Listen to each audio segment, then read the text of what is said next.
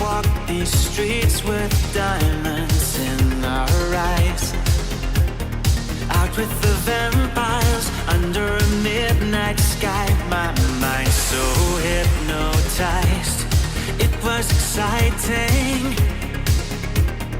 It was the 90's.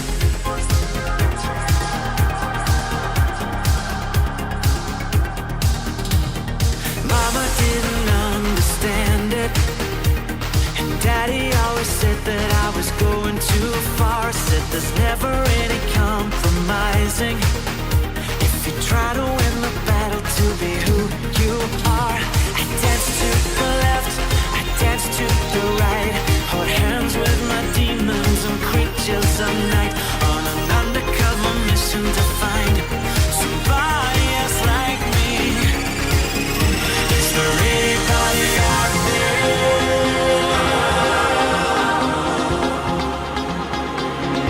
Is there anybody out there?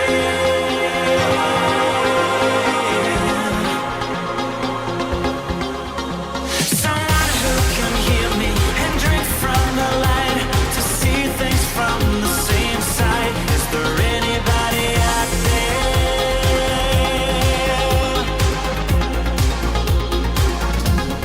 5 years later, I'm out with the same old faces and dead end places. Things kept going wrong. I'm getting to thinking my daddy was right all along. So will you take a little walk on the wild side? Be careful that you never slip your hands from the wheel. There's never any compromising when you're blinded by reflections from the part of you that's real. I dance to the left, I dance to the right, hold hands with my demons and creatures of night, on an undercover mission to find somebody else like me. Is there anybody out there?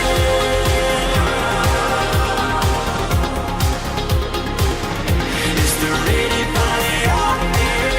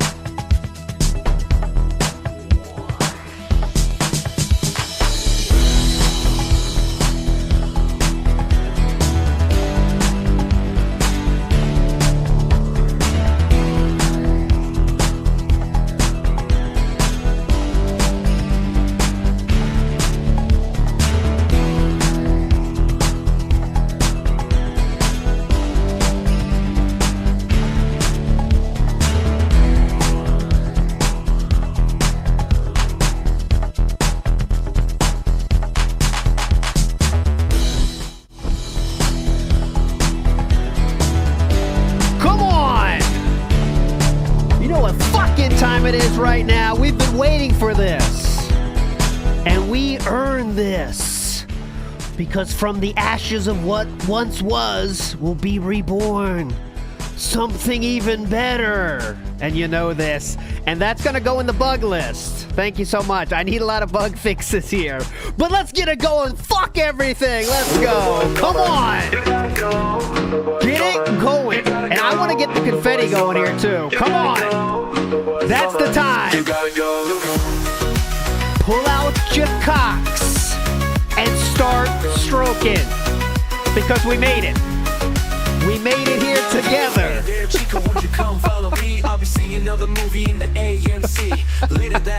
If you're holding your edge, let it go. Tell me your toys, I'll show you mine. Alright, we should stop this, but... Way ahead of you, thank you. Big ups, everybody. This is fun, but we do have to stop it. We gotta go, go.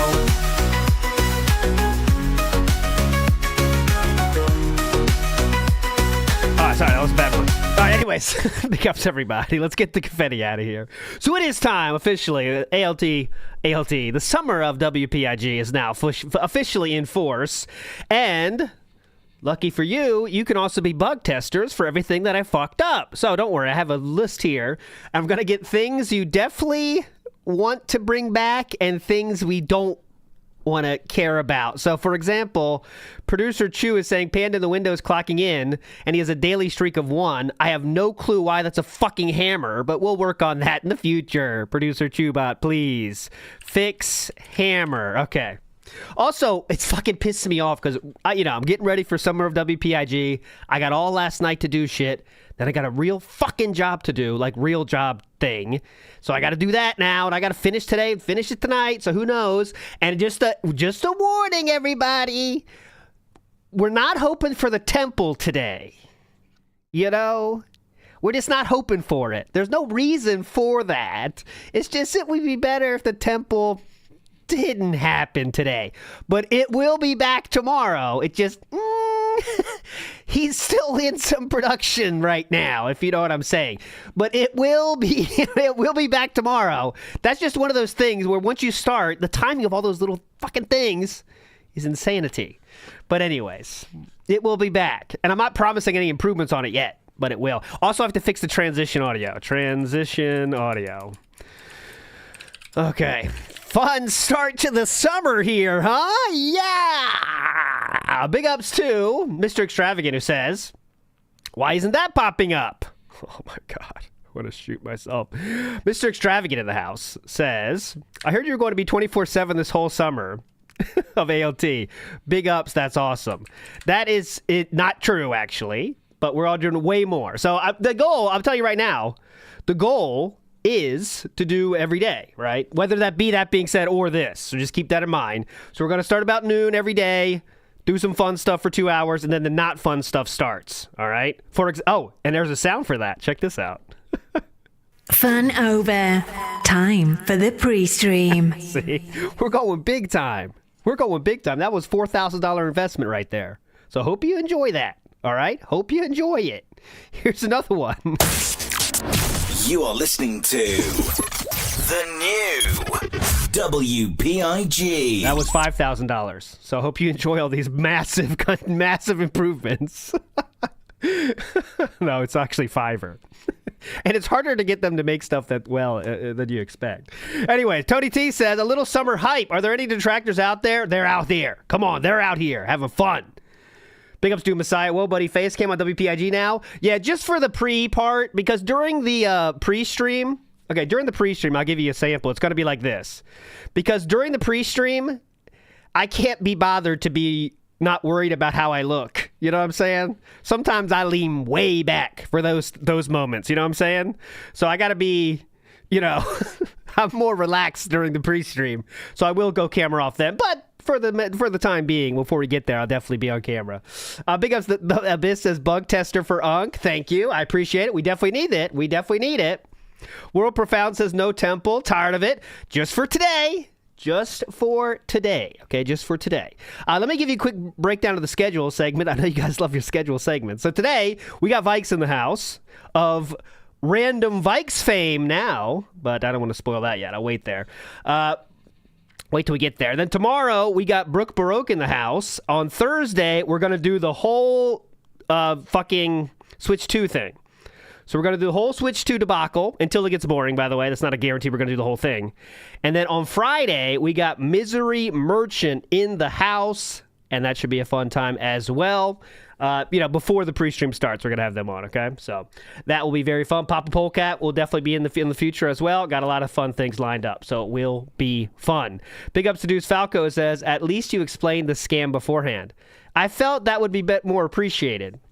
Because anyone that wants to gamble, there's still a place for that on WPIG TV. So go ahead. You can also pull there.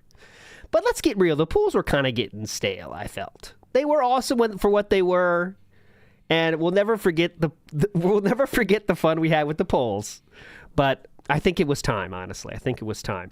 If you do redeems, some of them are turned off, but I might have forgotten some, so you might be losing money. I will turn everything back on, though, for the That Being Said shows on the weekends, so you can still gamble to your heart's content on those streams, okay? But just for now, we're going to try a more simpler style, all right? And as you can see, look, people are getting cucked with their pools and stuff. We're just going to be a simple style fun. Let's have some fun, right, guys? Okay? So, with that being said, I think it is time to get our guest in for today. Hold on, watch this. I have something to do this. Let me make sure I get him ready here. Let me get him fluffed. ALT Mush of Mouth Real says, never thought the day of no pools would come. Just whatever. Sometimes I have to make the best choices for the content. I think this is best. I said it right. ALT. Oh, God damn it. I hate this fucking name. ALT Mouth of Mush Real. ALT Mouth of Mush Real. Okay, enough nonsense. Let's go. Hey, ALT. Let's see who's on the line today. Let's see who we got on the line today. It is the one, the only. It is the Vikes in the house. Hello, Vikes. Did you break it, or can you hear me? I can hear you. Don't even question it. Why are you questioning it? Oh God! All right, it actually worked. I was praying that it broke. I'm not gonna lie to you. I was praying that it broke. I never do disasters around here. Never. So let's premiere our first random Vikes. How is Vikes feeling? Let me push my little button here. I didn't have time to dress it up. I'm gonna make it a little bit cooler. But how is Vikes feeling currently? Oh, no, he's unhappy.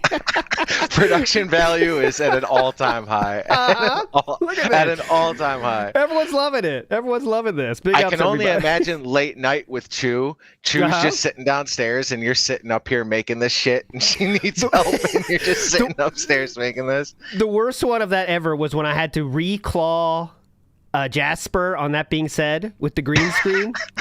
And she came in during that point. And she's like, what are you doing? I was like, I'm putting the claws back. And she was like, oh, okay. Like, well, don't think any more deeply into that, okay, honey? She's not that deep. She's never been that deep. No. I've never been that deep either. That's what's kind of cool. So, anyways, enough nonsense. So, Vikes, first let's learn a little bit about you. So, Vikes has been on the show before, a call-in style show, and he shared a banger of a story, let me tell you. One of the best we've ever heard, honestly. You know this, Vikes. So give us a quick Cliff Notes version of the story you shared, please. Go ahead. Oh, man. Actually, June 26th is 6 years sober, so I know you can go through that. Was an animal in college. After college, horrible drug addict, made some absolutely horrible decisions. Not going to lie, it was fun during the time. It's fun for about the first month, then it gets unbearable. I mean, so real quick, some people are asking, a lot of people that want to follow in your footsteps are asking, what substances were you using, let's say? Okay, obviously, the quote, gateway drug, weed.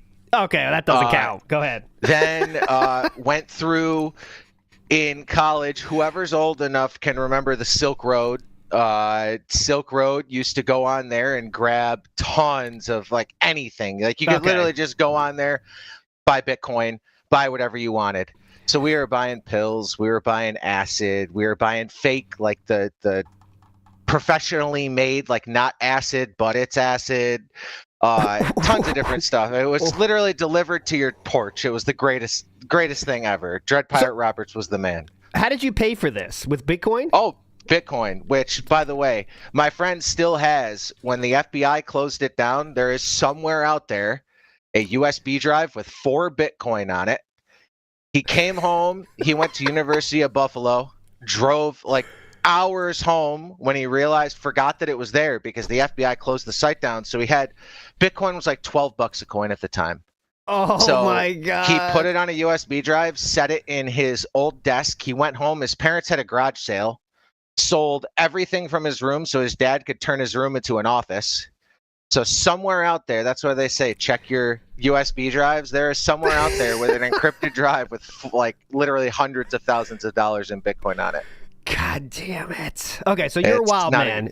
Through college, you're a wild man, and then college ends, and you find employment, correct? Just to catch up. Yes. Immediate employment. I've worked like full time. Now I work for myself. Yeah. But throughout that time, full time, 40 hours a week, functioning heroin addict at work. Now, how does that work? Because for me, when I was drinking or doing Delta 8 or Delta 9, I can't be normal. But you can be normal in that one. Oh, it's speedball, brother. Speedball. Go do some H, blow it. When you feel yourself going down, little line, get you back up. Then when you want to go back down, you go into the worst decision ever. But that's how you do it at work. So it was, and this is just a non-stop thing, right? You have to never stop doing it, right? See, it got it in every addict's life. There's a point where it doesn't compute anymore. Yeah. There is no, okay, everything breaks down. The guy next to you sees you nod off at your fucking desk and goes, look at this fucking guy. Like there's a certain level. Now, me nodding off at my desk and overdosing at my desk, that guy saved my life. So appreciate that's him. The story. Just to get to the ending here, he did overdose at his desk and was saved, luckily. And that's the last time, or you had some relapse, but then finally got sober totally after that? No, after that, checked myself in, went in, sober since. Big ups, lucky, Vikes. very lucky, very lucky. Big ups. Do you ever think in a big holiday though, you might want to jump back in the pool? Oh, listen, it's so easy. Just easy. Kidding. No, listen though, people don't realize how easy it is to say fuck it. Like, I really wanted to. It's anywhere you live, no matter what. Like being an alcoholic's even easier because it's literally a store. Yes. You go into it, but drugs are just as easy. You literally park your car on the side of the road, and 6 people come up to your car. See, I'm like so not in that world. Like, for me, that doesn't seem like that's the world I live in, and it's probably because I don't. But like, I don't think I can find drugs that easily. But I guess if I was looking, I could. Oh, I promise you. You can tell. You can tell the road. I swear to God, you can tell the road. You see people sitting outside, and listen, I'm using DSP language. Like you go into the urban jungle. And you just park your car on the side of the road. Listen, I'm telling you, and it doesn't matter the color anyone's getting. You'll have 5 white people, 5 black people, anything. They will come up to your car, and you say what you want, and it's in their pockets. Like it's not, and it's you don't have to look at it. It's that easy. People think it's hard to get drugs, man. It's really not. So you go up there, excuse me, Holmes. I'm looking for some substances. Yes, literally. You seem more in the game though, so maybe you're better. Oh, and if they don't have it, they make one wave of a hand, and 4 other people come over, and one of them has it. So it's like, it's easy as it gets. Okay, let's change topic. We're not here to hear Vikes. No. Well, frankly, sounds fun lifestyle though. I don't know how you did it. It'll play a role here. It'll play a role in here. Yes. So why we have Vikes on is because we were talking about a long time ago about shows like this. I don't remember how it started, but I was looking at this, and let's just get a refresher of what these shows were like this is late 90s, right, Vikes? I can't remember exactly. Late 90s, early.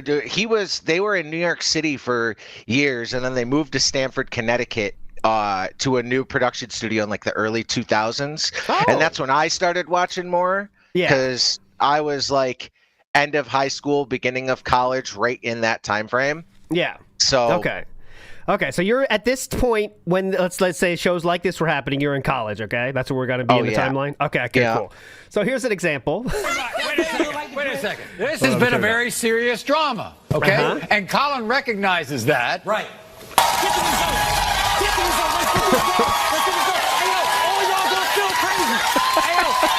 This is how it works. So we have this very raucous crowd, and you might think they're doing something silly, but what this show does many of the weeks is finding people that don't know if they're the father, bring them on, and then they check the paternity test to see if they are the father or not. You get a free paternity test. You get it for free. You get everything for free. Yes. And you get a little publicity out of it. But for these people, what does publicity mean? Like this person right here. Like, okay, let's just watch one example of the dancing, then we'll go back to it. Yeah. Okay, when it comes to 2-year-old AJ. Like, this is fucked up, man. They're showing the real baby here. Like, this is Beyond. This is not cool, man. How do we ever think this was cool? Like, when? Well, listen, this is here, finish this off and I'll tell you. Okay, yeah, go ahead. Colin, you are not... this is the show. To dance and not being the father. This is the show. That's the show. So, okay, Vikes, go ahead. Please explain a little bit more about this timeline. Because I remember I watched it too like an idiot, and I thought this is totally normal. Oh, TV is crazy. But, like, it seems different now. Go ahead. It's different, but you have to remember, right? So, we all know that wrestling's fake, right? Yes, but a lot of people like wrestling. Yes. We all know that 90% of the shows that we watch are fake, right? Yes. Like Breaking Bad, huge show, fake. It's drama that makes you feel better. Like, it's like, I'm not this fucking person, you know? Like, that's how I looked at it. Interesting. When I watched it, was more of like, this is how bad some people's lives can get. Like, you got 6 dads in here and you're taking 6 paternity tests because you banged 6 dudes within 9 months and you don't know which one's the dad. Like, okay, hey, I'm fucked up, but I'm not that fucked up. Like, that's how I looked at it. Similar to LOLCOW then, right? A little bit. In a way. Now, you have to remember, right? The show is 100% free to go to. Yeah. You literally sign up online. They give you a virtual ticket. You show up and they go. Now, I learned about it when I was in college because I was a TV, radio, video major. So I had to figure out shit to do for credit in college. Okay. And one of them was like, my teacher was like a gooner over these shows. Like, loved it, worked on them before he was a teacher there. So he like wanted you to see the backstage of it. He took us to see the back end and da-da-da-da-da. By the way, Jerry, almost all fake. A couple real stories, but like 90% fake. So real quick, Jerry, you got to remember we have a young audience here. Okay. I'm young too. Yes, thank you. I didn't know who that was. Jerry Springer, almost all fake.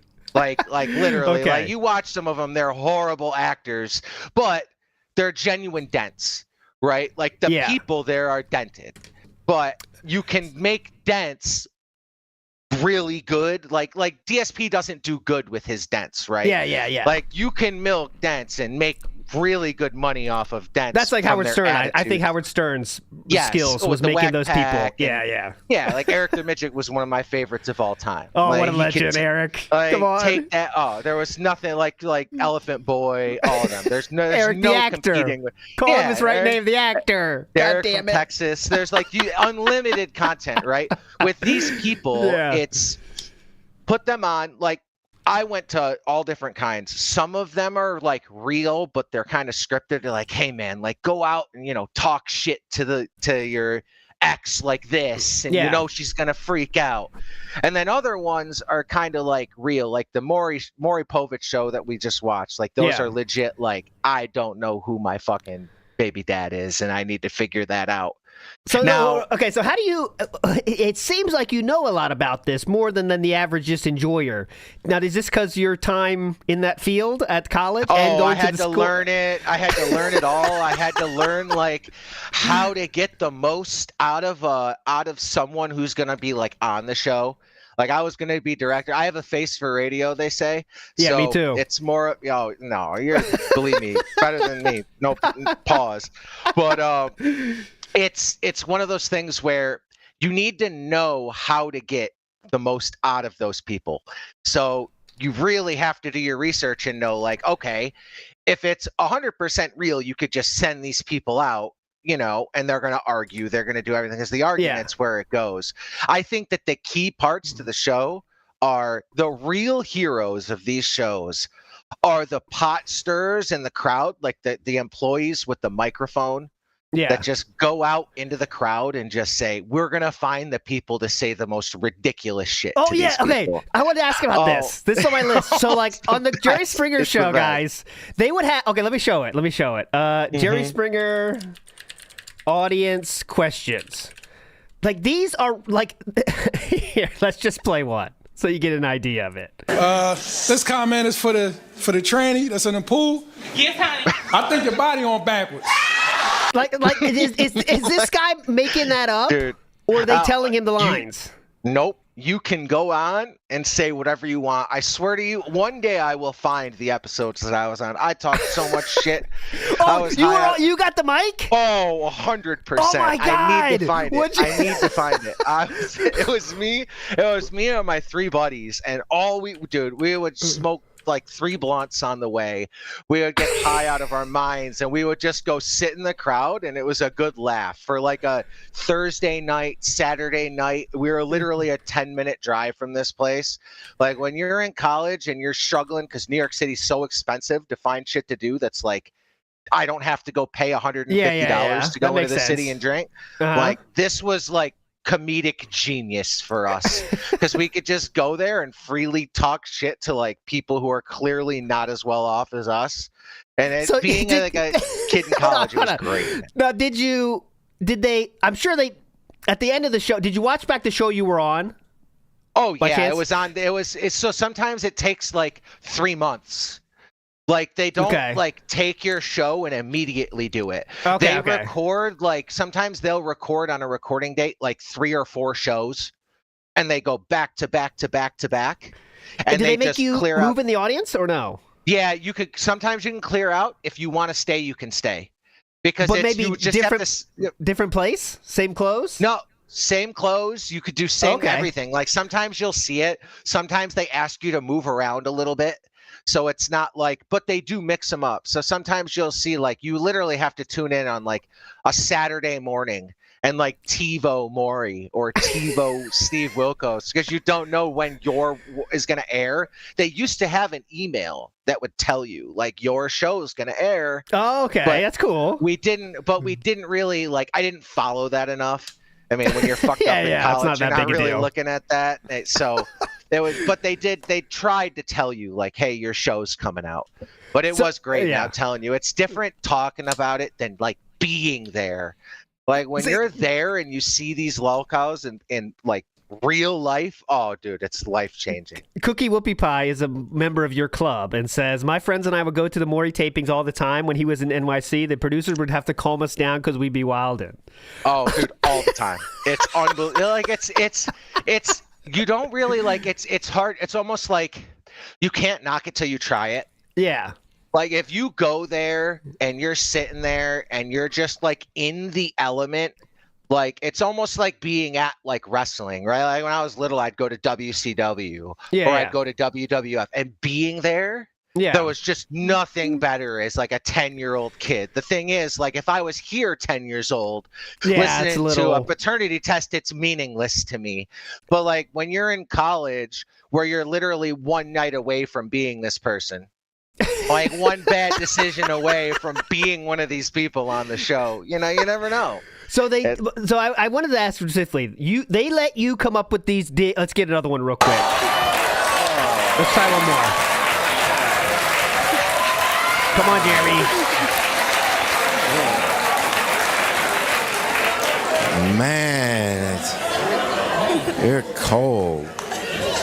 How you doing, Jerry? I would like to say something to the striped shirt button-up guy. I don't know how you didn't know that was a bad man. Okay, so I guess that one wasn't funny. I thought they were all funny, but there's some. Yeah, but obviously they cut some out too, right? You'd think. Oh, dude, it's all after this. They cut people in, they cut people out. This was more of like like Jerry Springer is more of get a bunch of like really stupid people on stage, and what made the show was the crowd. Like you just get a bunch of really dumb people on stage and just let them do, like, you can tell some episodes they try to feed them a script. Yeah. But these people are too dented to even remember like one or two lines. So they'll go out on stage and it's this like fat hillbilly girl with like a dress that's like she should never be wearing. And she'll go out there and her little, like, she had 2 sentences she had to say. Yeah. And she'll just forget it and just stand there and be like, son. And they'll just like, they have to cut that out, right? So they have to like it almost feels like it's like trying to read Jade in a way, but in like visual form. So this is different than I expected. So they're really trying to be like a circus sideshow kind of, right? Like you knew that was kind of it, but I wasn't ever sure about to what degree. And you are saying it was just 100% that then. That's the only point of the fucking show is to laugh at the people. Yeah. Oh, dude, I'm surprised. I swear to you. I'm surprised that Phil never went to these shows. Phil was so close to this. Like, this would have been right up his alley as like that degenerate back in the day. Like, I'm surprised him, Rambo, and them did not go to something like this. They're so close like, too, right? Yeah, they're real close. Oh, dude, they were so close. Like, Bridgeport's were right around. Even if you're like 30 minutes, dude, this was content. Like if you had on your YouTube channel, like going to one of these or like talking like this, dude, there's no comparison when you're in person because you go there and you get that build up when the person comes up to you with the microphone and you're just like, I'm going to tear this person's life apart in like 30 seconds. So then because you were just, I always thought, because some of the comments are pretty fucking funny, but they just go to everyone that wants to say something and let them go and they'll show the funny ones? As long as it's they tell you beforehand, they're like, listen, we can't have you say like terrible words, right? Like we can't have you say an F slur. Yeah. We can't have you say an N slur. Like we can't have you say all that. But outside of that is basically free game. Like you're here to make content for us. It's so bad. This makes it way worse for me. It's way so worse. Now but you have the difference of shows, right? Like Jerry Springer was more of raucous, like nasty, raunchy shit. Like the best, like as good as you can get in that aspect. But then Maury was like literal like paternity tests, bad kids, like stuff like that. And then Steve Wilkos was like that too, where it's like you get that little like bitch of a kid that I would have smacked in the face in real life. Like you would have gotten one of those up on stage where he's like, I'm rebelling against my parents, and the mom's just sitting there crying. Like remember the chick Bad Baby? Remember her? The kid that was on Dr. Phil's show? And she was like, dude, you know her. Like the Catch Me Outside girl. Okay, I got it here. I'll get it. You know who I'm talking about? This girl. Oh yeah, I've seen her before. You've seen this girl. Like, it's hard. Yeah. Yeah, this girl. Dude, she has by the way, OnlyFans now. Another OnlyFans. Oh God, come on. It's getting too deep now. I swear to God, she's an OnlyFans chick now. Jesus Christ. Her mom was right. That's what you learn. Her mom was right. Oh, I know, 100%. See, the thing is, though, right? Nowadays, this is the start of your clout, right? Mm-hmm. Like, this is the start of I can go on a show, and this was the start of, like, mass media, like Twitter, going viral online. So these people could say, this will get me on a TV show. Like I could become popular, I can create this. So there was that clout chasing machine of just get on Jerry Springer, make a fool of yourself, be a comedian, do something about it. People hate you, it drives attention to you. There was a lot of that to it. So damn. Pigpen Lord of Dirt says, ALT, does it hurt your soul that people as young as us have to explain Maury now? As you can see, it's wilder than you remember even, right? Like this is insane. This is not cool. Yeah. Like how can you make a show like this and feel like, yep, this is my art, Maury Povich? Well, today it's bad. Like Jerry doesn't exist anymore, right? So like Jerry's gone. Maury and them are still around, but it's much more tame, right? You watch it now and you can't say half the stuff. Like you say a couple of those jokes now and you're on CNN the next morning. So that's what I'm saying. There's no such thing as that anymore. But that's why I'm glad I grew up when I did. Oh, God, yeah. Now. Icky Rose says, my parents' ESL teacher told them to watch Maury to learn slang, so they let 6-year-old me watch it by myself. Still sad I wasn't able to go to it in person. Wow. Okay. Oh, dude, this was like, you have to think about it, right? You ever have those moments when you were a kid that you wanted to buy the parental advisory CD? Yeah. Mom came definitely. up to you and said, like, no, we are not buying that. Like, you can get the censored version, but we're not getting this. That's like the parental control of these shows. Like, all it took was mom or dad to watch one episode and be like, bro, I'm not sending you to that. Are you kidding me? But you had that freedom in college where, So you and your bros went up there. Now, I want to know about, before the people come on, what's the directions given to you from the stage from the people? Like, they don't go too crazy, or they say go as crazy as you want? So they have the little director person on the side that's basically like, they have the applause thing. Yeah. So it's kind of like when they give you the applause, you clap. Okay. When they give you the wild sign, you can go nuts. Oh, and then there's a wild sign. I got to get one of those. Oh, they have like the... It's wild. Cool. Yeah, we need one of those. That's part of the new production value. No, but they know kind of how they want the show to go. Yeah. But it's also a little bit of like directive freedom. Okay. If this person's losing their fucking mind on the show, you just kind of let them go. It's kind of like in customer service when the customer's speaking and they're really fucking angry. Yeah. You just kind of let them talk, put yourself on mute. Yeah. And like get some enjoyment out of them screaming and getting angry, and you're literally doing nothing. That's how these go. Like when they lose it, you just kind of let them go. You just let them freak out, and then you're sitting there at the same time, and people just raise their hand in the crowd. And when people raise their hand in the crowd, they come on over to you, and at the next little break and pause, you just get to say whatever the hell you want to say. Nice. So this was now. How often did you go to these things? It seems to be a very fun activity for you at this point. Maybe like twice a month. Like it's twice a month. It's a hobby for you. Dude, it was again, right? I was getting credit for it, so I didn't have to. There were some classes I literally didn't have to show up to. Yeah. Because I would hand in a paper or hand in like a signed slip from like one of the production people that signed it that said like, you attended this show on this date, and I wrote a paper on it, and that was like my midterm for a class because college is literally an overgrown daycare. So it's like, interesting takes there too. It's going college education. Worst $120,000 I ever spent. Did you now in your specific case, sir? There might have been a reason that you didn't get the most out of it, right? Well, Maury might have been part of that. You never know. And also some substances that you were maybe little bit of dabbling there, But my average class size was like 25 kids, so there was no way. But see, this is the problem, right? You go to an Ohio State where you're stuck in the back of the classroom and the teacher doesn't know you from a hole in the wall, right? You get away with it. There, I still had to find a way to show up because with 25 people, he's like, well, where the fuck is Vikes?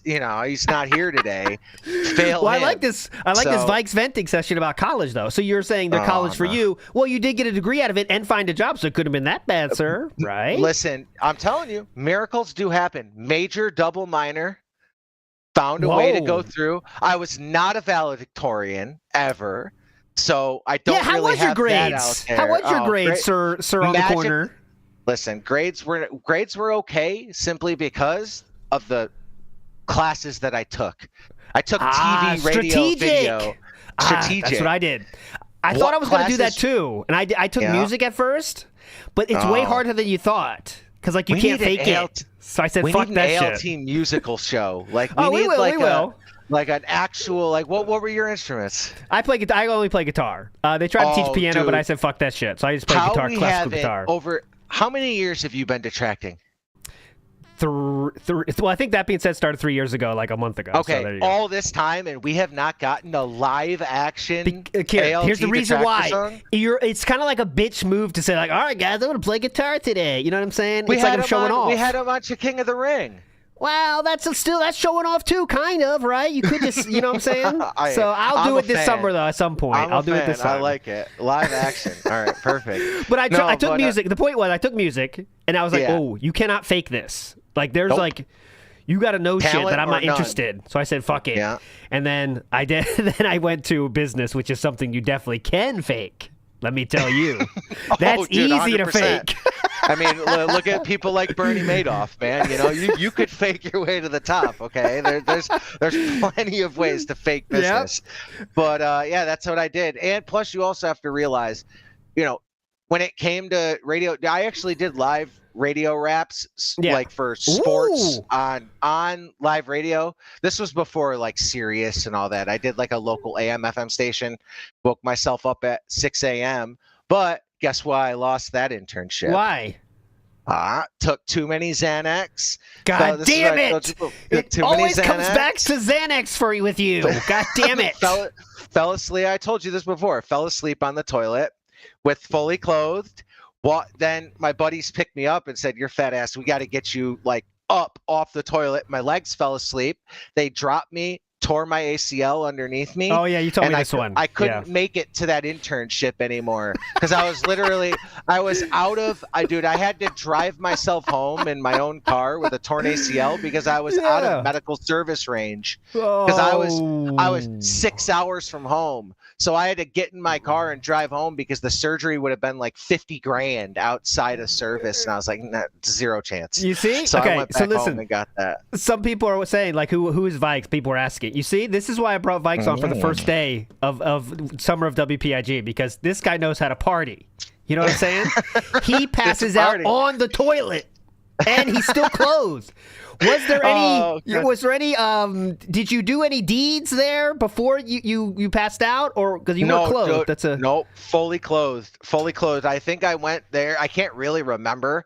I just woke up with like a massive pain in my knee. You ever had that, ALT, where like as again, right, recovering addicts, where you were so bad off the night before, like you fell and hit your head, or you got fucked up and you don't realize it till the morning when you wake up, right? You wake up and you have this welt on your head or your knee hurts. You're like, what the fuck happened last night? Like that's how it was, you know? Those are the injuries. I say that those happen during time traveling. So you're like a time traveler, and you pick up, like, it's pretty cool when you're time traveling because you could do all sorts of stuff, but you don't remember it, but you still did it.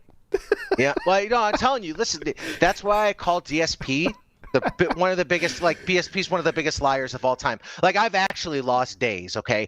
You don't lose a day by smoking weed with something on it. Yes. Like, you lose a day by taking 6 milligrams of alprazolam and then drinking on it. And then you go to sleep, and then all of a sudden, the 18th is the 21st. Like, that's just how it works. It's very cool. You don't get that from Windex on weed. It just the laced weed doesn't work. Definitely, that doesn't work. Mario Faker has some breaking news real quick. Kinda Sav has breaking news about a DSP fan. What could it be? Ooh. Let me find her Twitter. See what is it, Mario Faker? My favorite.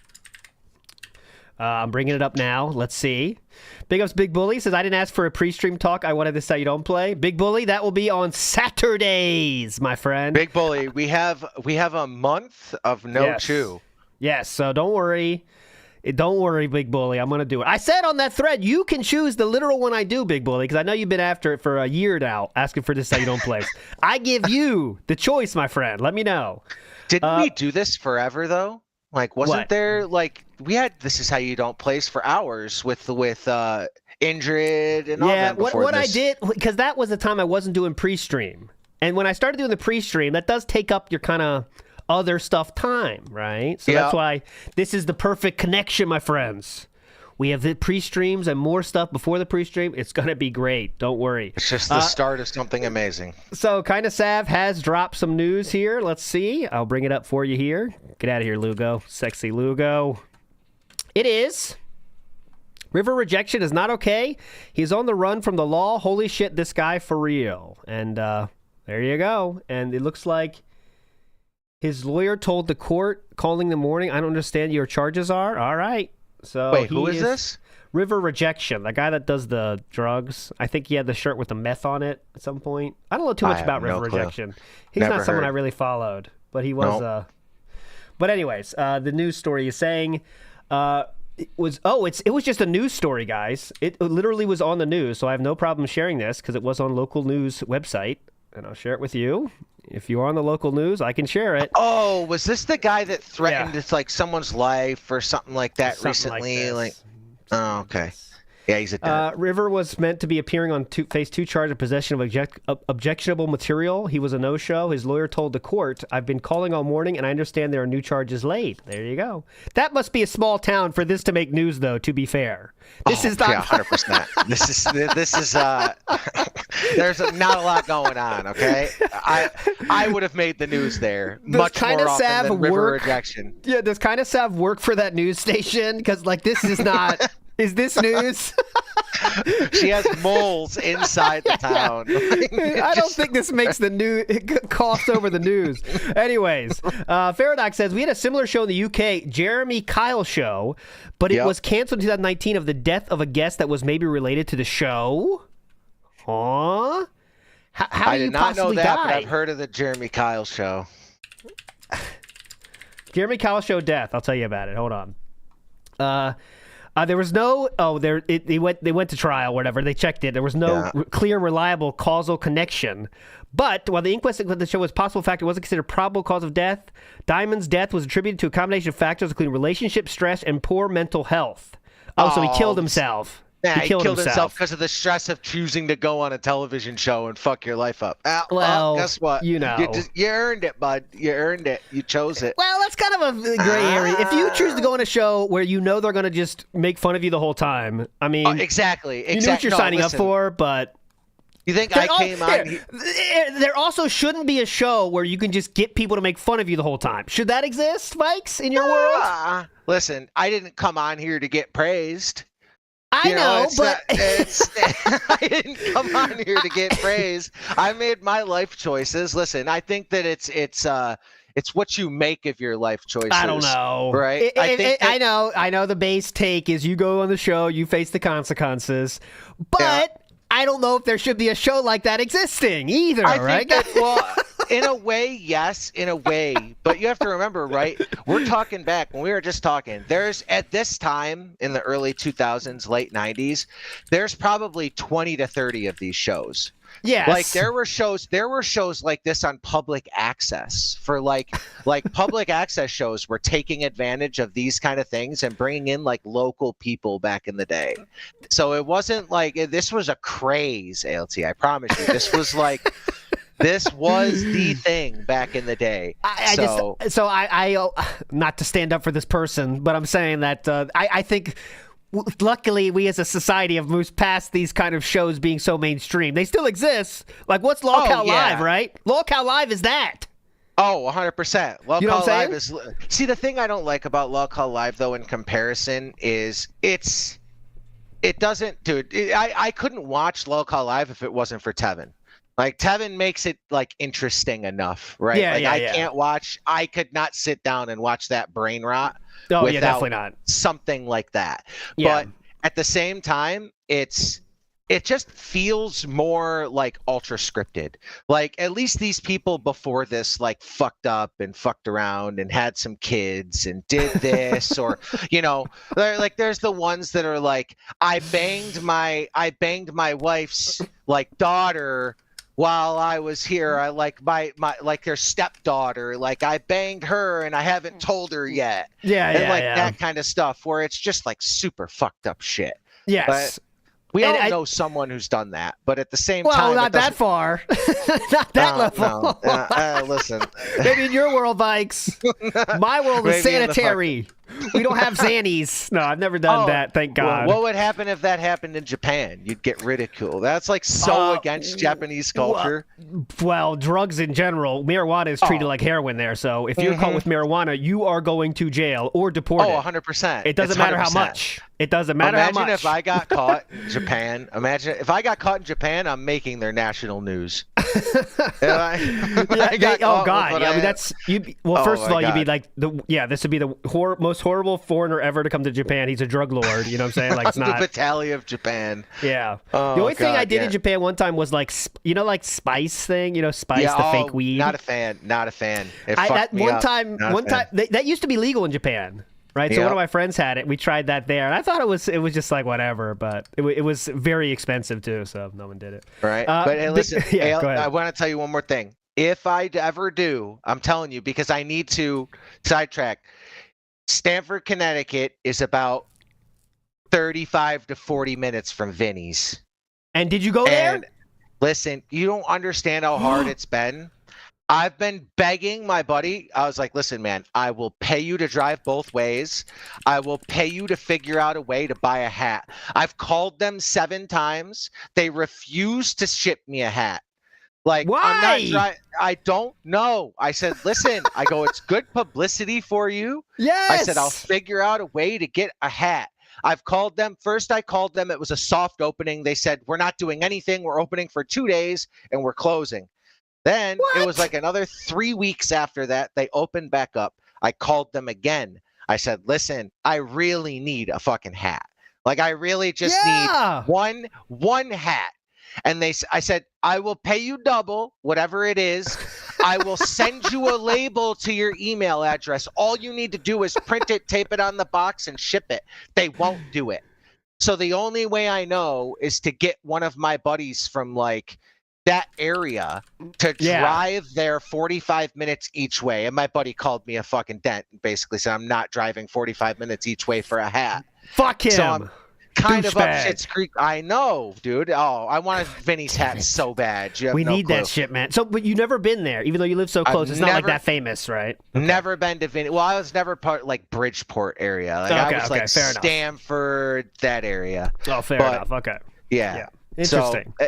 But listen, if anyone, I will tell you this, if anyone has a chance to go to one of these, I'm not saying to smoke pot before you go. I'm not going to tell you to do anything. Don't, unless you want to. But listen, outside of that, it's an experience. It's almost like a wine person, like tasting like a 60-year-old wine. It has its own flavor. It has its own, like, it's almost like a stench to it. Like, it's like, why am I here? But at the same time, it's like, I'm fucking here. Like, it's a mix between the two. But it's an experience. I'm telling you, you would enjoy it. It's actually pretty fun to go to. All right, deep thoughts from Vikes here. Fluctuating Miasma says, what about drinking in Japan? Oh, drinking on Japan, that is expected. And if you don't, something's wrong with you. That's how you're seen. So if you go to those any kind of social gathering, if you don't drink, something's weird with you. So most times, people will say, even though it's not true, say I'm allergic, but they really aren't. They just don't want to have people bother them all the time. I'm talking about like office ladies that work at a school. Yep. They'll be like, hey, have a drink. Like, no, I'm allergic. Even though no one, some people are, but very few. But a lot of people will say that. Fun. Yeah, going to weddings and getting offered a drink when you're like, I'm sober. And it's just like, all right. Oh, so you do nothing. Now, do you do nothing? Like nothing at all? Nothing. Like, that's the way to go. Tell myself there's no limit, dude. There's no limit. If I do shrooms, it's eat an eighth.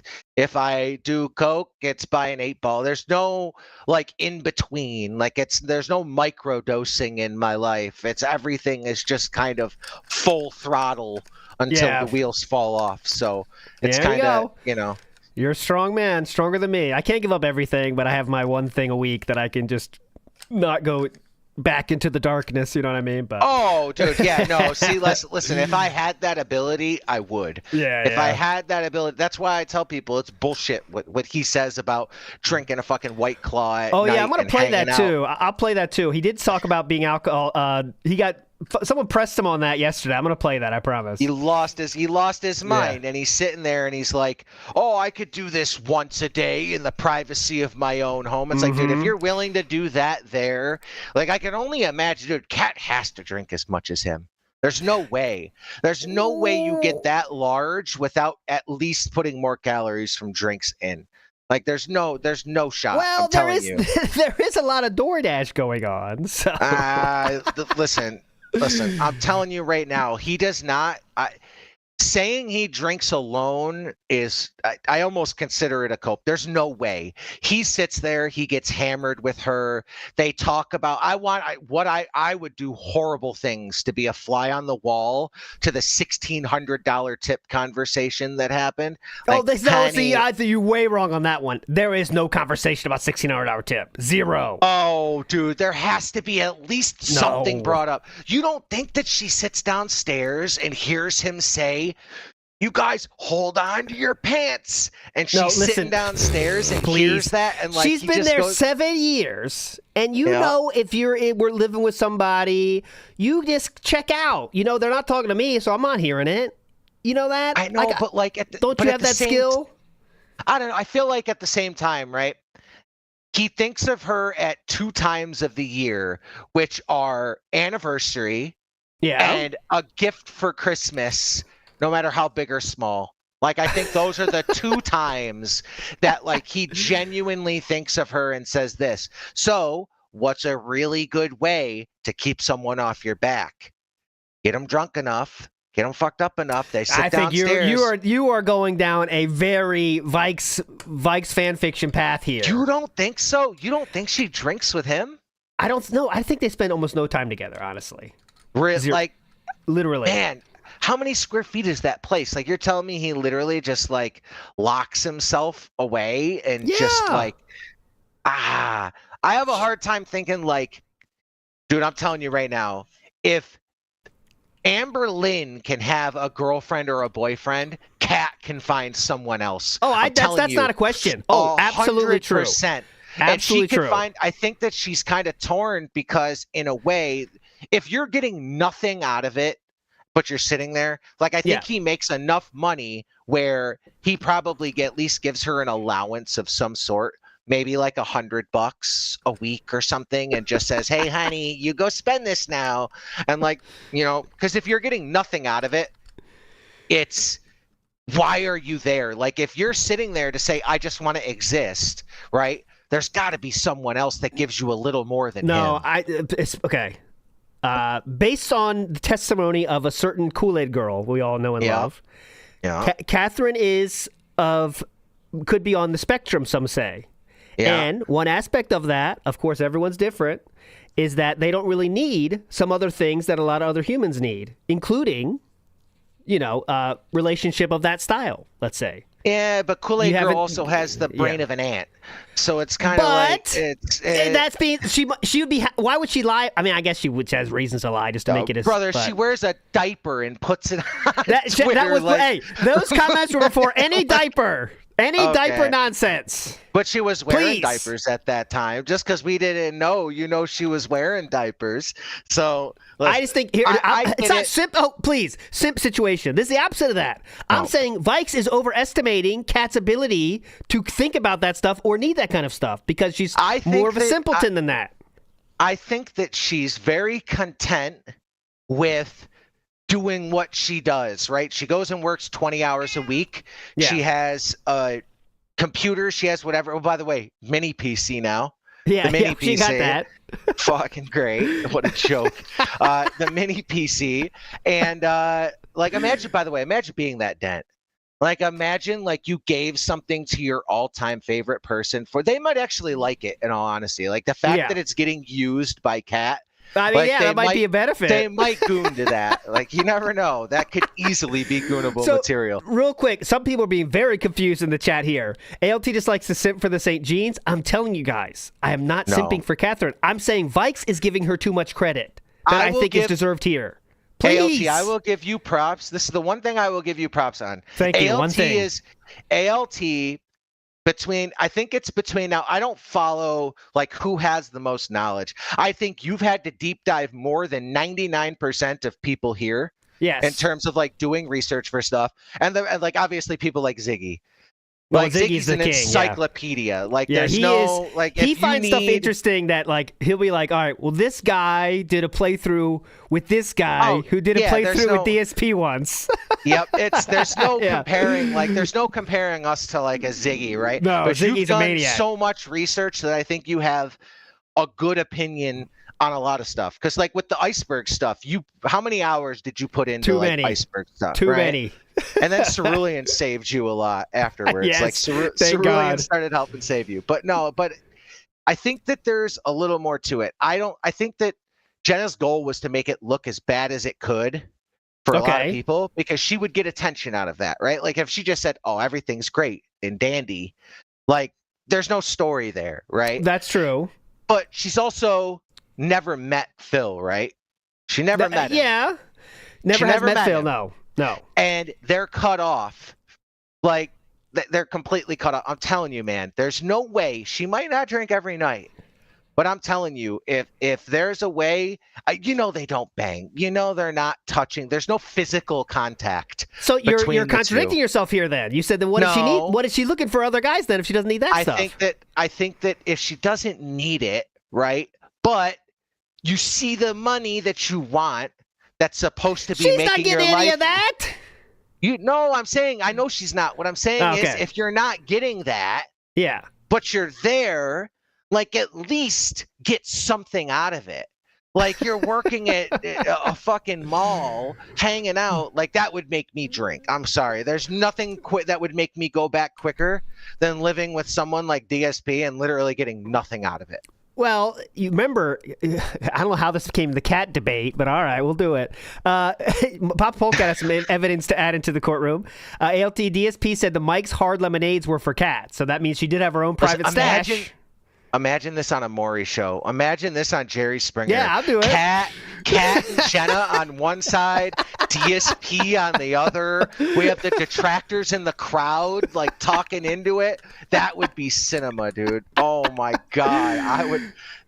Yeah, I know. Like, I think that's what. This is another deep take here. That's just a Theo theory, but I think. Like, Keemstar didn't want the Lolcow Live to become what it is. Now it has. It's too late. But if you had DSP. If you have DSP on, it could be a totally different show. You don't have to fake anything. There's no scripting necessary. Just ask questions. What's your guys' take on abortion? It's over. That's an hour. I also think that DSP doesn't last very long. I think that the second it comes in and he has to like actually, because Keem's gonna push him to take a stance. He's not gonna push him to like fence sit like he's done for literally 16 years. Yeah. And the second he does that, and the second the drama starts, DSP's gonna go to him and say, "I'm no longer comfortable doing this. I don't want to be part of this, and I just want to go back to doing what I did." So I'm kind of glad that it didn't. I think it would have worked out both ways. I think it would have been cool for a while. I know what you're saying. You have to have a good moderator, because Philip would just say like, "Oh, I'm not answering that," or that kind of shit. You got to get people to press them, but like that's like there would be good people to push him. Like I think Keem was good at it. I think Keem was really sucking him off a little bit just to kind of get him. Like that interview was absolutely a joke. Well, that was just because he wanted to get him on Lolcow Live. You know that. But that's why I think like if this whole the Snortosphere was in like a Maury show or in that would be something that I would pay like half of my life savings to be at live. That would be like this. There's nothing more funny than that. Like imagine that. Like what people always say, right? Like, what would you do if you saw Phil like in public, or what would you do if you saw like Kat and she's like in the store, right? Like, well, we all know, like, you don't have to. We're all dented, but we're not dented enough to realize that if we went to a certain mall on a certain date, like we could see a certain someone. It's pretty straightforward. Now, people don't do that because we're not what DSP says. We've never done that, and I would never say go do that. But in a way, this would solve all of that. Like, imagine you say, Phil, the detractors have put together like $50,000 for you, And they just want a Maury show. They just want this show. They just want this show. And you have to go and take a polygraph test, and you have to go do all of this. And Kat and Jenna's gonna be there. I think we could raise that's an like hypothetical amount of money for that. That'd be like end of the road time for DSP to even consider doing that, right? Like a fade away. I really can't pay for my bills. I want to do this show. It's 100,000 or something, and like still, I don't think detractors will be down for that. By the way, because that's giving Phil money, dude. You know what I'm saying? I don't think. But brother, let's see what Random Vikes thinks. Hang on, Random Vikes. What do you think about this idea, Random Vikes? He's loving it. Oh my god, I wouldn't have guessed that. He's loving this. That's one of my favorites. Son of a bitch. That guy damn it, Vikes. Calm down. No, but yeah. So listen. I'm telling you, it's a time. I'm glad we got a little bit of detractorism in here. Yeah, it's fine. Didn't want to dive into too much. No problem. We're gonna get to the alcoholic comments too before you get out of here for sure. Base Zito says, "Hey LT, did you have trouble playing Rocket 88?" Now, Rocket 88 is a guitar song that's very difficult. Here's a taste of it.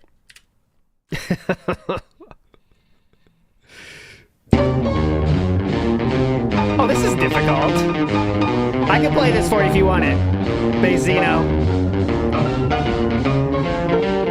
Your basic blues here, come on. Well, Vikes wants to have a show with DSP. Kat and Jenna there. All right, I'll stop. That's no problem though, Bazino. That's easy. Young Beat 666 says, to be fair, we're talking about DSP here, so him smoking weed might have affected him in the most dented way. Well, I'm telling you, there's no way, unless you're lacing it with like fent, or you're lacing it with like something that could literally kill you. Like, you're not losing a day, man. You might.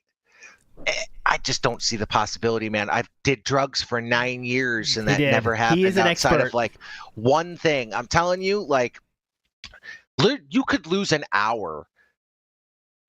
A day and a half never happens.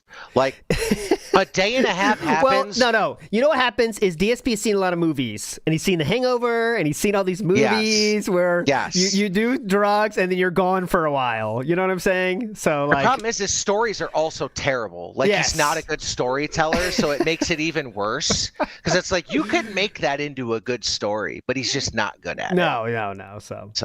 Big And ups to Holmes says they... No, go ahead, please. Go ahead. No, good. Go. Holmes says they lied to the guy about why he was going on. It ended up being an ambush. They brought out a gay guy that had been secretly in love with him and tried to convince the straight guy to go. Oh my God. Okay, this is okay. Hold on. That flips this whole thing on its head. The floodgates, floodgates. Holy shit. Okay, quick recap for those not knowing what the fuck we're talking about. There was what was the guy's name again? Oh God, British guy. British. Jake something. Jake the Snake. That's not it. No. Jake Paul. Jake. Any other Jakes you know? You're gonna see it in chat in like 2 seconds. I know. Come on. Who was the guy? The guy from British Style Jerry Springer. Come on. Let me know, please. Jeremy Kyle. No Jake. Jeremy Vikes Kyle. saying Jake. Lay off the Xannies. Lay off the fucking Xannies for once. God damn it. Jeremy Kyle controversy. Okay. Holy shit. That's pretty fucking bad, man. If that's the case. Bad. That's that's life-changing. Like, you put that on live TV and do that, I could see why the family went for it. Oh my God. Okay. Yeah, so that's rough. The Jeremy Kyle show was a British daytime talk show, blah, blah, blah, known for a confrontational drama, blah, blah, blah. In May tonight, Steve Diamond, a guest on the show, died by suicide a week after failing a lie detector test during filming. What was the lie detector for? Oh my God. Let's see if there's a video on this. Jeremy, I'm sure there is. The worst part about this shit too is that like all of this takes like 3 years to finish afterwards too. So like you have to like deal with this shit and like relive it in court for like 3 years before you get a response, and then you lose on top of all that. He got canceled overnight. Jeremy Kyle is the mastermind behind a cultural staple. So this is just Jerry Springer then. Look at the two people. I know, yeah. This is what we're doing here? Like British it's daytime fucking TV. Cypress TV and someone else. Like Jesus Christ. His show was basically the Jerry Springer Show, if it was made in a Greg's bakery. It's the show you watch when you've put your head on the radiator and pulled a sickie. And if you're too ill to go to school, you're too ill to play Xbox. So you have to settle for watching low-income in Portsmouth. He was confirmed to be 63-year-old Steve Diamond. Okay, hold on, here we go. Jeremy has stated that they have and leading to convictions. On the 24th of September... I was trying to skip the part to get to the good part, but it looks like we have to start like here. Okay, go. A decade at this point. The UK had never seen anything like this before.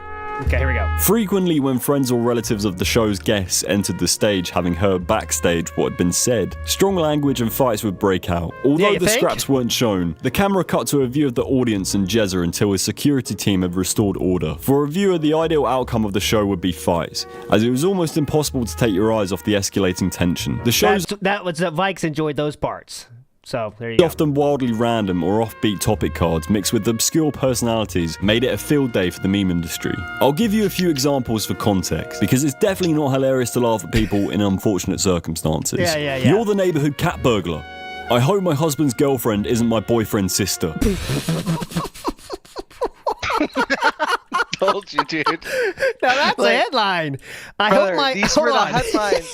This doesn't bring you into a show. Like you're sitting in college and you see this and you're like, holy shit, I don't want to watch that. I hope my husband's girlfriend isn't my boyfriend's sister. Hold on. I don't think I can wrap my head around that. Okay. Oh, you're all looking at the wrong show. This isn't what the commentator was talking about. Son of a bitch. But I know they talk about that guy. Oh, no, these are just like clips, but I think they talk about the guy later. Let's see this. Steve Diamond. It's not worth this much. Jeremy Kyle unarmed show, unaired footage. My conscience is clear over Steven Diamond. I'm on list a 17-minute interview with that douchebag. Oh, that's saying good. Here's the news. Here's some news. I mean, I'm saying the host of the show, not the guy that killed himself. No, I'm saying. Yeah. Okay. I just want to make sure I'm not saying anything negative about the guy. Not you. No. Here we go. An inquest has heard that a man died of a combination of a morphine overdose and a heart problem after appearing on the Jeremy Kyle show. Sky Shaman Freeman. Now we're learning all sorts of stuff now. There's drugs involved?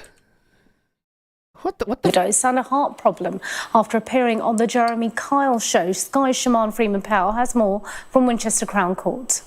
Well, this inquest has been adjourned on multiple occasions, so today is the first day of the full hearing, and we've gone through lots of communications between close relatives of Steve Diamond around 7 days after appearing. I'm still in the wrong one. Show me the real one. Anyway, now we're getting too deep that I don't care anymore. But anyways, this person did kill himself thanks to Vikes. That's all I know. Perfect. Faradox says, ALT, there shouldn't be a show just to make fun of people. Also, ALT has a podcast and is ALT. Has story about peeing his pants. That's true too. But, it's different. I feel it's different what we do on this show, showing what someone does that's insane. Oh, that's a massive difference. Yeah, you know what I'm saying? Massive it's different. Massive. This is taking, like, people say, like, DSP says all the time, like, they just take snippets. They do this, like, brother, we're literally taking your stuff. The whole show. Showing it. Yeah, that's it. Faradox says, ALT, do you need me to translate these accents? No, I'm an accent king. I can understand all of it. I'm a legend. British English, Australian English, American English. You speak more than just English and Japanese? No, hell no. I'm losing Japanese by the fucking day too. I can only imagine. I have to read it every day for work and stuff, but speaking is out the fucking drain. I talked to choose mom the other day. It was bad. I was like, holy shit. Are the kids learning?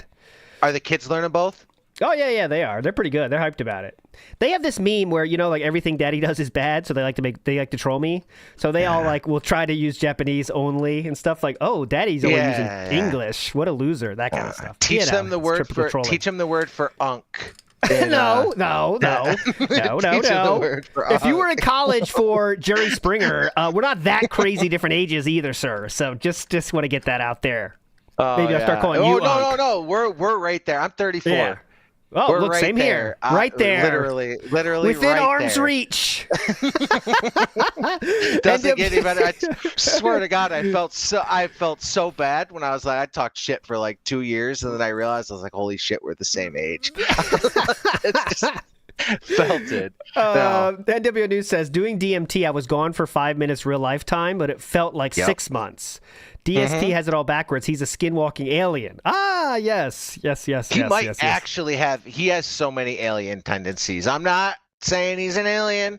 I'm saying that he's so different from the average human. Well, that's true. Like, if I swear to you, we all have ALT. You have to have someone here tell me. A lot of people like to hide the Snortex from like people around them because sometimes it's like it gets so dented that it's literally like, holy shit, I cannot show this to someone else. True. But I've at times, like Christmas or Thanksgiving, like I've gone over and showed like my cousins and like shown them like the Scorn segment or shown them this, and they'd be like, dude, first off, how the fuck do you watch that? Second off, who the fuck is this guy? And are you off drugs yet? Oh yeah, it's bad. Not to bring you back to those times, but how much involved did your family know about your usage? Oh, it was well hidden because I lived away from home. Okay, until the work incident. Once the work incident happened, my mom was like, "Listen, like you don't just kind of black out at work and turn purple in the face for no reason. Like what the fuck's going on?" So that was that. But I was sober when I started watching Phil, which is kind of the opposite. You'd think like it would take me being really fucked up to like find a way to watch this, but it was right around the first big begathon for the Save the House. So that's 2017-ish, let's 2007. So like 8 years. But I wasn't like, I would watch it, but I wasn't like watching it live. Like he would just like come up in videos on my feed. And it would just kind of be like, oh, that's how it was for me too. Begs for this, and I would watch it, and I was like busy doing because I had a 40-hour-week job and doing all that at that time, and I was just kind of focusing on it. And then what really got me into it was you guys and like Tevin and all that, where it was just kind of a great background noise, to like hear throughout the day. Because, like, dude, I have the easiest fucking job in the world. I sell used clothes for a living. Like, I don't... Whoa, hold on. Now you piqued my interest again. Oh, I think I told you this before. Well, I know, but I need to know more about this operation. So how do you procure your items to sell, sir? I literally go to, like, the Goodwill bins. I go to Goodwills. I do garage sales, thrift sales. I make more than Phil selling used clothes. Like... literally selling used clothes. Let's start over. So let's go through a normal day for Vikes. Let's say your busiest day of the week. What do you do? Go through I want this timeline. Leave out the waking up and going to the bathroom. Leave that out. Don't be like Philip. Go ahead. Out the door by 6:15. Okay. At the Goodwill bins by 7:15 to line up. At the Goodwill bins, listening to you or listening to Tevin or listening to someone on my headphones while I dig through bins and stay there for hours. Find a bunch of stuff, bring it home, list it online, sell it, make money. I wrote Goodwill. I was trying to find like bins, like watch some with bins, and I said Goodwill hunting. I can't quit that movie. Okay, so when you say bins, you mean like you're like just going through this stuff? In the bins. Yep. Like people just like throw stuff back. Dude, last year I found a hockey jersey. I sold it for $3,700. What was the jersey? Who was it? It was a 1957-1958 Eastern Hockey League game-worn All-Star jersey. Found it in the bins. It was from remember, the New Jersey Devils. They were the Jersey Devils in the Eastern Hockey League back in the day, and they came in from the Eastern Hockey League. I found a game-worn jersey sitting in the bin, paid $1.50 for it, sold for $3,700. A lot of people are asking questions in chat. I want to give you all the questions here. Also, by the way, I have a new email for WPIG, which is just WPIG mail if you want to send me questions or anything. And I also have the message line is open, so if you want to send messages, all that kind of stuff, Links are down below. All new description now, by the way. We're rocking. Dude, this is like a full... There has never been this big of a revamp ever. No, it's totally different. No one knows what's going on right now. But let me get to the let me get to the questions from the former King of the Ring. It says, did you ever find feces? Oh, dude, I swear to God, this isn't me lying. Sometimes there's... And that's not a DSP quote. That's like me telling you the truth, actually. There's mice that hop out of the bins. Like every once in a while, like once a month, you'll get like somebody has a donation and a mouse comes in with it and it like runs to the bins and people freak out. There's a lot of like dusty old stuff like that. But then there's just as many people that literally clean their clothes like before they like donate them. That's what Chew. By the way, Chew is like that because we had kids' clothes, and I was like, "Oh, let's just donate them because they're too small." She's like, "Well, we got to wash them first." I was like, "From what I know about Chew, they're folded nicely." I was like, "They're fine," but she's like, "No, we got them folded. We got to wash them." I was more. I don't. Is that douchebag move not to wash them? They're already folded. No, they're already folded. I would not waste water and detergent doing. No. That's what I said. You're gonna get them. Like you can't expect someone that goes and buys a used piece of clothes to not wash it themselves anyways when they get home. You could wash it and it's gonna get washed again. Some people are saying I'm the douchebag. All right, I'm learning here. That's what the show's all about, learning. So, listen. Yeah. Don't wash them. Don't wash them. I'm on your side. Don't wash them. Fuck that. I'm telling you, they're already clean, by the way, guys. I'm not saying they're dirty. Clean. They're already clean and folded away, and it's like, okay, we're not wearing this anymore. What should we do? And then we throw it. Exactly. But anyways, forget about it. We're moving on positively. So you go to these bins, and what are the prices of these kind of clothes? It's just like a set number, or each item is still individually priced in these bins? $1.75 a pound for clothes. Heavy clothes max out at $4. Damn. So how much you buying in one time? Oh, dude, I have an 1,100 square foot apartment with a side storage room that's basically like neatly like coded and like SKU numbers and stuff that are set to go there, so I know how to find stuff. And then I have a 10 by 15 storage unit filled to the brim. Like filled to the brim. I'm learning a lot of stuff about Vikes. Vikes is very interesting to me. I don't know if anyone else thinks so. I do. It seems like I have no life. I promise you, with how much I'm on here, it seems like I might not have a life, but I work like 60 to 80 hours a week doing it. I just listen to a lot of this and like message as I'm going because I work for myself. So I just have my phone in my pocket. I'm listening to shit. I comment as I go. Like, I just work for myself. It's the best feeling in the world. All right, man. Gaming Guru, send me a message. I want you on the show, too, one day, brother. I want to hear about your story with video games doing. I did that, like, in the smallest of capacities when I was in Japan for video games. Because one time I can't remember what the fucking game it was. But there's one game that people were talking about, and there's, like, retro gaming YouTuber that said, like, that's an expensive game. And I found one of them. It was only, like, $40, I think, but I bought it for $1. I was like, all right, well, that's $40, so I'm buying it. And then I would go back a little bit looking, but you never find something that good, But how do you know what's going to be worth a lot when it's just fucking clothes? Is my question. Dude, it's all on. Like, I just say, trust your eye. You literally just go in. It doesn't matter. Like, every once in a while, you're gonna find something good. Like, the company Hermes. Like the clothing company. Oh, yeah. Hermes, I know. Hermes. Yeah, whatever. I tried to be really cool the way I pronounced it. It fucking failed. No, but I found a jacket at an estate sale last year, and I sold it for $3,000, and I paid $25 for it. It was in the basement of an estate sale. So you never know what you're gonna find, man. Okay, so I think buying would be the easy part. Okay, so you think you get some stuff, then you got to go. But how do you individually price all these fuckers? Dude, I work my ass off. You have to go home, comp everything out, price it. Like, there's a lot of stuff. Like, I've done this. I really started this during COVID. I resold video games. So I did that. Like, I would I told you before, I had a bot. I was the scummy bot asshole that would go on and get a bot and the KSR bot and just get like 6 PS5s every drop and just like So you're the people that would, look, Swimco's booing you. Get him out of here. I was the asshole, brother. I didn't have a job at the time. I would get, though, it cost me $500 for the bot. I would go out and buy PS5s for. They're turning on you. They're turning on you quick. God damn it! Oh God, do I need to go cancel DSPs to get back into good graces? No. They're turning on you quick. I gave up on this. I gave up on this. I promise you, it was only during COVID, and it was only because you could turn 500 into 750 in literally like 2 hours. You would post them online. Get it. Put it up on Facebook Marketplace and just say PS5 for sale 750, and mommy and daddy that didn't get one through Target would be like, "Oh my God, little David needs our PS5 750 You know, so a lot of people are giving you the smoking frogs now. It's a rough topic. I get it. Listen, all I can say is if it was the difference between not having a job and having a job, you're doing it. I'm telling you right now. So let's be clear.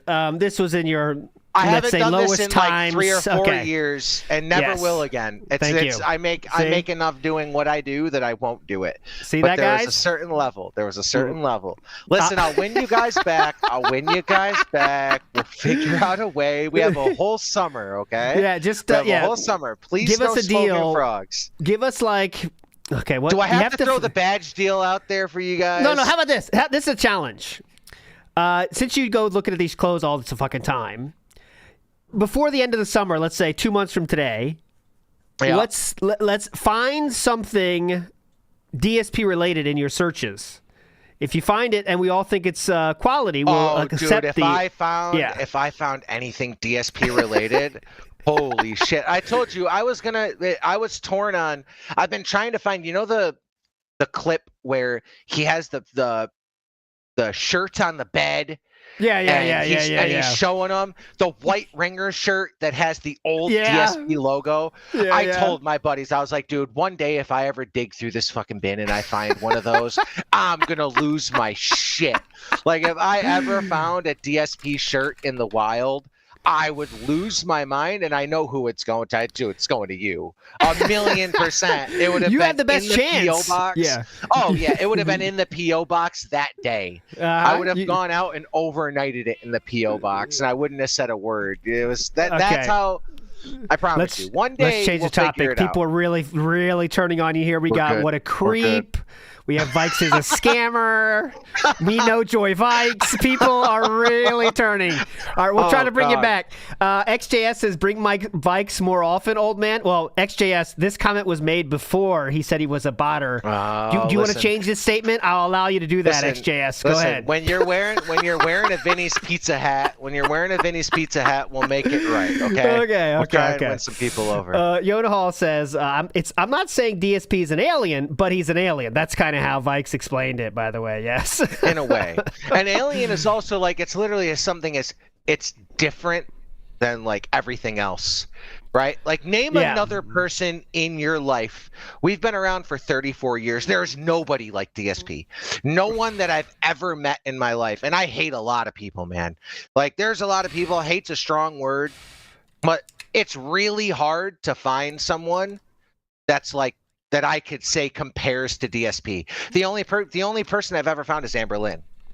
That's the narcissism, right? I mean, that's the narcissism. But like, dude, I've met narcissists. They're not like that, and that's because it's a narcissist on live, like who's been warped on the internet. When you live your whole life online and never leave your house, that's what's going to happen. Both those things combined, right? Third Eye the Third says, we have the results. When it comes to 5-year-old Jasper, Phil, you are not the father. Cat's dancing, Yeah, Cat's dancing. He's over there trying to call Jasper over to him on the floor. Like, oh, dude. We got to make, please, someone that has animation skills. You are not the father. And Philip runs down the hallway, like they all do. Run down the hallway, right? He starts doing the walk to the back couch, for tummy time. Oh my God! The pasta maker says Phil read the hashish part in Count of Monte Cristo and said, "Yep, that's it. That's my drug story from now on."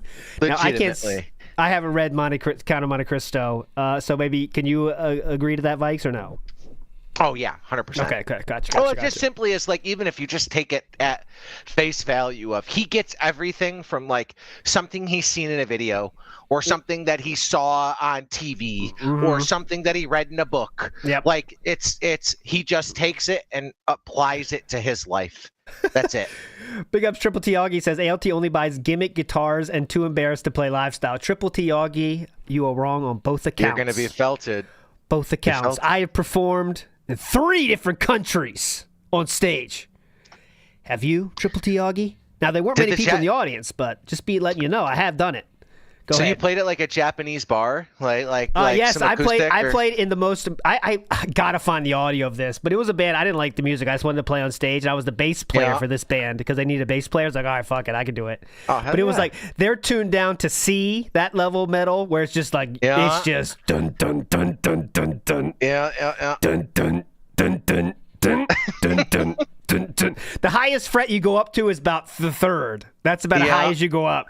And it wasn't really my thing, but I was still performing. It was pretty fun. Hey, listen, that's got to be fun. Yeah. Chu went to one of those as well, the shows, and she was just not, it was not her scene. Say that it was not her scene. Oh, yeah. No. Definitely not. Is bass hard to learn? It's easier than guitar, but I mean, what level you want to get to? Getting master at both is equally hard, I think. But if you want to be able to just play along, bass is easier. Just play along with stuff. No. They did drop C. Twerk the spec. It was as low as possible. Bass strings are dangling. I'm like, guys, this is not going to work out if we go a half step down. And they're like, all right, we'll do it there. It's just, you can hear the jangling. It's like not cool. It was not cool. Fiona Hall says, I'm not saying DSP is an alien, but he's an alien. Oh, I already said that one. Pick up Fiona Hall again.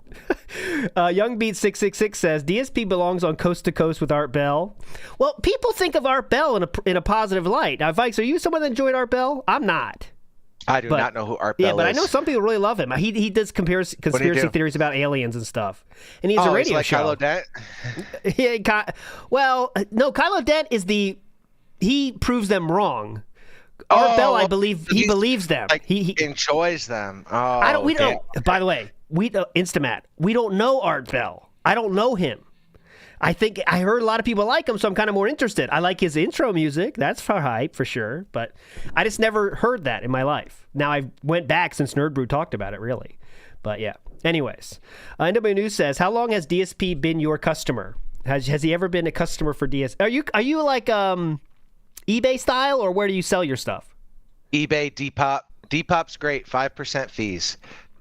Okay, but there's less people there, though, right? You'd imagine. No, dude, I sell more on Depop than I have on anything else. Depop's the play. The biggest change I ever made was selling on Depop over eBay. Hell yeah. Best decision. It's like co-streaming on Kick, then? It's worth it? Oh, yeah, I just forget to hit the button. That's all. Oh, You just forget to hit the button and get 5% fees. It's perfect. Oh, I got you, Simulated Dumplings. Big ups. Yeah, we got a lot of days to fill. We'll be doing a lot of different topics. Like today, we just had a topic and now we're off. But when you need to let me go to do stuff for the pre-stream, you just let me know because I know it's getting late. We got time. It's only 1:30. We got at least half an hour. Oh, it's literally like an hour on full time. Yeah, you're right. Yeah. Omnigas says, "Hurt this man." That's a lot of people have that thought right now. So I don't know. Oh God, dude, people hate scalping, man. Listen, I'm gonna go ahead. I'm not going back. It's as simple as it gets. I was a drug addict, fresh out of drug court, with $1,000 in my pocket that my parents said, you're paying this back, but this is to get you on your feet. And they said, figure out a way to make it work and find a job. And I said, I'm not going back to another fucking 40-hour week sitting in a cubicle on a Minecraft. I'm not doing it.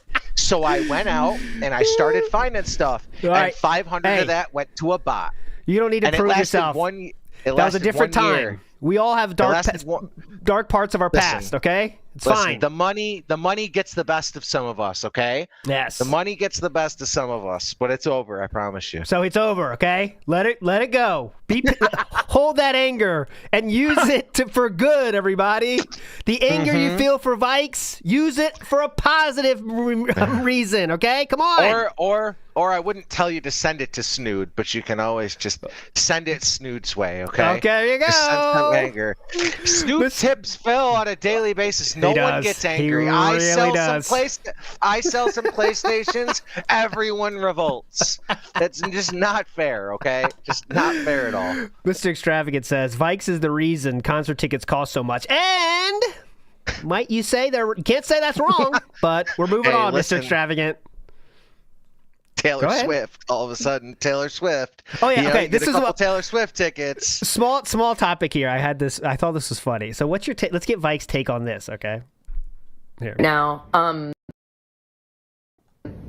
I just read the Taylor Swift letter. Oh my god. I know I look insane, and this is like the worst timing. Like, of course, it's like when you least expect it, but at the same time, I can't believe it. Taylor Swift owns all of her music outright. She owns all of it, every bit of it, all of the album artwork, all the music videos, everything. So like she's been doing these re-records obviously for a while now, and we've all been really excited about it, whatever. But she was given this opportunity to get them back, and now she has it. And it's like her letter is so vulnerable, and it just like it explains so much, and I'm shaken. I'm absolutely shaken. I have to call Gia. Like, this is the least. You gotta call Gia. I've never expected something like this. There are dents in every universe. There are dents in every universe. This is a dent. Here's my take on this one. It's very normal to be invested in people you like. You know what I'm saying? Like, all right, you like Taylor Swift, that's cool. But it seems to be too much emotionally attached to her business dealings, right? Like, this is not affecting Taylor Swift's music or concerts. It's just like now she has a contract that says she owns all her music. It's very strange. Oh yeah, there's no listen. There's a compare. I almost met Taylor. I lived in Nashville for 2 years. I lived maybe like a mile and a half from Music Row. Yeah, it's like right there. It's near like Vanderbilt University, and you'd see like people walking down that street all the time because that's where like all the producers were. I never saw her. I wanted to, like at the time, like this was like 2018, 2017. So it was kind of like right around that time where she was really like kind of blowing up and becoming what she was. But I don't think listen, I'm not a Taylor Swift fan. Taylor Swift is what it is, right? I'm not saying she's a bad singer. I'm saying she's very talented. No one can say she can't have good songs that are easy to. She's not talented. Yes. I just don't see. There is nothing that I am. People are going to say you're just as invested in Maury as this. No, that's dented. That's dented. I don't even have to look at chat to say that's dented. Vikes is a secret Swiftie. He's kind of crying right now. He's tearing up. Oh, let's check. Wait, let's check on our random Vikes. Come on, please be unhappy. Let's see. How does Vikes feeling right now about Taylor Swift getting her music back? Let's check. Oh, yeah! He's loving it! He loves it! That was a random pull, too. You know it's true. There's one time, ALT, there's one time ever I've ever been that happy about something. One Go time. Ahead. What was it? One time, which was I was at a WCW show. Good start. Great start. This will bring him back. Go ahead. I was like 7 or 8. Yeah. And Diamond Dallas Page won the WCW Heavyweight Championship in a cage match. And all of a sudden, I'm in the crowd, like 7 rows deep, and here comes DDP into the crowd with the championship belt. And I'm like on national, like I'm on TV, like at this event. My dad's right next to me. I almost wanted to cry at like that time, but I'm 8, dude. Like this is a grown adult, right? That's like cool, you can have that as a kid. Like that's like when you think Santa's real. That's right? cool. Like that guys, let's get real. Like this is a lot of people are calling it cringe right now. I see a lot of people. I got a lot of emails. Dude, but he was 8, guys, no that's what I'm sticking up for you. When you're 8, I'm sticking up for you. When you're 8, doing that with your dad, that's a fucking cool thing. So no cringe here. No cringe. When you're 8 years old, I again, right? At the end of the day, when you look at it, you can look at it from the perspective of everyone had a to me at that time, being 8, right, there was no difference of your team winning the World Series and you're happy, or your team winning the Super Bowl versus you meeting like someone that you enjoy watching on television. When you're 8 years old, you can't comprehend that. You're just like, holy shit, this huge guy is like right next to me. Yes. Like that was that. Very now, cool. Today, I'm not going to see Jimmy Uso on television and be like, oh my God, like I haven't watched. That's just not who I am. Or the tweets from DSP, like, what's that wrestler? Like, I don't know. What's the Japanese wrestler? I can't remember their names, but he'll be like, she's back on the Raw. The other ladies better watch out. That's what he said. Oh, yeah. Oh, dude, there's no comparison. You better watch out, other ladies.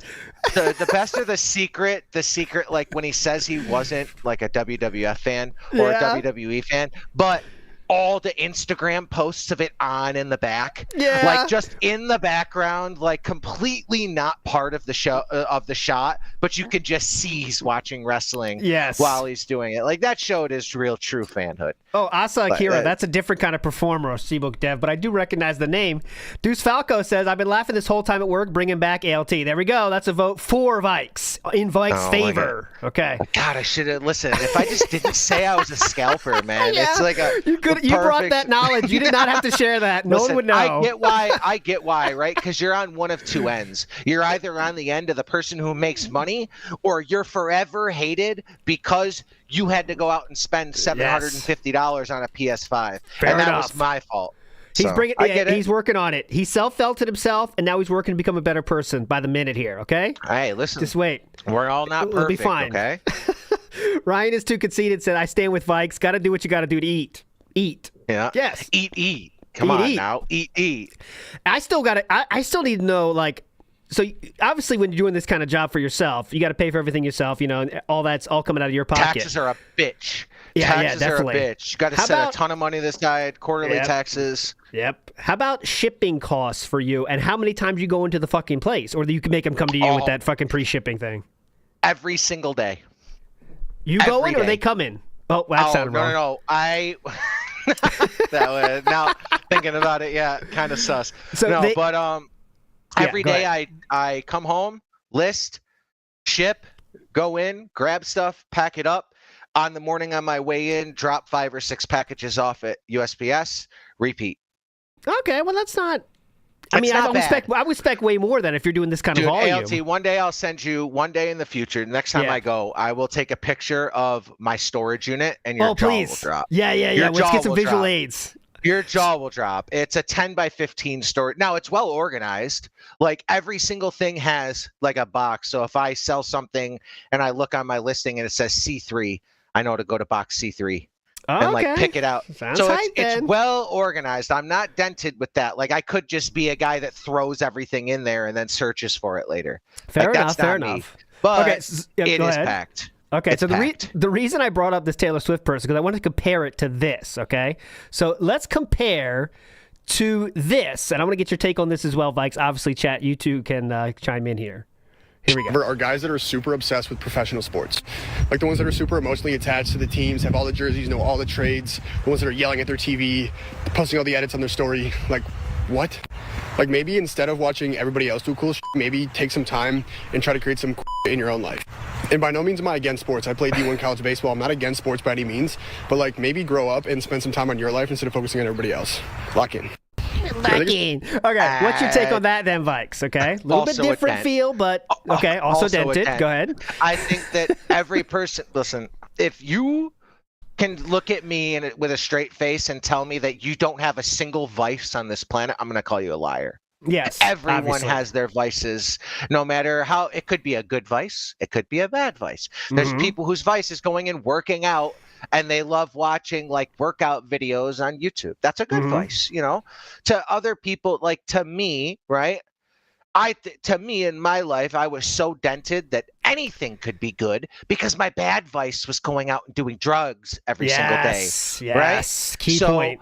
I am not against anyone. Like you want to go follow, like if you're doing normal in your everyday life, but you want to watch some fucking football people and comment on it, and that's what you want to do every day. That's why I'm thinking like the second that the snore text got to be too much in my life, I would just get the fuck out. Yeah, it's right? pretty easy like to stop. if it was affecting me on a daily basis, right? But I get good laughs out of it, and I enjoy it. Now I'm in a very different boat. I think I'm in a different boat, but like scalping is a vice. True. Hey, he can't quit that one yet, Ricky. I Come quit on. I quit it. No, but like I've also told people, right? Like I think that one of the best polls I ever saw, and I can't remember what the percentages were. It was if DSP genuinely changed for the better, and like actually changed and do good, is that what you want? Or do you want DSP to stay how he is so you have a laugh? Right? Like I'm telling you right now, I think it's humanly impossible that DSP changes, right? Oh yeah, it's not going to happen. But there's a genuine question of are you on the side of do you want DSP to like actually change and do better, or like if he decided like he found a way by some miracle to change and do better, would you want him to not go that route because you want to keep your laughs? I would. Okay, that's okay. Interesting question there. So you're saying I just want to get this question straight. I'll have to ask the. I already had to put a poll up. I'm so fucking dumb. I did the poll already, and I don't want to get rid of this poll because we got 900 votes on it. But don't get rid of it. I know it's a good poll. That's a great poll. Jump on that poll. But my question is, so if you can choose, DSP gets. Changes something about himself and gets a better situation for himself, or you prefer, even though he does have that path, he doesn't take it because you want to laugh, right? Doesn't take it because I want to laugh for the main reason of this. I think it's perfectly reasonable. The only thing that is saving is the dents. Everyone else loses. The dents are going to go find their way to spend their money on someone else, dude. You really think that Ava Cowboy fan is going to find a way to not spend that money on someone? Ava Cowboy fan is going and spending money on something else. NDO 103 is finding this way. Here's my thing. I just don't care enough about anybody really to do what they do, right? So like if I see like someone's video on YouTube, I don't really think about do they need to get better or not? Like, I don't really think about it. No. It's an easy transition, man. It's if DSP goes away, there's Amber Lynn. If there's a million other places you can go to get your lol cow. This is kind of a cop-out, but I'll say I just want to see. I'm just watching the show. I want to see what the show does. That's what I dude. Yeah. We're not interfering. There's you could call, they canceled the Switch 2. That's us creating content, okay? Listen. That's not creation. I don't think that's good either, though. I don't think ops are good. No, but at the same time, I don't think that 99% of people in here are doing that. No, definitely not. I think most people with a level head know that ops are bad.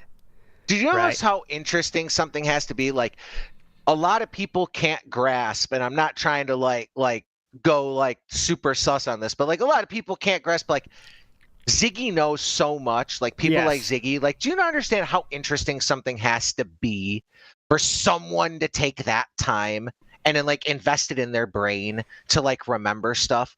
Some people can't remember what they had for breakfast. Ziggy remembers. DSP tries it episode 4, the second minute in what he says. It's this community is interesting enough that happens. So it takes a lot to do that. There are a lot of dented people on YouTube that bring absolutely no value. Right? Oh yeah. So wait, are you trying to talk positively about DSP here? I just want to be clear what your thought is. I'm saying what I'm saying is he unknowingly created a universe that he didn't mean to create. But that's true of all lolcows, right? Yes, but I don't think that dude, if you compare Amber Lynn Reed, DSP is the #1 detractor. In terms of volume, in terms of detractor channels, in terms of views, you can look at something like that and nothing touches this. Well, no, that's not even true. Amber Lynn crushes DSP in views, including detractor views. Really? Oh God, yeah. You really wait? Oh, yeah. Look at her view. First of all, she has way more just people that watch her stuff. Oh, true. Yeah, but here's the thing, right? But Amber Lynn showed all of her personal stuff. DSP in a way tried to hide a lot. If Kat was on every single day, Oh, DSP would outdo her in a heartbeat. Like, it's hard to compare, but like here's like, I know she doesn't do as many videos, right? But this is from her real channel, okay? So 20s minimum. This is Vikes' favorite one. I'm not talking about like her views. I know she's gonna outdo her, dude. She's 500 pounds. Like, people are literally gonna look at that. Like, she shops it on Amazon, it shows what she found and it gets 30,000 views. I'm saying, like, in terms of if DSP did this, like, in all around, in terms of like detractor views and the detractor universe. I think you're underestimating. Sav, you're in here. Sav, I know you weren't here. I put you on the spot. Could you confirm or deny this? Because we're going to get Sav on one of these shows too to have a whole Girl World thing. But I think dude, I follow Girl World. Are you like, okay, let me throw a name out there. How about Michael B. Petty? You know who that is? Yes. All right. He knows his stuff, maybe. Lordy, it's Jordy. Who doesn't know that? Yeah, Lordy, it's Jordy. Is like, that's the background. If I'm going Girl World for the day, like if DSP is like mind rotting numb for the day, and I just need to like get away, like it's Lordy, it's Jordy, or it's someone like that.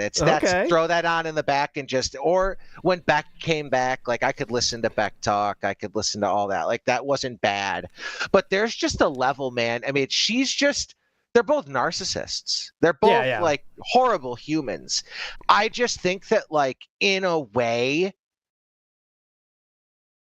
Amber gets help. There are people willing to help Amber she has way more of a social life. She has way more social life. That's absolutely. The thing. She has mom who's willing to be on her stream. She has mom who's willing to take her out. Like, DSP has nobody, but is still bigger. Like, do you understand how dumb you have to be to have that happen? Like, he literally, and he's not trying. I feel like she tries to a point. Like, she tries to appear more normal, where I don't think Philip really cares about that so much as just trying to be I want to be an adult, but well, he genuinely believes he's normal. Yes, that's true. Like, that's the thing, right? Like, I think that hold on. We're losing it with the AR talk. I'm changing topics. We're losing You're good. We're losing them. We're losing them. Shadow Slammer says, today. Phil in the back crying, but Jasper Kitty looks just like me. We got the whole fan fiction now. You are not the father. No. Look at the nose. He looks just like me. Oh. Ice Yamamoto says, I live within a DSP style of person and have many stories about the craziness and how every day was an NWE battle. I've never had someone play it like that. I never met someone this narcissistic. But you do meet people that are, but you just like, I just know they're an asshole. It's like they're annoying at work, you know? Like, I remember someone at the bank was like that, but it's like, all right, well, just try to avoid talking to them. You know what I mean? It's not me playing Mario Kart. This is how you don't play DSP. We're not listening to it, though. We will do this how you don't plays on Saturday. And I will play on this very show sometimes the hype and newest games. People ask for this, such as Oregon Trail. Ever heard of it? Yeah, it's we new. need Power Hour back. We need Power Hour back. Let's get it back here. Power Hours were my favorite part of WPIG. We need to get the newest games here, the hypest stuff. Hey, Math Muncher, that's an option as well. Pac-Man, ever heard of it? I got a new graphics card. I can play it. Papa Polecat says, this is how I react every time ALT cancels a stream. That's with the crying lady. The Saturday nights, man. Saturday nights died forever. Listen, it was just a bad night choice, all right? But it's coming back. Bad night. Seabook Dev says, I feel like that Tay fan, whenever we hit the temple, bring it back. All right, I promise the temple, if we get to the temple today, I'll play it tomorrow. But if we don't, we don't. But it's going to be back. I know the temple cannot go away. I know that. I'm not that stupid. Not that stupid. Please. Talk about my wife. All right, next up. Let's do Jericho says, it's a good precedent and a good thing for music that musicians have ownership of their art. That is true. That's a good thing. However, passionate is not dented. Okay, well, Jericho, I see what you're saying. But do you think it's healthy to be this involved in the artist's dealings? You can be happy for sure, but like breaking down over it seems a lot to me.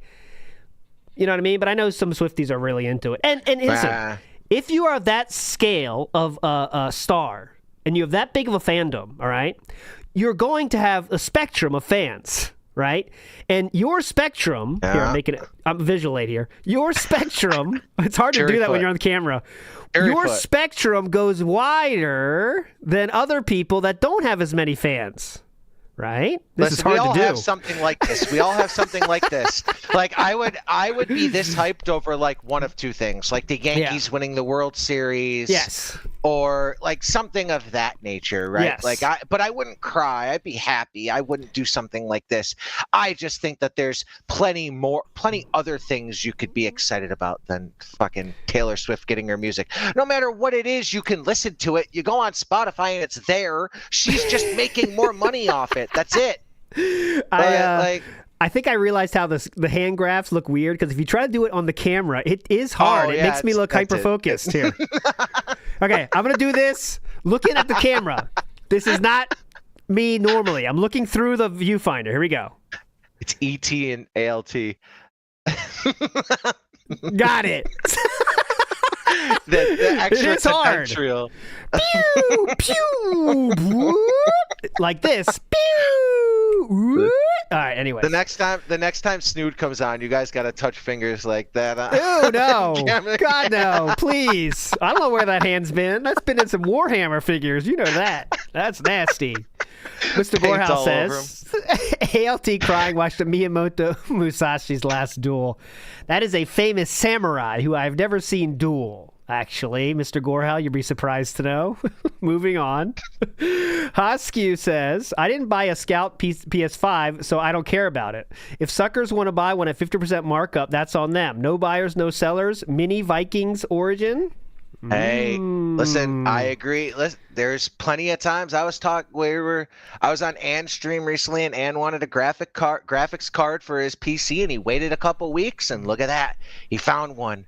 It's just there's a lot of people who aren't technically inclined to go out and find one. Well, the question is, should it be like that, right? Do we have to live in a world where that's the norm? I ask of you, Vikes. It was the perfect storm. You couldn't get them in a store because of COVID, so they only put them online. If these were like in store and I had to go drive somewhere, I would have never done it.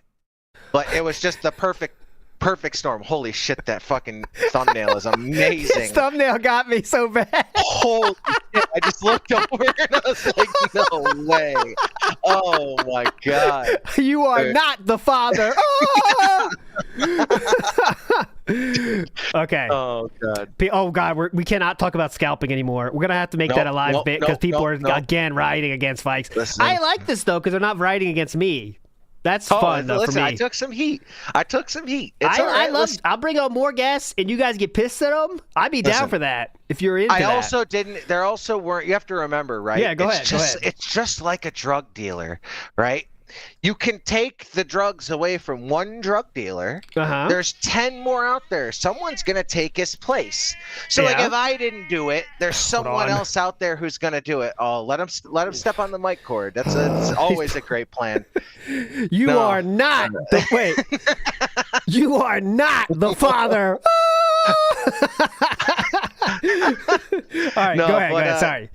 I'm going off of it. I'm not talking scalping. It's who would have known that of all the hot button topics we would have talked about today, that scalping would have been the worst, most irredeemable quality of a human. Well, I think because drugs don't affect. Listen. Nope. Drugs don't affect anyone but yourself. Scalping affects many others, including single mothers trying to scrounge up that's not the right word. Scrounge up enough money for a Christmas present for their young boy. True. But Vikes, the drug dealer Vikes, has taken his money and his bots, his army of bots. It'll be my life's work from here on out to redeem myself. Okay, guys? It'll be my life's work. No, but it's imagine, like, I try and think of it, right? I could tell myself I could be that person that's like, I'm in line, but I can't check out. I'm in line, but I can't check out. Or you could just come to me and pay a little bit more, and you don't have to do that. Oh, no. Like, don't try to be the hero. Don't let him do this, guys. He's trying to put on a Superman costume now. Don't let him. Burn it down. That's going to burn it down. Get the frogs. Fire him up. Tired of it. No, that's a step too far. All right. That's a Paradox step too far. Huh? about ALR and DSP being narcissist. Paradox says, difference is both are narcissists, but DSP has other issues too, maybe autism, but also issues with how he was raised to be mothered and antisocial. I think both have reasons in their past which make them into the person they are. Amber Lynn's is actually much more tragic, let's say, because she never knew her real parents and stuff. So but also, those kind of things can lead to a much tougher growing up, which can lead to having a much tougher time being a well-adjusted human being, right? Fly through these, by the way. Fly through these, but I have a question for you afterwards. Go ahead. Okay. No, fly through. Fly through. Big up Showtime. You're a legend. Welcome in. I was going to change those two, but I ran out of time. More changes are coming and more implementations are coming. Don't worry, everybody. Aishi Yamamoto says, this guy was just as bad as DSP to the point he did threaten people for not bending to his will or way of having it done to the point, well, I hold. Ooh. This guy, I think he's talking about you, was just as bad as DSP to the point he did threaten people for not bending to his will or way of having it done to the point, well, I hold. Not sure, Aishi Yamamoto. What do you mean by that? I'm ready for more information, Aishi Yamamoto, we need in more. chat. Just don't tip it. Don't tip it. Just write it. I'll read it. I promise you, Aishi Yamamoto, I will not miss it. We're not DSP here. You don't got to tip it. No need to. Recognition. Hold off on the story. What story? The what about the scalping? Anyways, Dark Wolf says, why doesn't ALR just go on Maury? She actually did want to go on 600-pound life, some people said.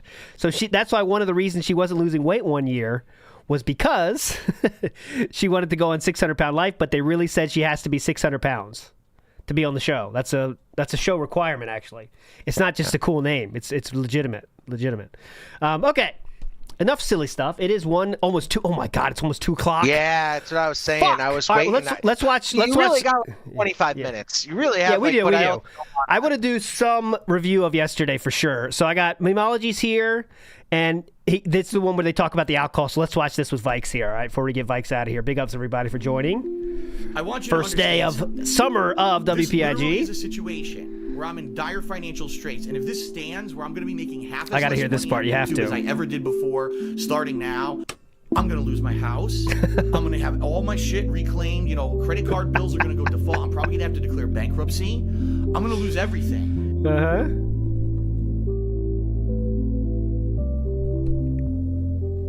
Let's see here. First tip of the day. Oh boy, $1.50 tip from B. All right, hold on. It's from Be There Bother. Be Awesome One sent me, Vikes. You'll be interested in this. Big ups, Be Awesome One. We have the historical data of the match you were at. It was a WCW World Heavyweight title. David Arquette and David Diamond Dallas Page defeat Eric Bischoff and Jeff Jarrett. Is that correct? Mm-hmm. The title only lasted 1 day. Yep.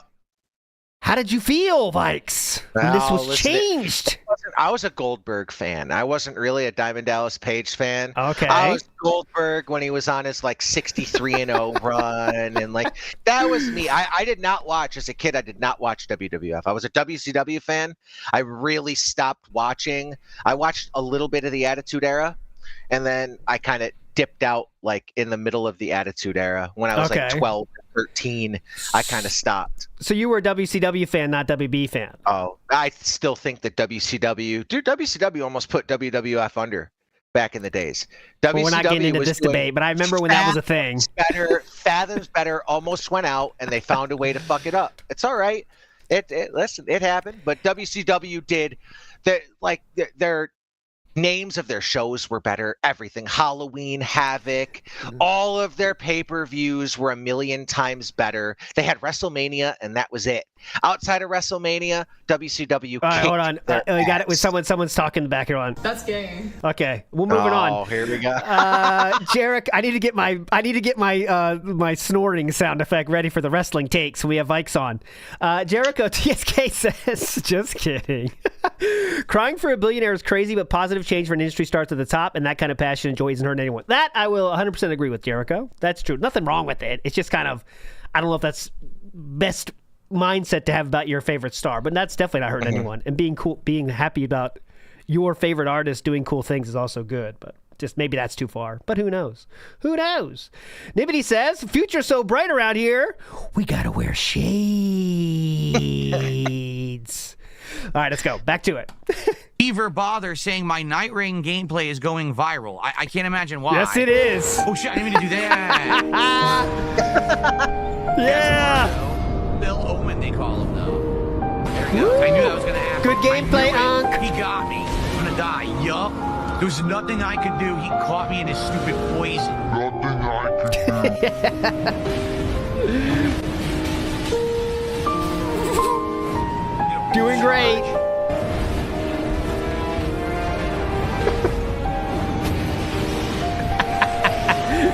And there's another tweet that has this very video in it, and someone said, like, Night Rain Defenders, this is your leader, or something. And that's also going up to the millions. I think it has 400,000 views right now. Question for you on this. Please. Is this a detractor that puts this out there, or is this outreaching enough where, like, the gameplay people have found him and finally realized, like, dude, this guy is gold. We are going to find something in every playthrough. Here's and they what's decide happening to now. watch. Someone did this game journalist when they're forced to play thing with the Doom clip.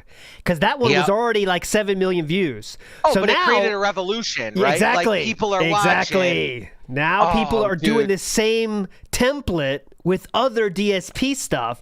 And well, they Poe's see 6 million watches, and they're like, holy shit. Like, so now, like, Poe's Past is posting stuff from older stuff. And, like, people are trying with that, too. It's very hype. This is my checkmate. This is why he's bigger than Amberlyn Reed. No other lolcow can do this. Maybe, like, it took Boogie faking cancer to get this.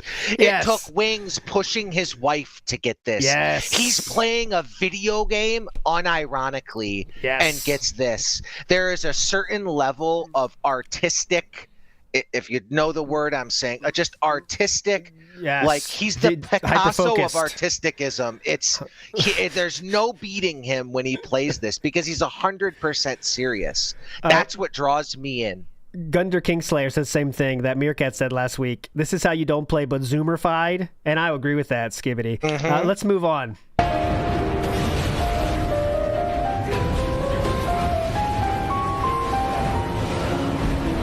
She pushed me into the fire. There was nothing I could do. Oh, shit. I'm dead. I couldn't do anything. He knocked me down. I got up and I was in lava. Man, that sucked. I have no heals. Literally, I've done the most base gameplay of someone who's not great at Great the most cut. base this kind of. Great cut. Literally, I've done What's the cut? Oh, he says I don't have any Literally, heals, I've and he done the goes most right base down to a gameplay heal. of someone who's Yep. not great at, this kind of game. Oh, and I yes. certainly haven't done anything wrong. So if it went viral, it's probably some fucking mouth-drooling moron put out of context yet again. And if that is the case, then they can kiss my fucking ball sack. Outside of that, I don't really give a shit. But thanks for the tip, Beaverbot. Okay. Oh, fine. I actually did let me dodge that time. What? This is the base gameplay. Yeah. That's it. I'm losing another 50,000 fucking runes. They left. They left because the wall started. Teammates. Well, you know what? This is bad too. Go ahead. This is bad because wasn't it literally this week that he said, I suck at most games, but I'm good at these ones. But then all it takes is for you to tell him he's bad at a game. And now all of that goes out the window. And immediately this is out of context and terrible. Like, brother, you just admitted like 4 days ago that you're bad at most games. Yes, but now it's really hitting him about this bad gamer shit. Well, I mean, it's really 6 making million him crazy. views will do that. What's this at? This one right here was at a million.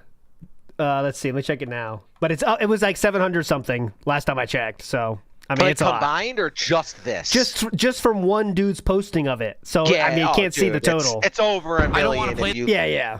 These guys are fucking idiots. Yeah, definitely. What a bunch of idiots. I ordered something for the Switch. This is what I was going to check on. I ordered something for the Switch for today. And I didn't see any of this. They said yet. they couldn't deliver it. but no explanation as to why. Yeah. We couldn't deliver it. Okay, why? Why couldn't you deliver it? Who cares? Can you explain? Detail that. He needs a police report on why it didn't what does get the reason delivered. help? There was a horse in the way in the road, and we couldn't go past it. He knows the reason.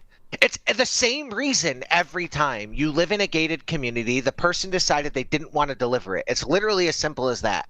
The person didn't want to type your gate code in. The person didn't want to do this. They said, fuck this guy. He orders. They know him, dude. It's the same route every single time. You think that these people don't know who this guy is and that he's probably caused problems and called in all the time. And they were like, dude, fuck this guy. Every time I deliver to his house, he's got a problem with it. Like, yeah, fuck you know him. they have notes. I'm not delivering it.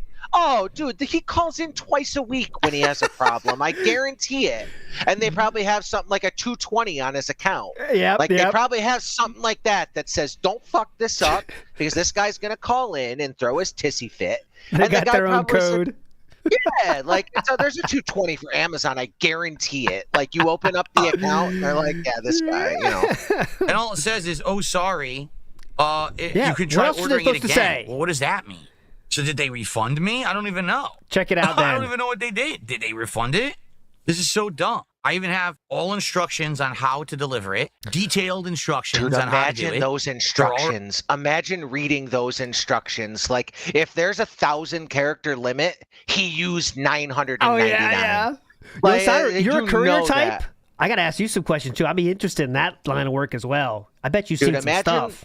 Imagine every time, like, you know, if he's only ordering the stuff for the stream, like what he's ordering for around the house, because he's a spending addict. Oh, remember like, they said for Halloween, spend... they got a shit ton of stuff for Halloween and stuff. Oh, you know? yeah, like, imagine that. And like one thing, like you forgot the Halloween candle with the thing on top. And it's like, you made my wife upset. And it's like, you know, that's, I guarantee you they have something on his account. Uh-huh. Right here. It's not my fault. I literally did nothing wrong and violated 0 rules. That's what the message was from Emology's opinion. Do you want to bet that the delivery people are idiots? Oh, That's my yeah. guess. He's a complete moron who doesn't read. Yep. Ambitions, ammunitions, attritions. What? I can't read my own handwriting. Because sadly, I hate to say He wrote it and then couldn't read it. Like, it's pretty hard not to read your own writing, right? Like, that's kind of hard. Attritions. That's gonna happen to ALT and me in like a couple of years. We're gonna get old enough. My site has never been better. Incredible. It also happens, you know, sadly, with sometimes food deliveries. You'll give all the information on how to access. I live in a private community. Okay. Oh, if you haven't clocked in yet, could you try it? Everybody, do ! Clock in. That's all. Oh, if you haven't done that it. was scammed and broken this whole No, time. it's supposed to. It's my. I decided to track everyone's logins. Oh, it so works. It can make a Ooh, streak. I like that. I like that. But here's the thing: you have to log in every 48 hours, or you will lose your streak. It's not daily. Oh, dude. It's 2 days. Come on now. It's the Snortex. You think that so people here's the aren't problem. here every day? Some people are doing ClockGin. I forgot to add it to ClockGin, so don't do ClockGin. Just do ClockIn. Oh, dude, I'm a ClockGin. You have to add. I'll fix it. I'll fix it tonight if I have time. ClockGin does not count. There's a front gate. There's a code to get in. So when I have a delivery... Also, when you get close to like milestones, you'll get a message when you clock out. But don't do it now. You can only clock out once a day, so don't do it. There's no way to combine them, so like you can have a clock-in streak and a clock-gen streak? No. I'm going to combine them tonight, but I didn't do it yet. Okay. So I'll combine them. Say. Yeah, I'll combine them. And don't be pissed if we have to start over, by the way. People in chat right now. Do you know how mad I was when I got my points erased 4 times before the final redo? Okay, oh my God. I'll work on it, but it's one of the new additions around here. And there's a very special celebration if you get a whole year. I like it's pretty crazy. I like it. Delivery I give all the information out. Here's how you do it. I even say, you know, here's where the house is. Okay. Person probably is just stupid and didn't read. Definitely stupid. Just a dummy. Didn't feel like reading to figure it out how to deliver it. So I'll give up. Come on. Oh my God. Fuck this. No. Fuck this. I give up. I give up. And the funny part is there's nothing here I can do. Here's the funny part. It literally says there's nothing I can do. All the delivery instructions are right there. So what am I supposed to do differently? What do I do? This is asinine and stupid. And again, this makes me nervous about like my Switch 2 coming on Thursday. You get one competent person and they'll know exactly what they're doing. And then you'll get a moron who doesn't read and doesn't care and doesn't really give a shit. And they just do the bare minimum. Like they're different and then they won't deliver every something. Day.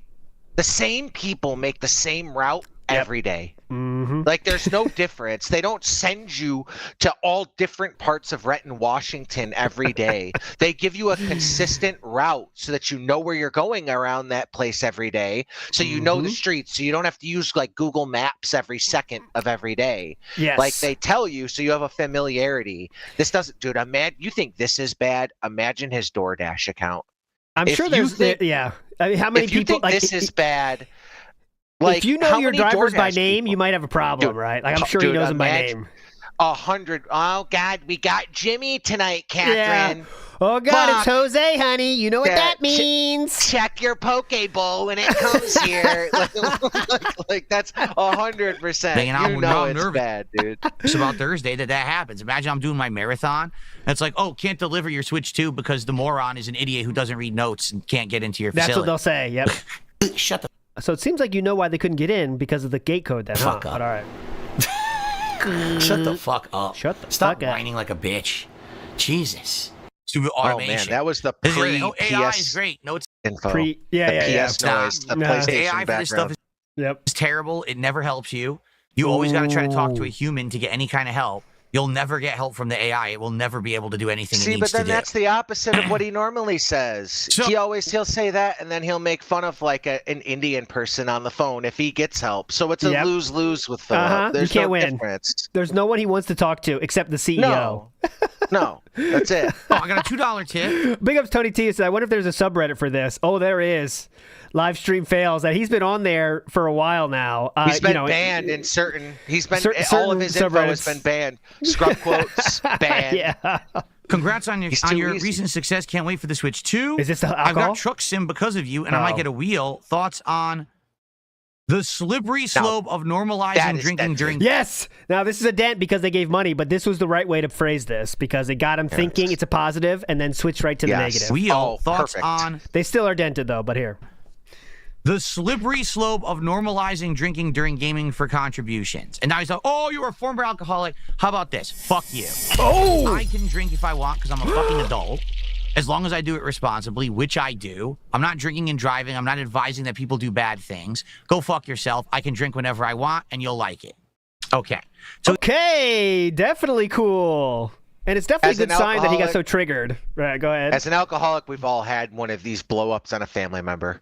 Or we've all had a blow-up on someone when you want to drink and they bring up anything that's anti-drinking at the time, and you have to try to convince them that you don't have a problem, and that you can do it because you're doing fine. I have a job. I still go to work. I do this. I can drink when I want to. Meanwhile, you got to hide a bottle in 6 different places in case one is found and thrown away. I'm telling you, man, listen, there's a game to it. It's like life chess in a way. When you're an addict like that, you're playing like life chess, where every single interaction with a family member or a friend is a piece moving on a board, and eventually everything gets so jumbled and fucked up it all falls apart, and eventually you get checkmated. That's a good way to put it. Like your whole life becomes making sure people think you're not so fucked up that you can't drink because you want to keep it going. Eventually you get so fucked up you try and treat a bishop like a knight, or you try, and you're trying to move the horse fucking diagonally, and then everything gets fucked up. That's just how drugs work. So getting this triggered when someone brings something up like this is definitely a sign, though, that you have problems, right? Because let's say if you don't care, if you have a normal care or enjoyment out of something, if someone says, "Hey, maybe you not want to do that this time or at this time frame," you don't get pissed. You say, "Oh, maybe that's a good idea. I'll think about it." Dude, people drink on stream all the time. Literally, there's people who sip on a beer like every stream. They haven't told people that one day they broke down in a parking lot, and to save themselves from getting beat up, they said they were an alcoholic to get themselves out of trouble. And then was actually drunk, and there's video proof of it. So you can't say that and then say this. It doesn't. They don't compute. Yona Hall says, Amazon bans you if you make too many returns. The only reason it hasn't happened is because he's too lazy to repackage, label, and hand it up to pickup guy. Yeah, he doesn't return. He just keeps. Nope. Oh, yeah. He'll just keep. Why return? Come on. Too much work, bitch. Do you think he kept all 3 capture cards? Oh, definitely. Absolutely, yes. You think so? No, I bet he threw them away.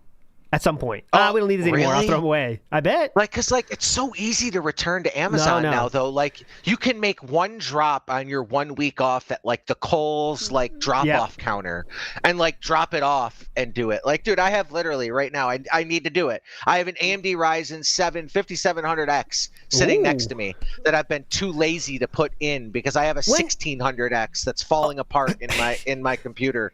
And I'm you scout graphic cards, too? No, I bought this full price. Just asking. I'm just checking. I don't know. Throwing me under the bus. I don't know. I'm just asking. Damn. No. But I have a Ryzen 7 sitting next to me, right? It's if I don't want it, I can return this in literally an hour. You drive it in somewhere, you do it. But we're talking to the guy who DoorDashes from 0.7 miles away. Yes, that's still, So he's a moron hiding behind the tip because he thought that I was going to care. Yeah. Because he says that nice stuff first. And we're he says, still you're a pissed. recovering alcoholic. Why are you drinking? Yeah. That's I'm an what made adult him and the I can do most what I want. angry. You can kiss my fucking ass. Thanks. Yeah. What made him the most angry is he gets genuine. He jerks off to seeing a detractor message saying, I'm not going to read this. Yeah. So when he gets tricked into it, it triggers the fuck out of him. That's what really gets him is when he's forced to read it because he started. That really hurts him. And you notice his defense was, no, I can drink and you like it. So that's not even trying to excuse it outside of saying I drink responsibly, I think. No, so he's completely okay with what he does simply because to this date he has had no negative consequences of it. Yes, yeah. Because he does nothing else. He sits inside in the comfort of his own home, and he thinks that because... Not to bring up that old talk, but I think Kat is the kind of person that would not care that much either. When a normal wife would be like, holy shit, man, you're drinking too much. I know, but ALT, you're telling me that if you were around, right? If you were around when you were in that era, right? Yeah. You're fully in the sauce at that time. It's hard to live around someone like that without either partaking or semi-partaking. Oh, that's why you surround yourself with people that do partake. Yeah, so what I'm saying is if he's doing that and you're saying she doesn't partake, that's what I find it hard. I'm like, how are you that deep into it? If he's sipping every night and he's coming off dude, there's so many times people can say he doesn't sip that much. When he bought the peanut butter whiskey and it never made another visit to the stream, it was gone. When there are 7 different bottles in the past year that he took 1 to 3 shots out of that he had to go out and buy more for the next marathon because that was gone well before. If he had a choice of not paying for more liquor to use the same one, like Legos on one Lego set for 3 streams and expecting $450 from it, he does that that's his career. He's made a career off of low effort and low amounts of money. If he could bring peanut butter whiskey on for 4 streams and use it, he would, but he drinks it off stream. You're telling me that Kat doesn't partake in that at all? So some people might just joined us. We had a hot discussion earlier. Oh man. Vikes is of the mind that he thinks Kat partakes heavily in drinking as well with Philip. I'm not quite sure I'm there. Dude, as much as Vikes. With him, who fuck knows? In the end, who cares, right? But who cares? But listen, my Theo theories are. Me too. I'm saying I'm down for a Theo theory.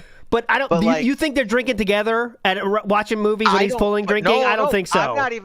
I'm not even saying together. What I'm saying is, I think she genuinely dislikes where her life is.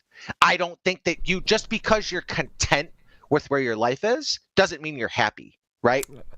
Being content clearly we got a good topic here because there's a lot of people go back and forth. Well, a lot of people content, go ahead. As someone who's been on both sides of the spectrum in terms of rock bottom and doing really well for myself. When you're there, right, you want to get out you want to be better, right? But there's a certain level of comfortability of I could just stay here and do the same thing every day. And my life is I'm moving day to day, right? Like Kat is moving day to day. She goes to work a little bit. She comes home and she has a person that comes downstairs and says, hey, honey, and like lies and takes her on a walk. Like she gets a little bit of attention. But to be around that every day, I just don't see how, if he is indeed drinking, like every day. So just real quick, we got to move on here. But don't you think you're good? You're not saying they drink together. You're just saying she also has a problem herself. She is probably also drinking. I don't think you can be around. You don't have to drink together to drink. Okay, that's I think I was misunderstanding. It sounded like you were like, they drink together. I don't think they spend any time together at all. No, I think that she is drinking, though, outside of it, because you can't be around it that much without partaking. Okay, gotcha. Magic Short Bus makes a good point here and says $1,000 a month at Total Wine is not for one person. And that's true, right? That's a fuck ton of alcohol, even at my worst. I don't know about you, but I didn't give a shit about the quality of what I was taking. I just wanted to get it. Well, maybe that's different with drugs. I don't know. Anyways, moving on. We're not going down that path again. I'm trying to win them back for you here, Vikes. My Epic Journey says, what wife puts up with a drunk and a gambler? One that has nowhere else to go, my Epic Journey. That's the only thing. Literally, she escaped for one reason. She was getting beat up by Subaru Man and found a quick way out. So they called what did they call Philip in the text, the streamer guy? Something like that, and something like that. The guy that's streamer, the streamer dude or whatever. The streamer dude, like he didn't even have a name, but he was the way out. Talby says it's easy to make returns, but there is a chance you will have to leave your house or interact with others. DSP can't take that risk. Yeah, all you got to take is one trip. Amazon makes it the easiest shit to return stuff. It's like they don't care. Take anything at any time. Like and if any you fight packaging hard too. Enough, it's anything. Oh yeah, destroyed. You could send it back. How about your returns, Clothesman? How do you deal with those, or is that eBay thing or the website thing? Oh, like when you got returned. I put no returns on eBay. I literally this morning I had a person try and send me back a pair of hiking shoes that were delivered on April 22nd. That's fucking June 3rd. And I looked at him, I go, brother, I'm not fucking taking this back. Like, get out of here. And I just decline it and move on. Now, if I fuck something up. What about your ratings? Oh, dude, I have never had a negative feedback stick. I take every precaution. I put measurements in the photos. I do. Listen, when you're a pro, the main thing for all of this kind of stuff is, and I think DSP knows it as well, which is why he's not in trouble. If you annoy them enough, you get your way. If the problem is that people don't take the time because they just don't care enough, right? Mm-hmm. But if your ratings are important enough to you and some schmuck leaves you a negative feedback and you call eBay and fight it enough, right or wrong, they're just going to remove it because they're like, this guy's a 220, we'll deal with it. Like, we're just going to remove it and tell you we can't do this again, but we're going to do this one time for you. And then if you fight enough again. When did you start eBay? What year? About? Oh, I've been on eBay since 2012 reselling, but full time 4 years. I remember when ratings were this big magical thing that you were so. I remember being so I bought 5 things in 2 years, but I was so worried about my rating for whatever stupid reason. Oh, dude, when I first started, I had to get a new account because my old account back when I was a kid, I think I bought Far Cry as a kid on eBay, and I never paid for it. I was so young. I was on my dad's account. Me too. And my That's dad what I'm saying. came to me years. My dad came to me years later. He's like, "Why the fuck do I have a negative feedback?" And he looks. He's like, "Dude, did you buy a video game on my account?" I'm like, "Oh yeah, sorry, I forgot to pay for that." I gotta go and see if I can find my first purchases. I can't remember what they were, but it was. I remember it was still the time when this is gonna age me a lot. But oh my god, I bought something online. I wonder if it's gonna get to me that time. Dude, well, that was back when we're not old enough when you had to send money orders in the mail to pay for your shit. Now it's everything's automated. But back in the day, you would send a check or a money order for eBay through, and they'd get it and cash it and then send you your shit. So it wasn't ideal. But... Gaming Guru said my first transaction was selling a guitar pedal in 1998. There we go. Now that's older than probably my first time. I gotta check that. I remember I bought a book one time, and I was so shocked that it came and stuff. And anyways, Mr. Rocks has a question for you before he starts the pre-stream. Vikes, any tips before starting thrifting business? How do you get started into this? How much money do you need? Literally, quick overview. Go. $0, 0 cents. You can literally You gotta go buy if you shit at want start to. though. That's ridiculous. You need some money to start. There's people. Okay, $10. Yeah, you can please. go in, buy a cart worth of stuff for $10, and you could put it on Facebook Marketplace. Sell enough stuff on Facebook Marketplace. Literally, you need a computer or a laptop.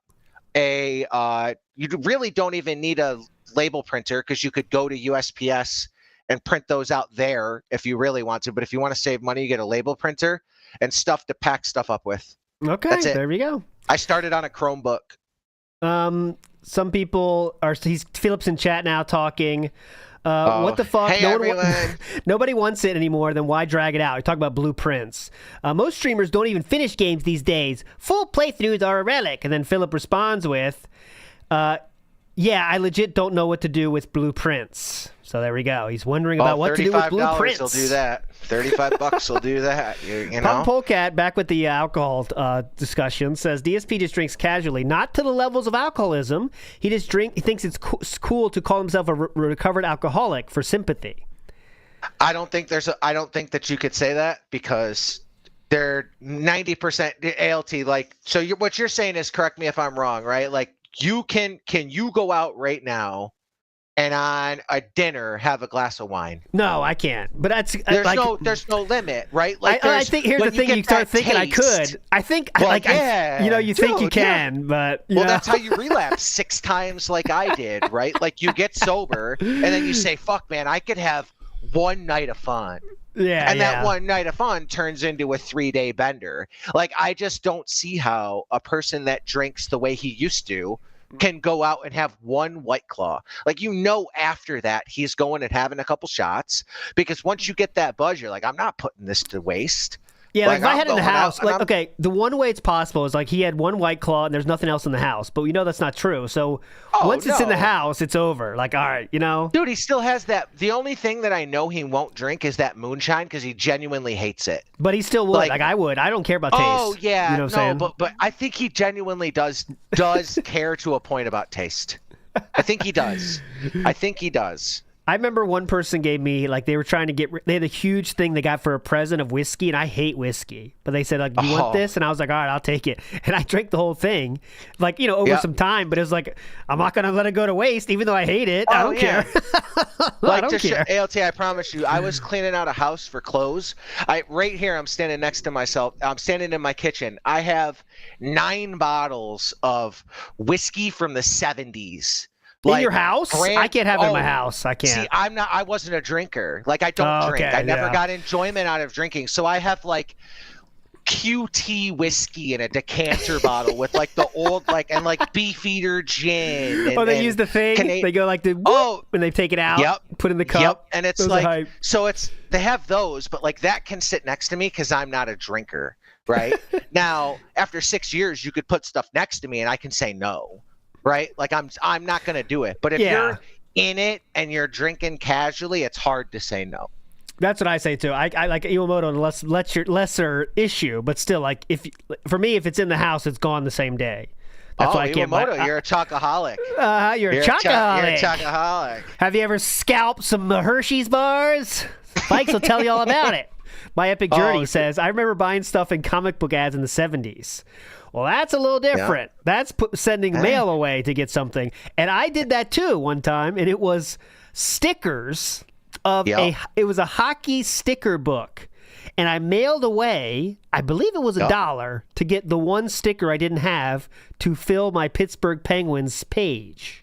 And I remember doing that, but it was not the 70s. I wasn't born yet in the 70s. I don't care how old you think I am, but that's pretty cool, though. Yona Hall says, ALT's first purchase was assorted spices from the East India Company. That's not true. No. Ohm says, don't think he's alcoholic, just a binge drinker. But, like, if you binge every day, that changes, right? You know what I mean? ALT walked the Silk Road. Back in the day. Traded on the Silk Road. No. All right, let's get through this. We didn't even get through this yet. So, slideshow started, but he's not there. Green alcohol I keep in here. You guys don't realize. Yep. You think it's a Mountain Dew Kickstar? Oh no. Oh my God, excuse me. Yes, I did have to be an asshole to him, because when someone's going to be messed up to you like that, you have to treat them with the exact way that you understand that they need to be treated, so they go away. Exact way. Because someone like that, they're going to talk. Oh, put that into a sentence. Write that out into a sentence, and you will laugh. If you listen back to what he just said, it made no fucking sense. Your brain made it right. Your brain made that right. But listen to what he just said. It's how fucking dare retarded. you drink? Okay, let's see. This is 5:55. I'll try it here. 5:55. It okay, literally made no sense.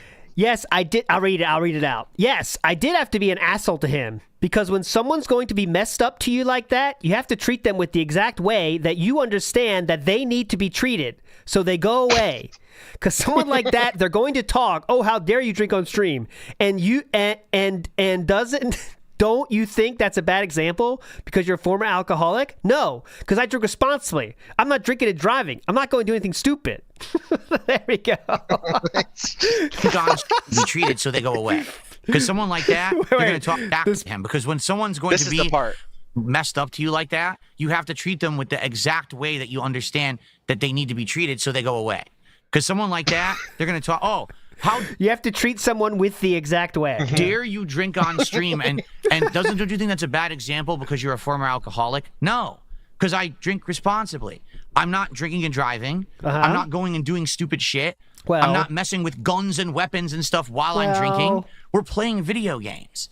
So if I have a White Claw when I'm doing truck sim, that's fine. It's any adult's right to do that. If we're doing a marathon and I say, hey, we hit a certain support goal and you guys want to $100 see me get a little tipsy, there's nothing wrong with that. I'm in the safety of my own home office. In fact, that's probably the safest way to do it.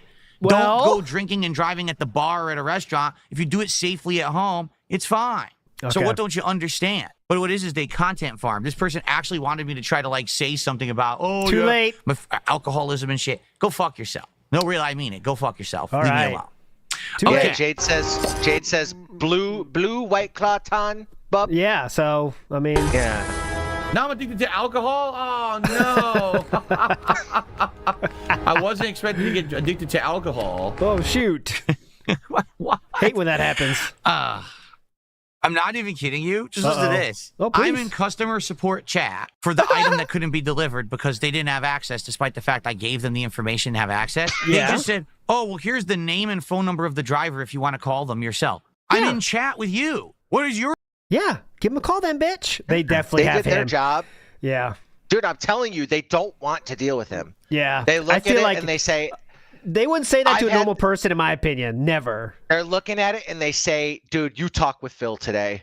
Like you deal with Phil today. And they send it and they just say, you can do this part because I've done everything I can do for you, and that's it.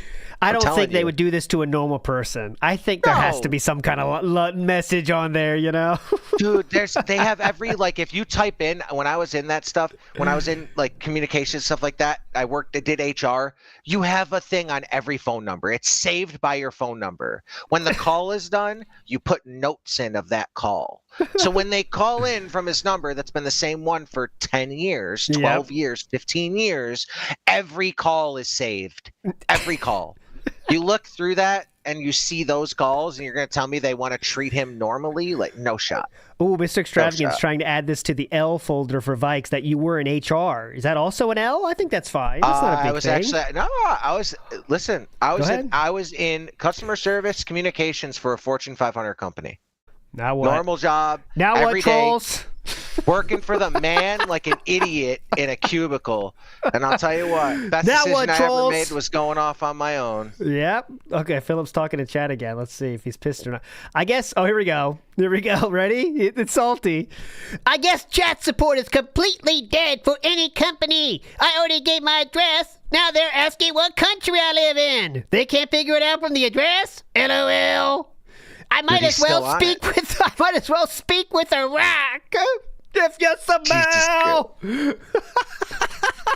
Dude, there is no compare. He's one of a kind, dude. That's why when we say he's an alien, an alien is just something foreign. You don't have to be from a different country. Or a different planet. He is an alien. He is different from anyone on this planet. There's no one else like him. Cantu Adrian says, about Kat. She has a beer before going home like Dad eats before going home. Oh, dude, you imagine prepping to go home and being like, oh my God, I have to see Phil tonight. Like, I'm going home. I just worked like 8 hours. It's a Wednesday night. That's why they don't deal with each other. She's like, I'm not being in there with him. Fuck that. I'm playing Skyrim. I know, but you're telling me that wouldn't cause you to drink. Like, Well, you're telling me don't you ask go me home that. and like, I don't need much pushing. Listen, one day we're going to get the tell-all, man. I'm telling you she's going to lose it. And we're going to get like a Reddit AMA from Kat. And it's going to be fucking magnificent, man. It's eventually. Who knows when the stream's going to start now, if he's in chat support right now. But My Epic Journey 73 says ALT did deliveries for Pony Express. No, I did not. No, that would be fine. Anyone that did do that, great job, Pony Express. Michael says Phil's off the wagon because Kat broke it. Michael A. with toxicity. Like it. Logan says, I worked in a call center for years. We had a list of people who would automatically transfer because it would have been impossible to solve problems.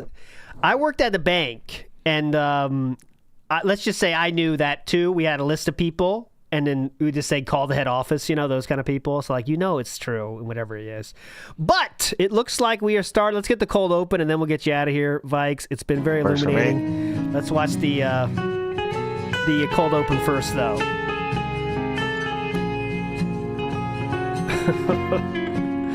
We gotta listen to the whole stupid song. But anyways, we'll get Vikes on for sure. Very interesting person. He has a lot of heat. I like that, actually, myself. Taking the heat Appreciate off me you is having positive. me on. Listen, I take all hatred inquiries. Yeah. Enjoy your night. Leave your comments below on Vikes, and you can choose it if he's going to come back or not. Listen, I see people telling me to Minecraft. I almost did before. It doesn't bother me. Damn. So quit fucked. Suck my balls, okay? Ready for that? All right, okay. big ups, Vikes. It's a pleasure, man. Appreciate You're a you. legend. It is time for the pre-stream. See you next time, brother. Bye-bye. Fun over. Time for the pre-stream. Let's go.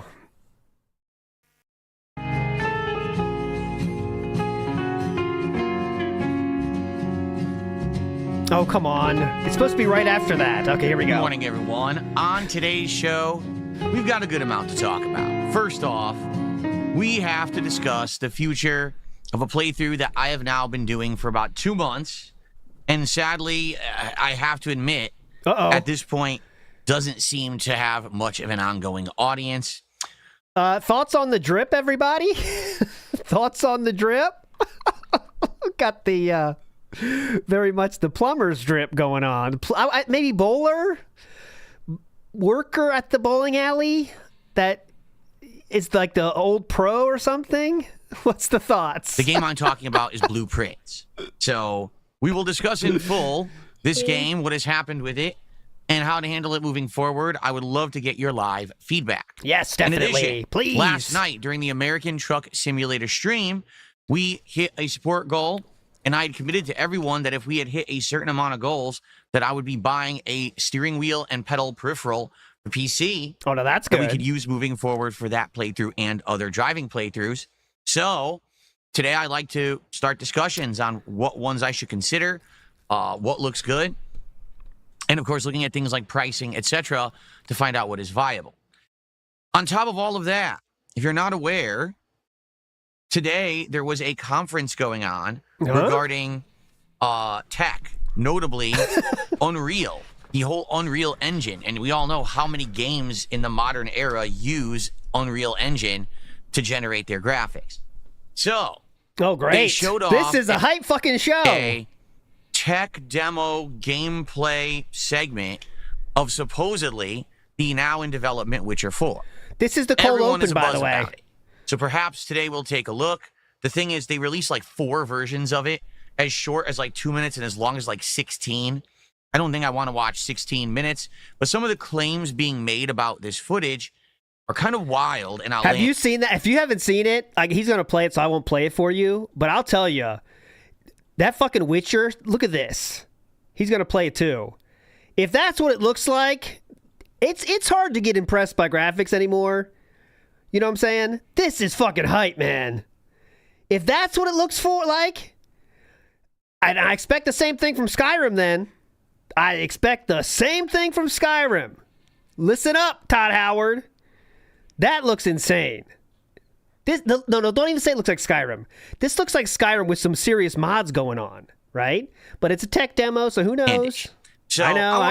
Myself, I know. And basically try to make a live judgment, all right? That's so many universes past what Skyrim looked like. People just forget. So, we've got quite a lot of topics to discuss. Plus, today we've got Claire Obscure finally completing Act 2 and heading into the end game. I know. Tonight, we've got fighting games for the only session that we'll have this week. So there's a lot to talk about. All of this and, of course, more will be discussed on today's episode of the Level 1 Podcast. Attention! Michael, it's your birthday today. Yoda Hall says, looking for car cleaning supplies at Walmart drip. That's good. Curious what you feel about the shorter version of that intro. Didn't I like don't think it. It really hits like the longer version, does it? Oh, that's what... there's a joke in there somewhere. Can't get you to it. We missed the new song, though. It's all right, but it kind of skips the whole... epic solo, part of it. It's still fine, because I know that people don't want the longer intro to the podcast every single day. I'll probably variate. Oh, great. Just like I used to. But I'm curious on feedback there. So anyway. Sucks. Today is Tuesday, the 3rd of June. I kind of want to hear it, though, don't you? I'm tempted. I'm tempted. Let's hear it. How is everyone? We're already in Q&A? That I would be buying a steering wheel and pedal peripheral for PC. Here we go. Mode.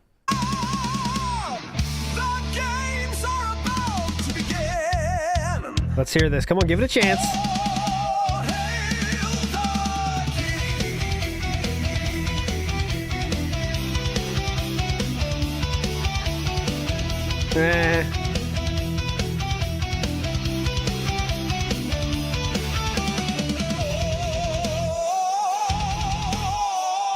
Yeah, that's a weird place to cut it. It's not a good place to cut. 2025. I'm DSP. I hope that you're all doing well. Welcome to the Level 1 Podcast. With me today is Jasper Kitty. He's right here next to me. He's looking all around the office. Oh, I know why. Because of my lights today. So today we have what's supposed to look like cloud cover, and all of a sudden... What? So today we have... He's looking all around the office. Oh, I know why. Are you getting this? He thinks because the lights are lightning that Jasper is all over the place. Because of my lights today. So today we have what's supposed to look like cloud cover, and all of a sudden a lightning flash. That's what this is actually supposed to simulate. I thought it looked nice and actually matched with my borders and everything. I was Imagine like, thinking that. Different theme today. I've never used something like this before. Imagine but it's distracting Jasper. No, it's not. He's looking and he's like, oh, what's going on? And then all of a sudden it flashes and he gets alerted and then he stops. It's just the lighting. But how silly they all really everyone today. Yeah, so the feedback I've gotten is that the intro's too long. Well, we did the short intro. That was the much shorter version. Yeah, that sucks too, though. That cut off I think 15, 20 seconds of the intro from the longer version. There was no... Sick Monkey says, can we get Elton John's take? Oh, God. Elton John, I'll get it. I'll get it for tomorrow. That's my list of things to bring back and bug fixes. It's a work in progress here. Big solo. So, I don't know if you like the shorter or the longer one better. Like I said, I'll probably alternate between them. How is everyone today? Is Jasper Kitty afraid of thunder? No. He's not really afraid of thunder. He's afraid of rain. Like, when it rains heavy, he doesn't like that. If it's too loud, he'll actually run and go under the bed.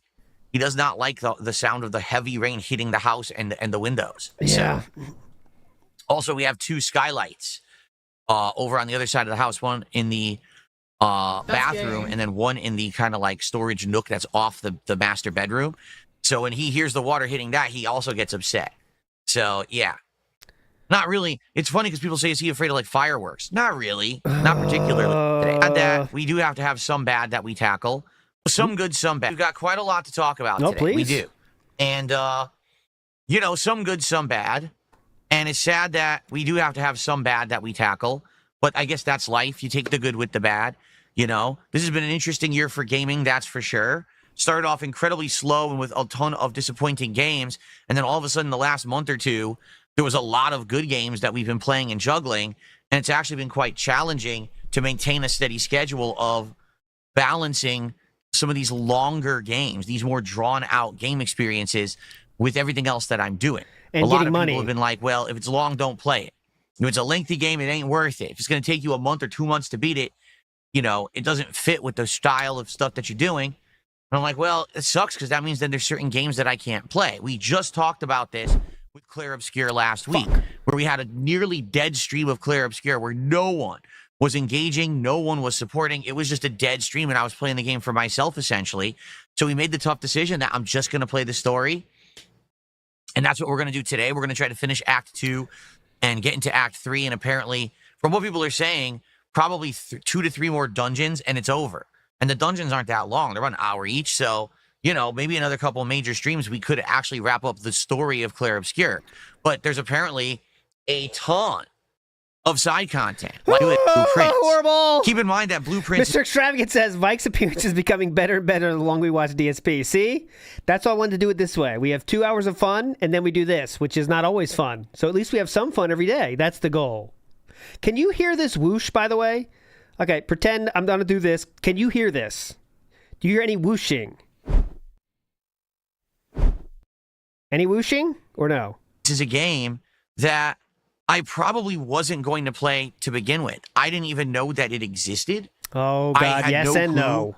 What the game was, when it was coming out. There was a whoosh. I think most people were of that impression because it didn't seem like it was going to be anything of note. And then it ends up being one of the most unique, lengthy, juicy, meaty, puzzling gameplay experiences in a very long time. Arguably, Blueprints is the best puzzle game I've ever played. And I've been playing games since the 1980s. Who cares? Not to say that I was ever a specialist in puzzle games, but this one is just so unique. And it stands out from the pack. And it feels like absolutely nothing that I have played in my life. It's just really unique. And that's awesome, right? And so, in regards to this game, we have to figure this out today, what we're going to do. Whoosh. The only problem with the whoosh is I need to be able to hear the whoosh too, so I don't talk over said whoosh or no. It's just it's nothing. It's all boring. This whole day is boring right now. I don't really want to say, we're going to drop it, but it's a strong possibility. I've had people screaming at me for the last 3 weeks to drop this game, and that's just sad. It's sad, man. It sucks. I don't know what else to say. There's not much I can really do about it. If people don't engage with the game, and I think there is a crowd for it. It's just not a big crowd. Except for a while, that crowd was showing up and engaging and supporting the playthrough, which is why I kept it in the rotation for so long. But a certain group of people can only support something for a certain amount of time. Bingo. You know what I'm saying? Like, I don't expect that there's going to be a group of people who are going to be able to come by and engage and support with this playthrough every single time that I play it. Yeah. And if the group is already small and they don't make it one time, now what? Then what? Right? And that's what it seems happened like yesterday. Like yesterday, there was maybe, no exaggeration, then what are you gonna 5 to 10 people on my streams who cared about the game. That's not good. That's the that's norm pretty right bad now. For me. I'm supposed to be streaming for hundreds of people minimum on the internet, and I got like 5-10 people who care about the game I'm playing. So, yeah, it's concerning and it's disheartening. There was a time when, this is many years ago, of course, where I could play any game I wanted.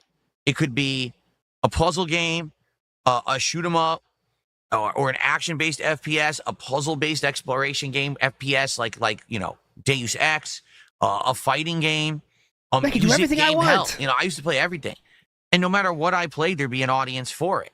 People would be very excited to see how DSP tackles this new genre that he's never played before. But that's just... All right, man, this fucking sucks. Copeside Phil says, look up the Watch Dogs demo from E3 2013. It still looks better than anything made in the last 10 years. All right, we get to that point. Remind me, and I'll do it, Copeside Phil. I'll check that as well. Asmongold had a good Kick premiere. I saw that. Oh, I will be restreaming on Kick as well, but similar style. It's just up there. I'm not going to, pay attention to it, kind of. Not I will do that, but not apparent anymore. Now it's like people definitely want newer games as soon as they come out, but then it seems like after, a week, they just don't care about them anymore. Like, you got to be on to the next. It seems like a lot of content creators and streamers, that's been their attitudes. Play a game at launch, drop it like it's hot.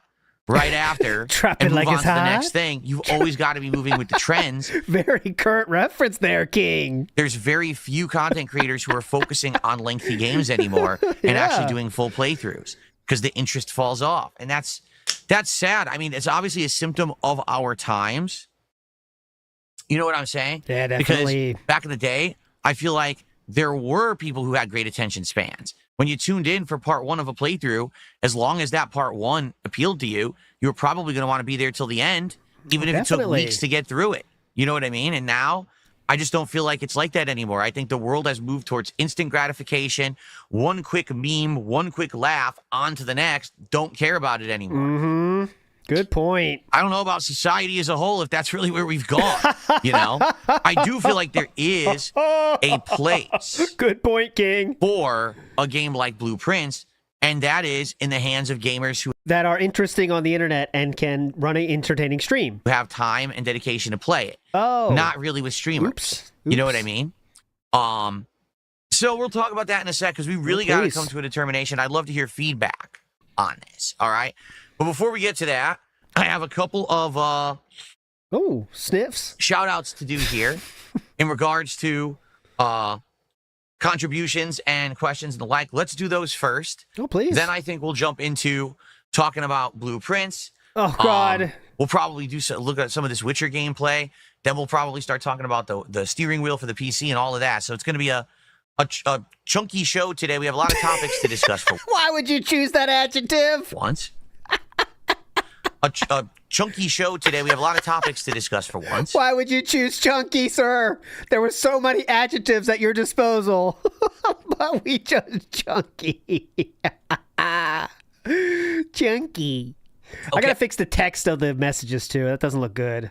Look at this right now, see? Says the man who used to beat games fast as possible for instant gratification from is too small. I'll read it for you now, though, Soulless Kaiju. Says the man who used to beat games fast as possible for instant gratification from his fans and GameStop trade-ins. Hell yeah, that's what it means a lot. It's chunky. My text is not chunky enough. I'll work on it. Big up, Soulless Kaiju. Yeah. Let's start here. Please. Let's see. Why not? I'll fix it, Pop Polecat. It's a work in WIP. You ever heard of it? Work in progress. Someone tipped $2, and I'm not going to talk about it. Uh-oh. That's simple. I was about your alcoholism, huh? Very simple. You're not going to start my day off with drama. Oh, shoot. So, no. Chunky drunky. No thanks, but thanks for the $2. Then I got another $2 tip. Chunky drunky. Jasper's 8 years old now. He's no longer Jasper Kitty. He's Jasper Middle Age.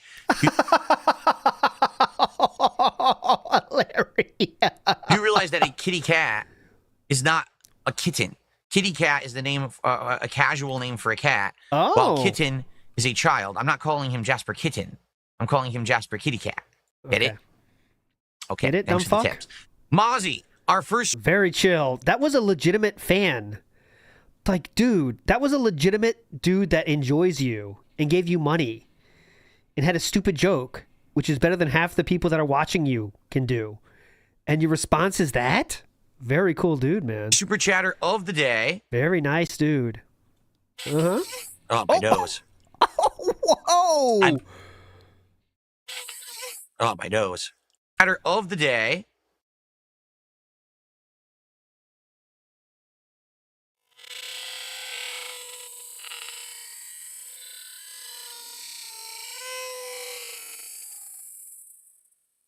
Oh, my nose.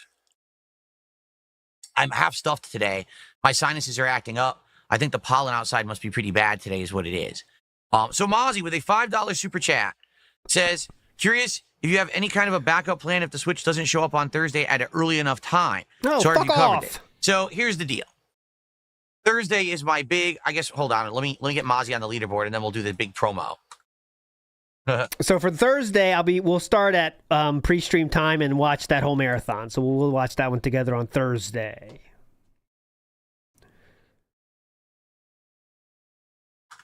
There we go.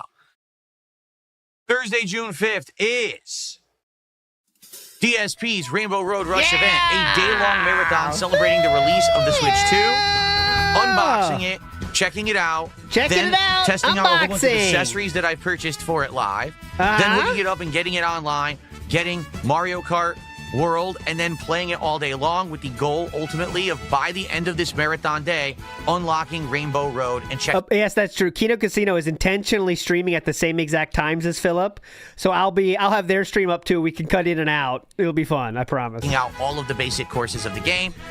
Is it viable? That's a good question, because there's a couple factors involved. Factor number one, just how drunk am I going to get during this event, and how am I going to drive if I'm drunk? That is the factor. Factor number two, how long is the unlock time for Rainbow Road? With Mario Kart World now being a completely different formula, meaning that there's supposed to be an open world now, does the game actually force you to drive around this open world map aimlessly to unlock content, or can you just go from race to race and keep playing stages so that you can actually make progress? How much padding is there driving around the map, or can you just get through the circuits quickly like you used to be able to? No one knows yet because the game's not out. And then question number three, and this is the one that Mozzie is addressing. When is the Switch coming? Okay? And the truth is... He asked, do you have a backup plan, was what he asked. But, okay. No one knows. All right? No one. Okay? You cannot really get any answers about when it's coming. It's all guaranteed June 5th. Guaranteed. Okay, guaranteed delivery June 5th is great. But when? Right? Via what service? At what time? When will it ship? You know, because the thing is, I live in a private community. Oh. All right? For good reason. Thank God I live in a private community. One of the best choices I've ever made in my life was moving to a private community 11 years ago. Thank God I made that decision. For as much as people gave me crap for it back then, every single day of my life, I'm like, best decision ever, right? Yes, only made me go bankrupt, but it was a great decision, definitely. Charles says 100K play button, 5 to 10 people in chat. I know, it's not really a flex when there's 5 people talking, right? Big ups, Charles. So, living in the private community, you know, some places have access, some don't. You know, there's places that regularly ship to us that have easy access, and others don't. Like, for example, if there's a special courier or delivery service as opposed to a more common one, they're not going to know how to get in. And so if you don't know how it's shipping, you don't know if it's going to be guaranteed that they'll even know what they're doing. Okay, case in point. No, please. Yesterday, I thought I had provided all the information needed for someone to deliver something to my home. They still didn't do it. They drove here, said, oh, there's a gate, and they left. Even though I provided all the information of how to get into my community in the notes for the delivery, they just ignored them because they're basically a fucking idiot. I'm sorry to say that, but a lot of these delivery people, they're not actually full-time employees. They're more gig workers. They don't. Oh, they're stupid then? Empty Zach says, we definitely got it from Walmart. They're the only ones using the guaranteed delivery language, and they're using freelance grocery drivers to deliver them. Interesting. Good context. But a lot of these delivery people, they're not actually full-time employees. They're more gig workers. They don't really care. They're just rushing around trying to do a whole bunch of stuff in one day, and they don't give a crap. So they don't go the extra mile. They don't treat it like, oh, this is serious. I need to get this there. Instead, it's like, oh, well, there's a slight hindrance in my way. I'll throw it to the back of my car, and maybe I'll deal with it, and maybe I won't. Yeah, they don't have the same work ethic as DSP guys. And that's what's happened with a lot of these things. So I have to hope. Yep.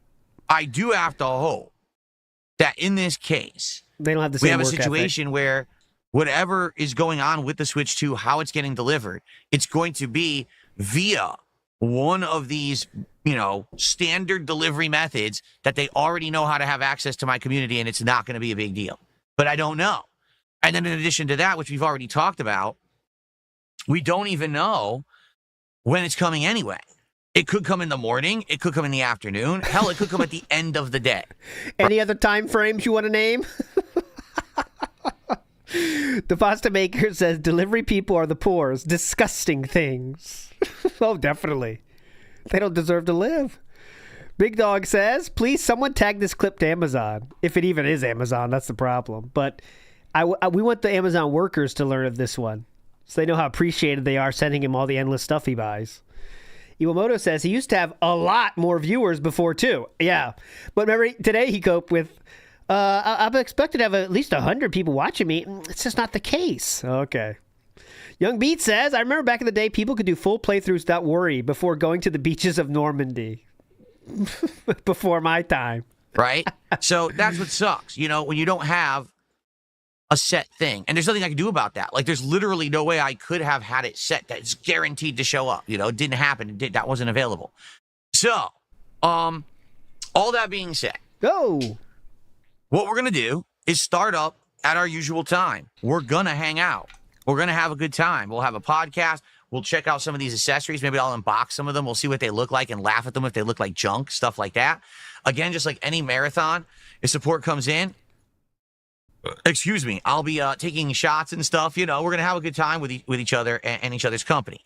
If we get through, let's say the entire, how do I say it? If we get through the entire podcast and everything and nothing's here, we have no updates on when it's showing up, then we'll probably just do something else to kill some time. I don't know if you want to mess around. The person asked what your backup plan was, so that's kind of what they're asking. With the old Switch, you want to do some online gameplay of something? I don't know. You know, we're just going to have a good time together until this thing shows up, you know? What else can I do? I'm not going to sit here and I'm not going to worry about it because there's nothing I can do to control the situation. You understand? Like, me sitting here and be, oh my God, what's the point? We'll just have a good time. We'll hang out. We'll enjoy each other's company. No matter what we do, it's going to be interesting and fun. You know, we like hanging out. Careful, and then when Jasper. it shows up. There's lightning going on. Because it will be here, just a matter of when. All right, so there you go. Explains. All right. So, Mozzie, I hope that kind of explains. Yeah. Oh, that was still Mozzie? That was 20 minutes ago. You want to have a cool time with me? Come on by on Thursday. Cool time with Philip. Have the Switch right away. We may not have it all day. Who knows? Like I said, let's say worst case scenario, the Switch doesn't show up till really late. Oh, yes, thank you. This whole discussion is not worrying about it. Papa Polecat says the same thing. You are actively worrying about it while telling everyone not to worry about Box it. We'll still test some accessories. We'll still hook it up. We'll still play some Mario Kart. How you going to test accessories without the system, man? But obviously, if that's the case, there's no way I'm going to be getting to the Rainbow Road, right? We'll just enjoy it for as long as I can, and we'll play more of it the next day. Now, we do have Summer Game Fest the next day, but I'll play it before. Maybe I'll play it that night stream. You know, we'll still have a good time with it. We'll have a good time. We'll have a great time. We'll have a great time. We'll have a great time. It'll be a great time. It'll be a great time. Wallyap in the house says, what is he talking about? Normal streamers beat this in one day. He's talking about blueprints. He's pretending that all streamers stream at his pace, which is not true. If you have two brain cells, you know it's not true, but a lot of his audience doesn't, so they believe it. What are you jumping for? He saw you and jumped? What? What are you jumping for? Ooh, you see that? What are you jumping for? Because you did that kind of sound. It kind of weirded him out. Watch, he does a jump. Ready? Boom, right there. What are you jumping for? You know, if you make a loud noise, if a loud noise happens, the cat will go like that, kind of go low. The hiss sound got him, I think. Watch. Ready? There, see? What are you jumping that scared him. He saw you and jumped? What's he doing? Okay. I'm out of here. Jasper's gone. Fuck this. Now he's going back. He's $6. All right, so I received a $6.33 tip. Biggest tip of the day so far. Let's get a nice animation on the screen for that one. Thank you so much for that. And this person's going to give us some heads ups in regards to Claire Obscure today, which I appreciate. Oh, great. Hand holding. Cool. Heads ups. So. Okay. So here we go. They said, hey, DSP, I'm not sure what the plan is, but I am hoping for good support for Claire Obscure today. Me too. I really do hope that we get support for this. Very fucked up for you to hope for support from other watchers of the streamer. Stream today. Hey, guys, hope you have great support today. Opinion is play through the story until you get Esquia's flying. Hey, Asmongold, love your streams. Hope you have great support today. Support for the stream today. My opinion is play through the story until you get Esquia's flying ability. After that, tons of super challenging bosses will open up that are way tougher than the final boss. And just FYI, Act 3 is short, but probably not as short as you're expecting. What I've been told is that after the dungeon I'm in, there's basically like 3 more story. The story. I just don't know how Vikes point, right? Okay. Glad we're done with that. Okay. So thank you for the support.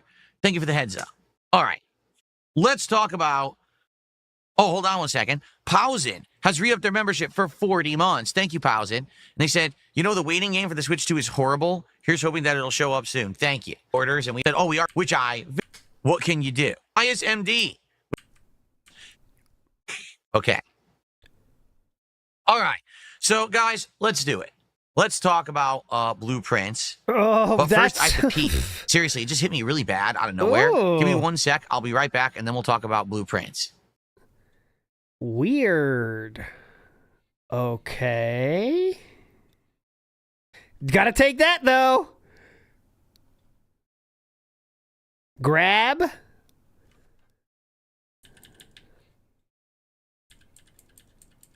Oh, if it was on, it would be very hype right now. Unfortunately, it wasn't on. That's going to happen again. It's going to happen again, guys, but that is a black screen. God damn it. Can you imagine if that was? God damn. But as you start to... How long was he gone? Unbeknownst to me, a game was going to release that...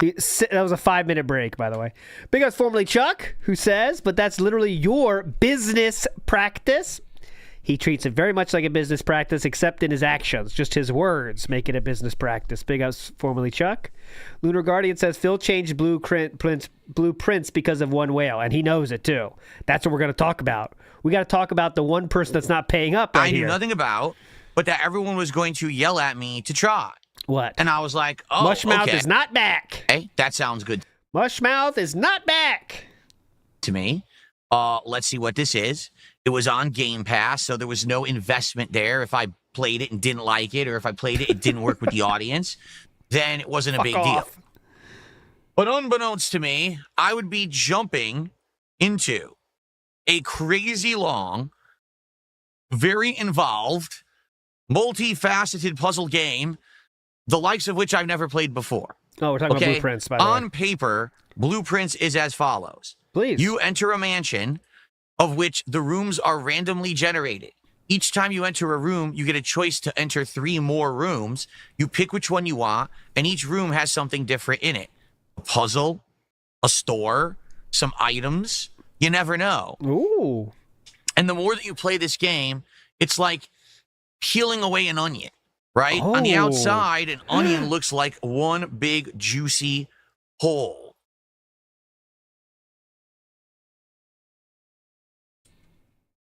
Inside, an onion looks like one.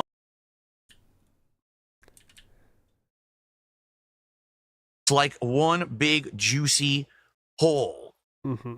Gotcha. That makes sense. Outside, an onion looks like... What's something you want more than anything else on a late Friday night? One big juicy hole. Okay, well, it's an idea. But as you start to peel off the layers, you realize, dang, this thing is like a million layers to it, and they all are involved and connected. At first, you think that the goal of blueprints is to unlock the super secret 46th hidden room. But then as you play further, you realize there's much more going on in this game than just that. There's an ongoing air of a mystery. You know, what is really going on? There's a political drama. There's crime, and in some cases even like attempted murder. There's crazy stuff going on in this story. Like, if you ever saw the movie Knives Out and you saw how crazy that movie was, that's pretty much this game once you get to that level. But very much this game, you could never get to that level. Just play it at face value, get to room 46, and call it a day. Yeah, I was, as often happens, I was distracted by the hole. Why would you describe an onion as juicy? Like, that's fucked up, too. Using that wording to say whole is the first fucked up thing. And then he said juicy like it's nothing with an onion. What? Level. Just play it at face value, get to room 46, and call it a day. and say you beat it because the credits roll. But man, there's just way, way more to it than that. Okay? There's, secrets hidden under the mansion. Oh, There's yeah. hidden rooms that aren't even in the mansion. Oh, There's my God. all kinds of crazy stuff without massively spoiling. It's crazy because there's so much to it. Okay. That you could crazy essentially play this game for 100 hours. And as long as you're not lucky, you might not find everything yet. There's people who've actually said they've played Blueprints for over 100 hours and still haven't solved everything. Oh, which my is crazy God. to think, right? Insane. Now, from what I'm going to understand, there is a definitive ending at some point, but it takes a very long time to get. And here's the catch with Blueprints. This is a great show. It's RNG. All right. What's so that? Now, What's when RNG? we're talking about that, RNG, random number generator, what does it really mean? I was just joking. He's going to give us the rundown. What is that? Okay, let's get into it. Big ups, Brackman. Says he constantly talks about people yelling at him. Wonder if there's a psychological profile tying that with I did nothing wrong. Ooh, now you're getting deep. Because he does hate the thought of people talking down to him. You're right about that. Maybe that is just a reflex. I did nothing wrong. I did nothing wrong. Iwamoto says, God Emperor of Blueprints, Ian, altered the schedule by himself. He has that kind of power. God Emperor Ian. When we're talking about that, RNG, random number generator, what does it really mean? Yeah, what is that? It means that much like any rogue-like game, you have a limited time to do a run. There's confines in which you can do that run, meaning there's a limited amount of footsteps that you can walk through the mansion each day, and when you run out of those footsteps, the day resets, and you have to start. Oh, if you're later, Natal, if you're leaving though, clock out if you don't mind. I want to see if that works. Don't clock out now. You can only do it once a day though, guys. Don't try to spam it. But if you are leaving, try to do it. I want to see if it works. Completely over. The rooms only if you clocked in though. If you didn't clock in, it won't work. Randomly generated, meaning there is a big grouping of rooms, way more than 45 rooms in the game, and you never know which rooms you're going to get the option to draw. Now, there are ways to change that. For example, there's ways to increase the chances of certain rooms over others. If you're on the west side or east side of the mansion, you have an increased chance of drawing other rooms. You see what I mean? There's ways to kind of influence it, but in reality, there's no way to 100% control it. And for a lot of people, that might actually be the reason why you end up not liking Blueprints. In fact, that's what happened with my wife. She played it and was enjoying it until she got to the point where she was like, wait, so I just can't hard puzzle control everything? No. She's like, well, then why do I want to play this if I'm going to end up playing it for like an hour and nothing may happen that helps? Like there may be no permanent unlocks, no permanent changes, nothing learned. And I feel like I just wasted an hour. And I was like, yeah, that's kind of the nature of roguelike games. Sometimes you have an amazing run where monstrous advancement happens, and other times it just really was a frivolous, wasted time. And she was like, I'm not going to do that, So really cool. For some people, it works, and some people it doesn't, these roguelikes, right? For me, personally, I really enjoyed Blueprints. Every single time that we have played this game, there seems to have been some big progress and big advancement, either in the plot or a whole new mystery has been unraveled or a new mystery has been discovered, whatever it may be. Usually we have some kind of good permanent progress every time that I've played. The problem is everything in between. Because I'll give you a perfect example. Please. Yesterday I did 3 hours of Blueprints. 2 runs in the mansion. Oh my God. During that time frame, we argued. Later, Sandy Gina. Michael says, I like your name. Michael says, because we were talking about juicy holes, so it's my head's in that space. Michael A. says, Phil likes the idea of limited footsteps every day. Yeah, it fits with his lifestyle. Arguably didn't see anything of note or anything permanent until the last 20 minutes of my 3 hours of gameplay. And that was just by sheer luck that we actually did get the advancement that we did, because the game decided to give me a room that I had never been in before. And when I went in, oh my goodness, there's a solution to a puzzle. that we've been waiting for, and it just happens to be in this new room that we never had a chance to get before now. So there you have it. If you're not good at on where you're just sitting there of the game self, then for Obi-Wan roguelike, you clue at my hard work, and I really realize now something new has happened and a new development, and now we have a new thing to work toward, and I really like it. And now we have a new thing. Oh wow! All my hard work has paid off because now something. A mini stun lock here. I think your streams would really benefit if you did this retrospective once a week instead of daily. You rehash the same thing almost every day, when you could just do an end of the week wrap up talking about what worked and what didn't. New has happened and a new development, and now we have a new thing to work toward, and I really like it. Okay. All right. Good start. But.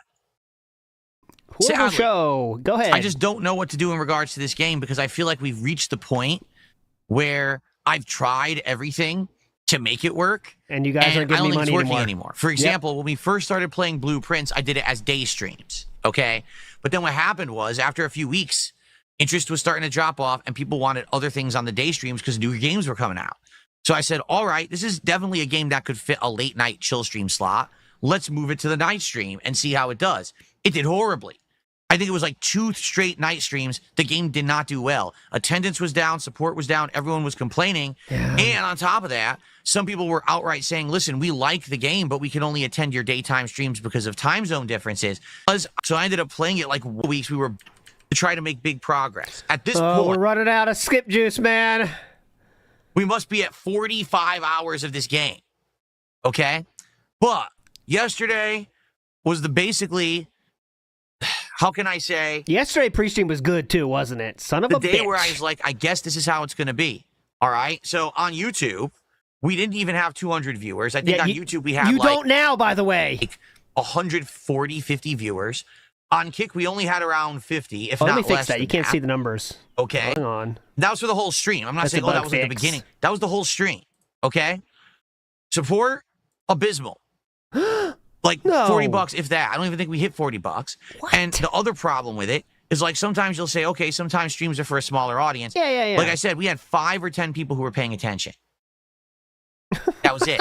Everyone else was, oh, why is he still playing this? And it's like, well, guys, I invested so much time in this. You got to understand that, like, now, guys, when you invest that much into something, you want to at least see it through. Just on the merits of, hey, I spent so much time, I want to see how this thing ends, right? But it seems like the audience ain't with me.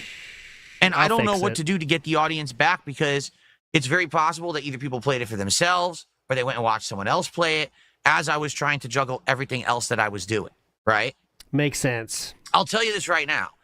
I would love to continue playing Blueprints, but this is a case. This is a make or break situation. You've seen these before. Perfect example of why people say things to me such as, hey, Phil, you would just do much better if you just played whatever you liked. Yeah, that's Stop worrying about everything around you and just play whatever you like. And then, the views and the engagement and the support will come. It's just not true. It's just not. I have to try to find a way to entertain an audience. And sometimes it's viable. And here's the long and short of it. You get it. Sometimes it's not. Blueprints was entertaining for the first couple of weeks. And then I think a lot of people saw what it was and dropped off. There is an audience for it, but they can't make every stream. It's funny because sometimes when I play Blueprints, we get bigger engagement and support because those certain people can make it. You just call him by name at this point. Just say Ian. Streams they can't, and you can't blame them. That's not their fault. Not everyone can be at every single stream for a game. I get that. Can you imagine? Well, I don't know about this Ian character, the one that only was the one that's supporting this. Imagine him talk. I mean, maybe he likes it. Who knows? But this is very weird. Doesn't have enough of an audience. Do you know what this reminds me of? It's just talking to one person,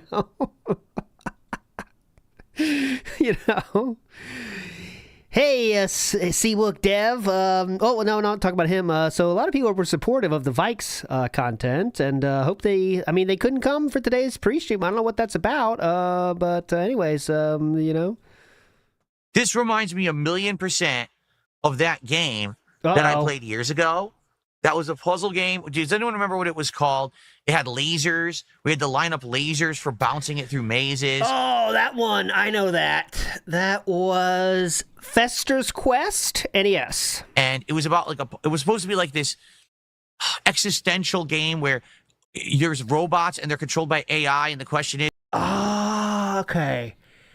Joe and Mac, 2. Is it really people or is it AI? Are these things really alive or not? What's the meaning of life and stuff like that? I can't remember what it...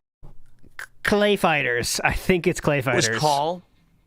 I'm sure someone's going to say it in chat because they always do. This was a puzzle game that I played a very long time ago. Maybe it's... Yes, that's it. That's it. I was going to say that. Ultima Stygian Abyss. Great game. That's what he's talking about. Talos Principle. That was it. The Talos Principle. Who got it really? That game was great. The first few streams that I did of it. And then probably around 20, 30 hours in, people fell off and we stopped playing it. Because people were yelling at me to stop playing it. They were bored. So I said, okay, we got to move on. It's just that simple that longer games are very hard to retain an audience that can show up and engage and support with the rest of the playthrough. And there's not much I can really do about that. Okay? So what are we going to do? Just continue crying or... What can I say? What can I say?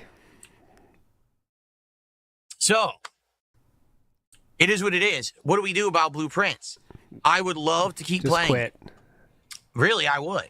But I can't keep playing it for 10 people, and I can't keep playing it if people will not show up and engage and support the streams. I can't have it that every time I play Blueprints, we have a dead stream where everyone complains they're bored, and I make $30.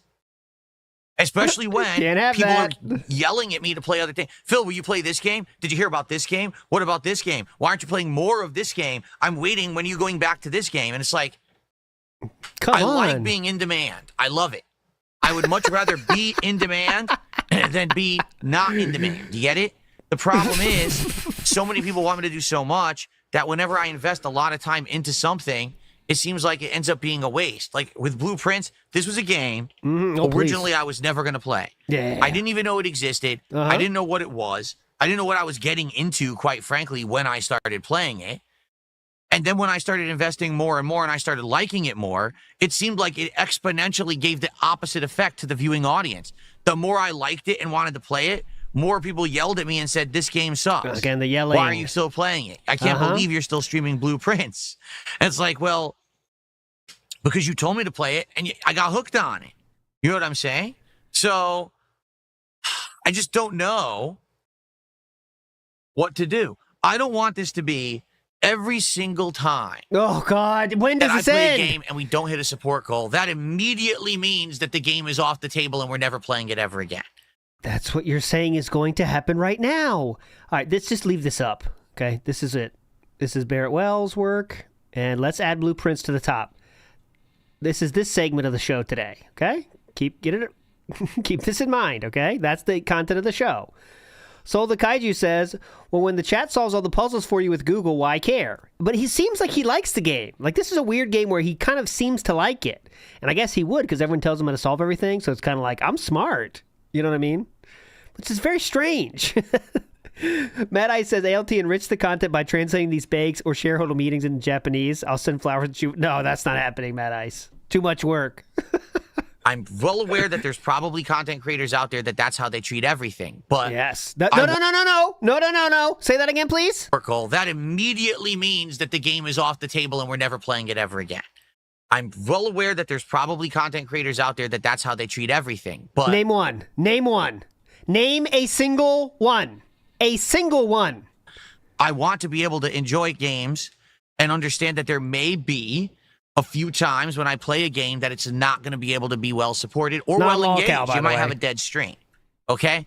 But I also just can't have one game be the game that no one cares about. Understand? Yes. So literally the thing you said you don't want to do, you will have to do. So that means you do want to do it then, since that is the thing you are choosing to do. Pretty cool. I guess we got to figure this out. What do we do? Doku says, what about a 3-strike rule? Exactly. This is what we got to start talking about. Do we give it a chance and then do a second stream? And if the second stream is falling off, then we say, all right, forget it. In a game like Blueprints, I do feel like we're near the end. 3 strikes and shame on game. 8 doors behind which there's 8 puzzles. And I guess once you solve all 8 of those, that's nearing the end. And then it's like the final thing, and that's the end of the game. So we're there. We've already opened 4 of the 8 doors. Okay, we know where the other 3 keys are. It's just a matter of RNG. And I mean that. It's literally a matter of RNG. I could boot up Blueprints right now and immediately get one of the keys if the game gives me the room to do it. But if it doesn't, there's nothing I can do. You know what I mean? Like, I can't get it if they don't give it to me. This is the worst show. It's kind of a bummer, but we get an answer right now, but we get an answer over the course of the week. Dude, Philip knew this is the first day of the summer of WPIG, and he just wanted to make this one suck, didn't he? I'm starting to feel it. I would love to hear yours. I don't know how to handle it. At this point, we failed at the RNG of this pre-stream. I'll tell you that. Your thoughts are, because mine are, I want to keep playing it, but I need to do things that you guys want, right? I can't just do what I want because it's not working. All right, well, hold on. He's messaging the chat. It is what it is. Big up Fictitious. Thank you so much, What sir. do you guys think? Legend The Militia Daddies should Fictitious. do a poll. I don't think that a poll is really going to solve it. FF9000 says, many games are about RNG. If it were Pokemon, you got to keep going for encounters until the desired Pokemon shows up. You're complaining about a core aspect of video games. Yes. I'm not complaining. You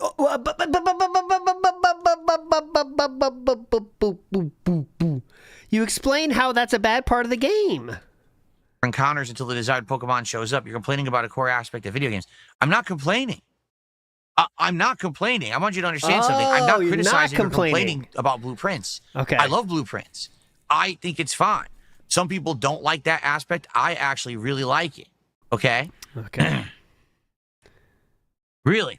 Ellipsian says, the sigil doors aren't really required for the true ending. I do have the steps required written out for my playthrough.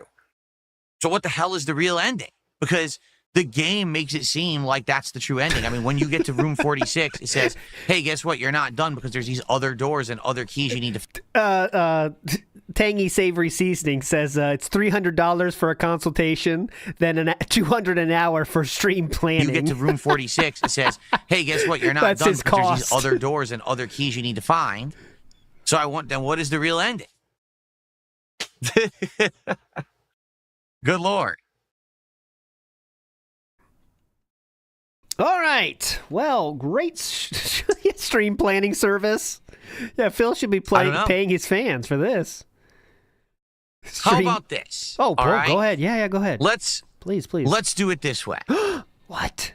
Because you know what? This person actually had made a good point now. They said, this is basically becoming a sunken cost fallacy.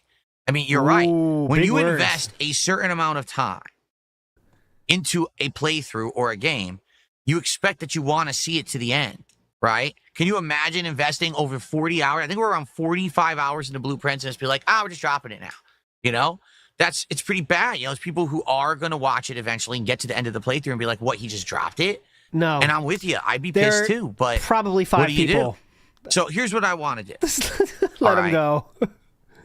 I want to do one more stream of Blueprints. And I will announce it far ahead of time. It's going to be next week.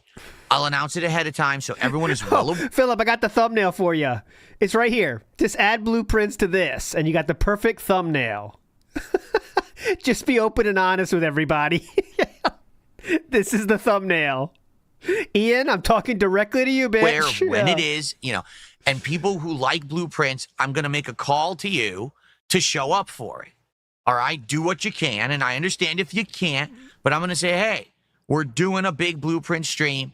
I want to make progress. I'm going to need help with this. Not only am I saying, show up and, of course, financially support the stream, but I'm saying engage with the stream.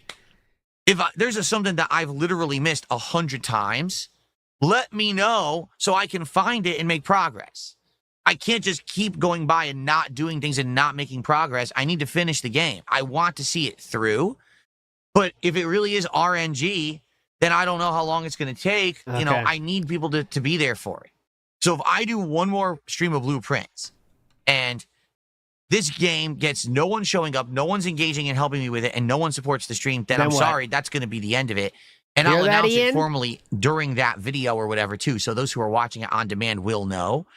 But I really don't want to drop it. Like, I'm trying to be as forthcoming with my feelings. Great point. If you have played the game as much as you've talked about it, you would already be done the game. And that is a fucking good point. As I can. I love Blueprints. I really enjoy the streams. They're chill, they're interactive, they're fun. Every time that there's a new story development, it's like a eureka moment. I really enjoy that feeling. I want to see it through, but I can't play this game for 100 hours. No one's going to stick around for that long. Already 45 hours in, we've got people who have fallen off and don't care about it. Every time I stream it, people yell at me, why am I wasting my time? It's a very frustrating endeavor. Okay?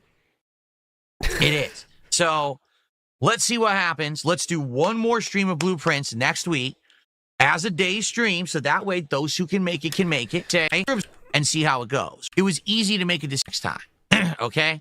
You know, with Clear Obscure, it was easy to make a decision. Let's just focus on the story for the game. So you have one more stream next week. Let's see how it goes. I'm personally hoping that it goes well, that people show up, engage, and support with this stream. I really hope so. Stream. If not, well, I don't think anyone's going to blame me and be like, well, you didn't give it a chance. Absolutely, I give it every chance at this point, right? Okay.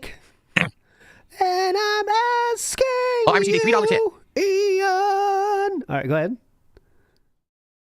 Oh, it's just a troll, so I'm just going to ignore them. Fuck you. All right, cool. Okay. Must have struck a nerve. Gotta hit the goal.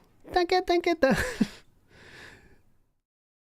All right. So, that's that. Now we know one more stream to determine the future of Blueprints. If it's a thumbs up, we continue. If it's a thumbs down, we drop it. Let's see what happens next week. Okay, by the way, thumbs up means not hitting the goal, just to let you know.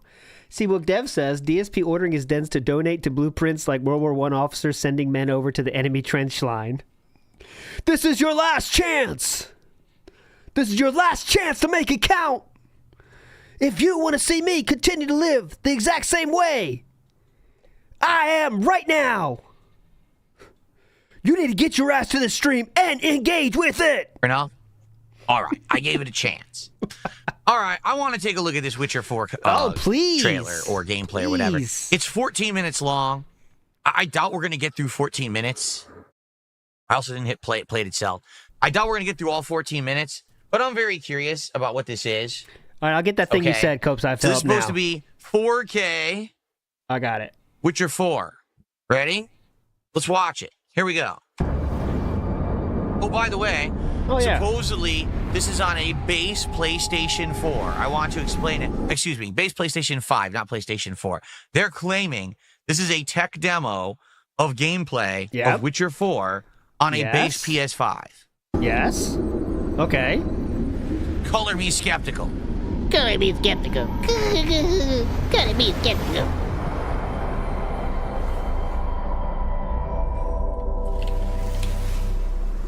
Color me skeptical.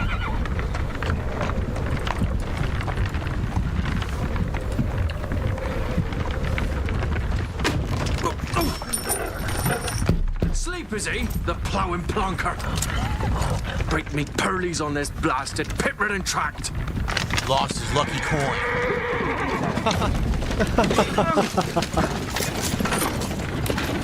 Good placement of the camera, of the face cam here, Philip. Looks great. Like you're looking off into the distance somewhere else. The devil's out there! They fixed it.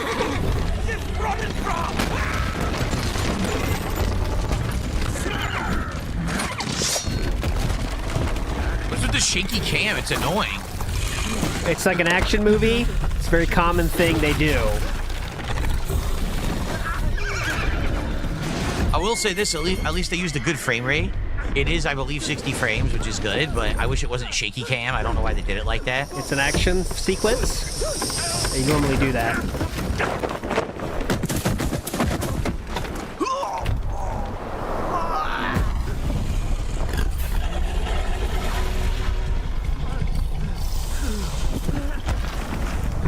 At least I need the camera static option on.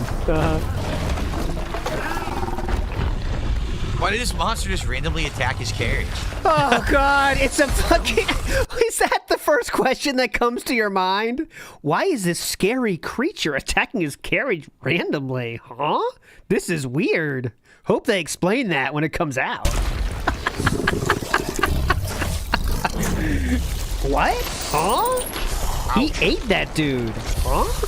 What? Doesn't make any sense.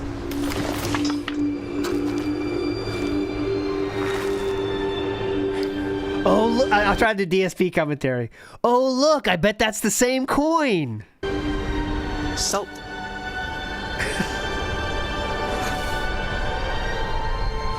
Almost had me fooled, Fruin. There, you got it. You notice anything? Yep, that's the same coin.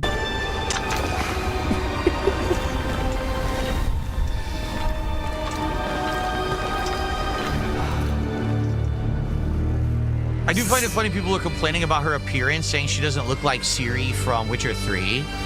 Like, yeah, Witcher 3 was like 10 years ago. Mm-hmm. Of course, the model's going to change, right? Like, they're not going to use the same model. What do you think of how they are portraying her, though, Philip, is what people are more interested in than just... Okay,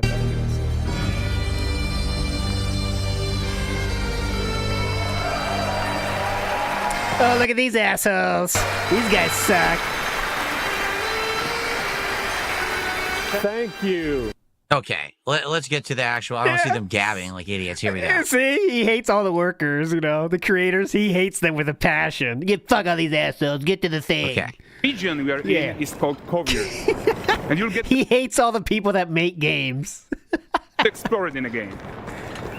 Right now, Ciri is investigating a monster, and after gathering new clues, she's heading back I'm to telling you, this village. is impressive to me. I know it's a tech demo, but this looks fucking cool. This is a successful tech demo because it makes me think that looks pretty fucking hype. All right, everyone, meet Kelpie. Oh, I gotta send it to Chew as well. Let weeds be weeds, Kelpie. She's a Witcher player. So I'm just not. like Geralt and Roach, Ciri has her own loyal companion. We return to town. These two characters need to feel like one. Since you're gonna explore the world on horseback, riding needs to feel seamless, natural, and just fun. Yeah, and to support that, we're introducing multi-character motion matching in Unreal. Oh. So Ciri and Kelpie, they're perfectly synchronized when mounting from any angle and speed. And we also support movement. Yeah, right. Day one, there's going to be video compilations. Look, they're perfectly synchronized. She goes to get on the horse. She flies into the sky and fucking glitches out the ass. I love when they're going to kiss this game's butt so early in development. Philip. They're trying to sell the game, Philip. Why would they ever talk about glitches, Philip? It's kind of why they have these things, is to promote the game, Philip. Maybe he doesn't understand that part. Okay. And fucking glitches out the ass. I love when they're going to kiss this game's butt so early in development, just so that this is all going to come back to bite them. I guarantee you, this is all going to come back to bite them so bad because they're showing it now and they're basically trying. Okay, guys, our game is massively broken right now, and it looks like shit. We don't really know what kind of features we're going to have at launch. Here's a video, though. It's a tech demo, so it doesn't really mean much. But enjoy. Thank you. Trying to fluff up their game. And, I mean, the graphics are gorgeous, right? But why would you even do this right now? Why would you be like, oh, yeah, these two characters will be seamless? Why say that? Why set yourself up for disaster? What are they supposed to say? Literally, what's the other option? All right, so you played Witcher before. It's kind of the same stuff. We made it look a little bit better, but honestly, you know what to get here, okay? Anyways, push play, please. We're out of here. What are they supposed to say? Why say that? Why set yourself up for disaster? I don't know, man. Okay. So controlling her feels realistic and grounded. And there are also some really nice improvements to our Unreal Chaos Flesh Solver and these machine-learned deformations. So you've got realistic muscles moving and why would they say that? That's going to come back to bite them in the ass when someone has a graphical glitch. Stretching under Kelpie's skin without compromising the performance there. I have to show it? Oh my god. Look at this, bro. Look at... Why are they bros? This guy is on one right now. I have to show it? Oh my god. Look at this, bro. Look at the muscles. Let's leave Ciri behind for a... Is that like a gym? Making fun of people that go to the gym now? Like, because they showed horse muscles? That's for, like, bodybuilders now? What? Look at this, bro. Look at the muscles. Let's leave Siri because they show the horse muscles we got there. Wow. For a second and talk about the world itself. So much of the Witcher world is natural, organic, especially Kovir with its dense forest and wild nature.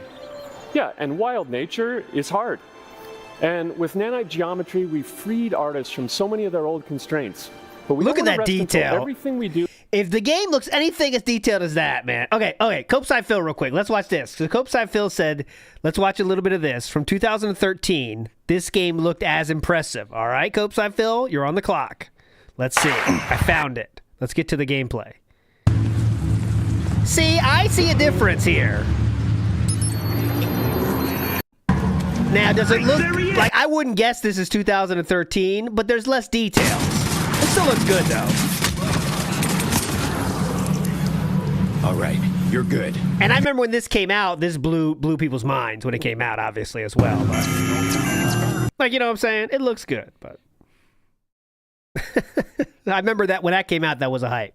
And Unreal has that same spirit of freedom. There's always more work to do. And foliage is a huge piece of that puzzle. So we are excited to introduce nanite foliage. Gee, that hurts my eyes. In order to achieve gorgeous foliage density everywhere, while still being memory efficient, is that a joke or serious? Fast to render, we believe that a new idea was needed. So instead of the same card approach we've been using for the past 20 years, artists should be free to take a nanite approach to foliage, modeling every single leaf and pine needle. That's insane. The old LOD tricks of the past, they needed a complete rethink. And in their place, it's a new adaptive voxel representation in nanite. Volumetric, Minecraft. fully 3D, it is super fast to render. And these dense clusters of triangles turn into these cubes, which at a distance, they're no larger than a pixel, and they react to the changing light of our dynamic sun and our shadows, and they allow artists to render whatever amount of foliage is needed to achieve their vision without anything to shit on, Philip? And no compromise. So what they're basically saying is... let's see how this is a bad idea. Instead of making these incredibly detailed models, everything's... No. ...is based on those blocks. But then they can fill in the blanks when you're up close. So they do have... I'll just let them go. I'll just let them tell you. You guys need to learn from the best. Everything's based on those blocks. But then they can fill in the blanks when you're up close. So they have the models to pop in to replace the blocks when you're up close to see it. But then when they zoom out, these trees are actually the blocks. But the eye can't see it from that far, so it looks like the full tree. It's like a kind of like a... It fools the mind, right? Yeah, definitely. I wish I had the transcript already. He started that with, it stops them from having to model everything in detail. Okay. This means how ambitious we are when it comes to bringing our vision to life with incredible visuals. But more than that, together with Epic, we created faster way to load the world. We can now bring in more content more quickly for the smoothest possible experience as we fly down to catch up with Siri.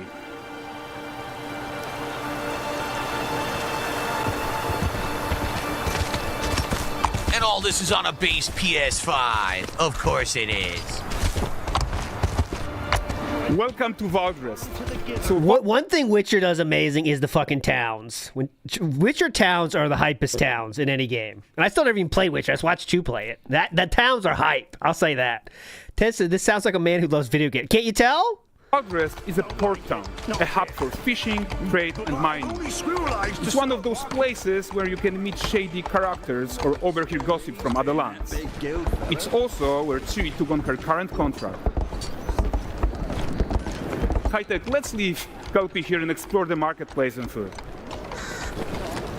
And the missus? I'm That's so pretty excited fucking good, we can man. finally show you some of this stuff. You know? Let's see what Valdrest has to offer. Not her again. Oh, spits on her. Oh, nice guy. She's a Witcher. 9 gazes while I present him with a fish. For the furry rascal will often wait, and the bear's wait grants. Oh, I think I saw John Rambo. Look. For the furry rascal will There he is, John Rambo. Look at him. You see him? Do you see him? I don't have my pointer, but I found John Rambo. The man himself. Look. I found him. They got him in the game? That's awesome. Pretty cool. And the bear's waiting. I think no one was afraid of the bear. He just stood there, perfectly stoic and still. Almost put Series I out. Pardon. Guys, notice how responsive the world is. The apples fell out? He's not playing it, dude. Get the fuck. No, fuck you. Fuck you. Okay. Fuck you. Fuck you. Fuck you. You're What? not playing it. We just saw that it zoomed out and did a tech demo. You can't control that with a PS5 controller. You're not really playing the game. The fucking camera is panning in front of her. How could you be walking seamlessly forward on the PS5 controller? Fuck you. Why are you such a disingenuous liar? It's like we're back to E3 of like 2000 when they used to do this shit all the time. Stop. Stop lying. Okay. You did this with Cyberpunk and it fucking bit you so hard in the ass. Why are you lying again? Just be real with the people and then they won't fucking be pissed at you when the game comes out and they've been overpromised and underdelivered for the millionth time. So you're not playing the game. He's controlling the camera. We know you're not. Some people are saying in chat. Sometimes even setting up chain reaction. He's controlling the camera. Everything is working together. Look, he's moving the thumbstick, yet nothing's happening on the screen. Yeah, he's really playing. Look, everything is working. Okay, you can't. I'm not saying like I'm sure of this whatever's happening here. Like I'm not sticking up for the game company that much here, but that's legitimately not true. At the very least, they're faking very well because watch his thumbs here when they move. When setting up chain he went to the left there, it moved. Everything is working together. Then he goes to the right a little bit more, and it moves. Look, he's moving. He's I don't moving know. the You can't tell thumbstick, from yet that nothing's fucking happening picture, on the screen. but, all right. Yeah, he's really playing. Look at this Got him, cool Philip. gentleman being Nailed taught it. how to fly by an angry innkeeper. That's what happens when you cheat at Gwent. Ooh, Logan says it better have Gwen or not. I'm out. I think they just told you they got it. That's what happens when you cheat at Gwent. There you go. Get fucked. Is it? Running away. Silver, round ones, what jingle in the purse. Why are we being so negative about this? Is this? I haven't seen the discourse. Is this generally being taken negatively on the Redditverse and on Twitter? Like, is that how is the internet at large taking this?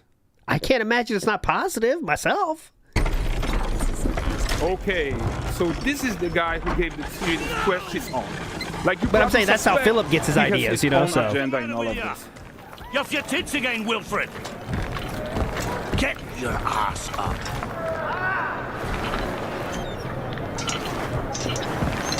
A typical day's toil. Who in? With tourists. What news of my wagons? No eternity is taking that damn salt to arrive. I found them. And, well, suffice to say, they'll not reach you. As for the salt, I found not one speck. I presume this comes as no surprise to you. Now. Kavir's smuggling okay, big up to trade is yes. of no Features you're seeing have been in Intel Engine 5 for over a year now. Okay.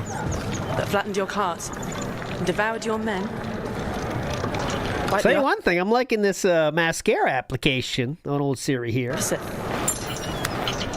Manticore. No, them winged hellspawn dwell in the arse end of Crane. Not here. Well, where's the camera going? There's a song about mascara at that level. About that merchant. Can't remember Let's it. take a look at the character technology that powers Can't this remember. marketplace. All right, watching this, doesn't this just make you wish that they had just made this instead of Cyberpunk? Like, that we had a whole, 10 years wasted because they had to make Cyberpunk 2077, and it was just, a waste of time? Like, this, just looking at this base value looks so much better. It's just a more interesting, engaging world. You don't know what monster series going to face. You don't know what cool lore is going to be in this game.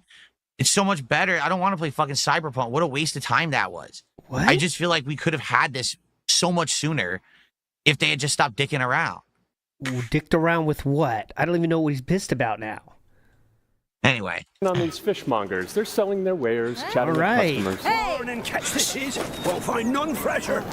Rugged me ladies after one of those. Get this cleaned and gutted for you. You mind, dearest? Into scene, something more. got mackerel cod, all Brexit's finest. And there is tons of tech to play here, even in a simple market stall. Metahuman tools, improved Unreal Smart Objects, Chaos Cloth, and more. Yeah, Ooh, and Chaos all Cloth. of this exists to make sure that the gap in quality between Siri and NPCs is as small as possible. Yeah, and closing that gap, it's not just about fidelity, right, but also authenticity. They should react to changes in the world around them. But the prisoner in pillory isn't exciting enough for Valdrest. Let's grab everyone's attention with a circus. Okay. See, here's the problem with what they're saying, though. Uh-oh. Like, I understand what they're saying. Oh, look, there's going to look like there's real town interactions. I mean, I believe there will be. But the question is, how many will there be? Like 2? Yeah, 2. So the first time you come to the town, you'll see that guy haggling for fish. The second time, they'll be playing music. Why are you shitting on everything before the game's not even out? What the fuck? Yeah, there's going to be 2. Chuck Buried says, remember, it's all positive content here on Phil Streams. As you can hear, we're having a lot of fun. And then when you come back, the guy will be haggling for fish again. It's the same thing. No. They'll have 700 different things. How much work do you think they're going to put into the NPC of the town you're going to see twice during the whole game? You know? So I get it. I appreciate the attention to detail, but I don't think it's a big deal. I actually think that the way that they're rendering the forest is more interesting than what they're showing right now. Okay. Thank you, King. Great take. But the great performance deserves a huge crowd, though. Let's crank it up.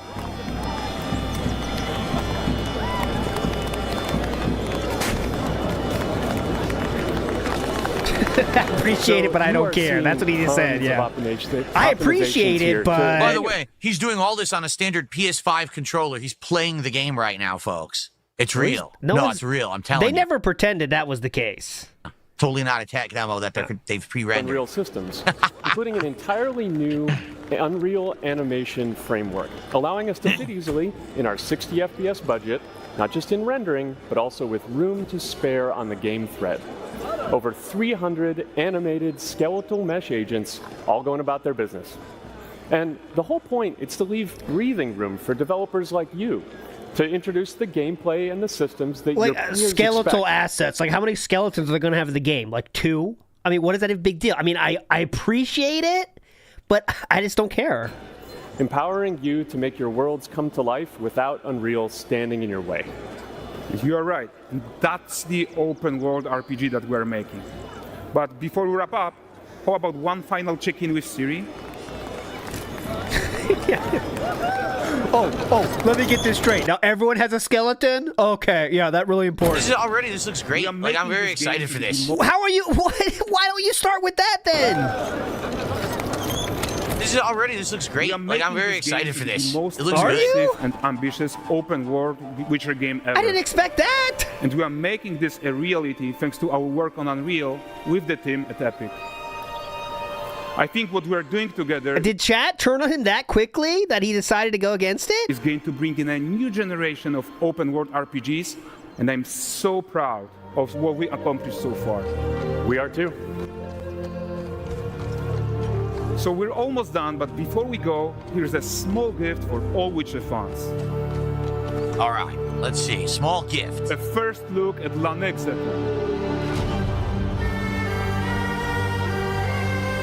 Huge.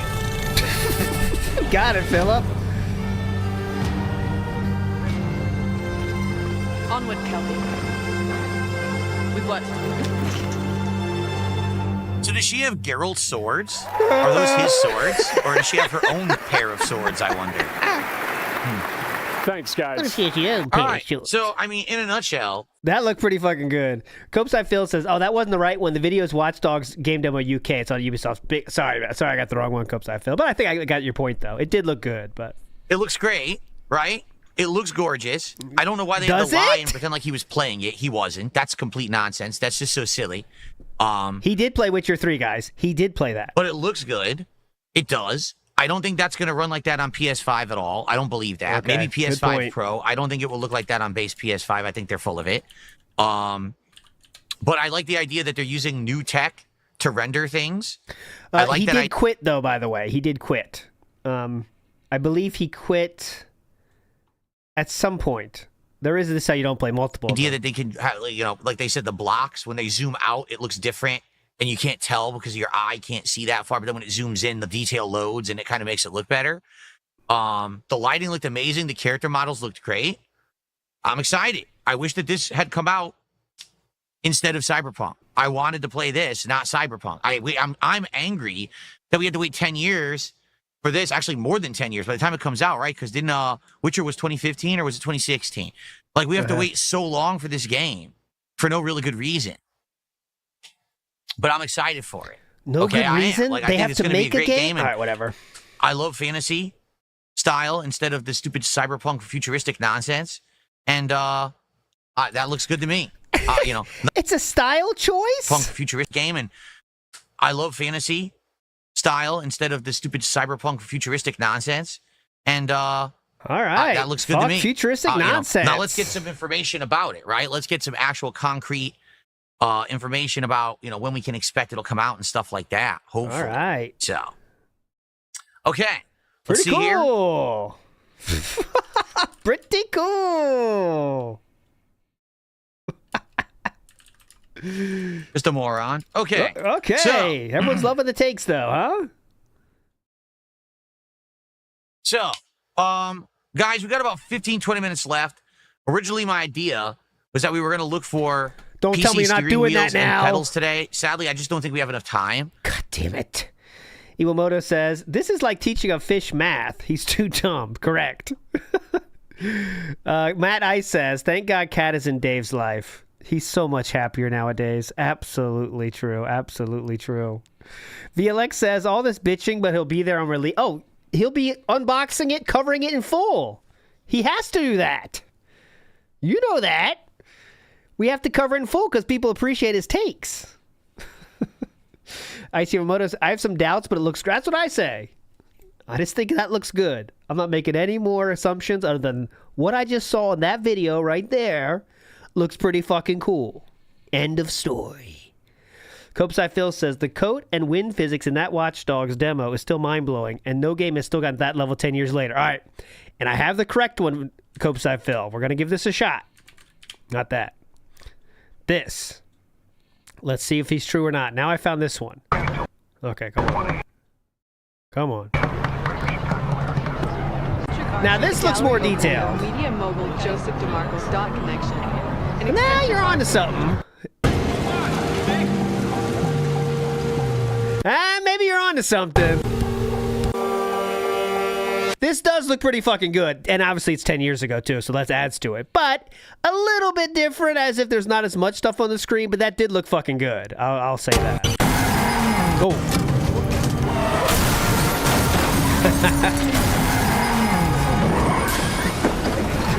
What the? Nothing I could do. I turned left. We gotta like give DSPs driving, yelling in the background. Let's do it tomorrow, because tomorrow actually is the final that came out real of podcast of the week, if you're not aware.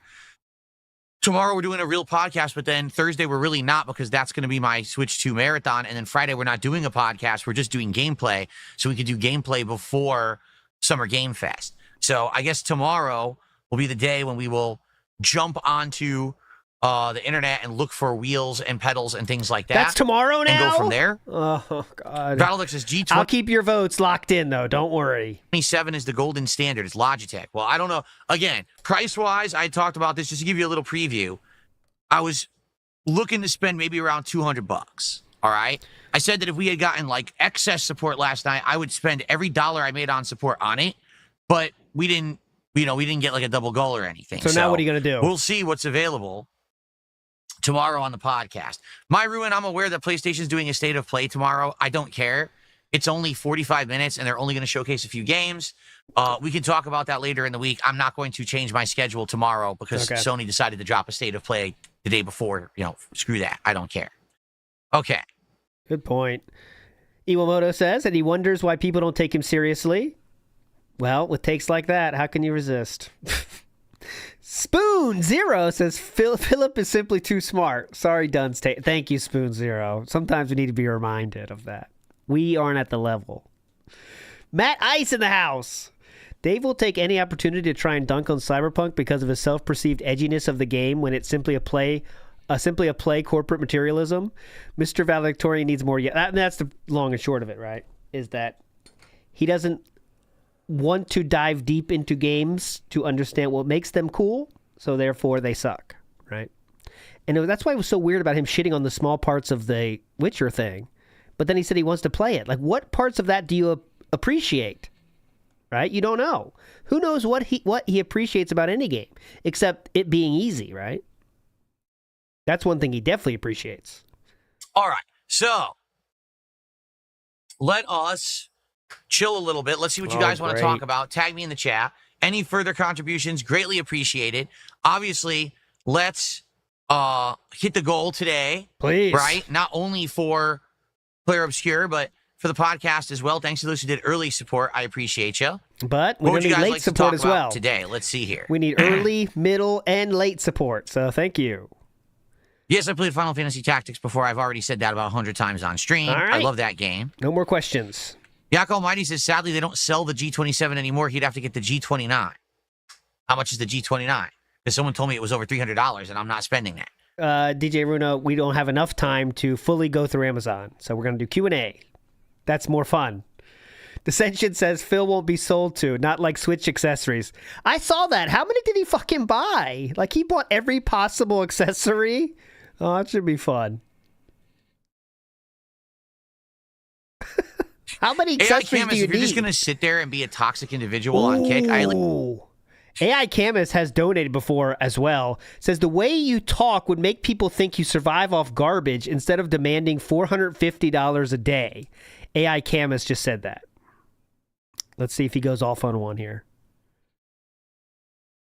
AI Camus, if you're just going to sit there and be a toxic individual on Kick, I at least expect you to drop a few subs. You've been toxic the entire podcast, just spouting nonsense out of your butthole of a mouth. Drop a sub. Maybe I'll let you continue. Anyway. Give me money. Hey, if you hate me, it's fine. Just give me money, dumb fuck, all right? It is. See, it's $300. I knew it. Nice. Say whatever the fuck you want. Just give him money. Cool.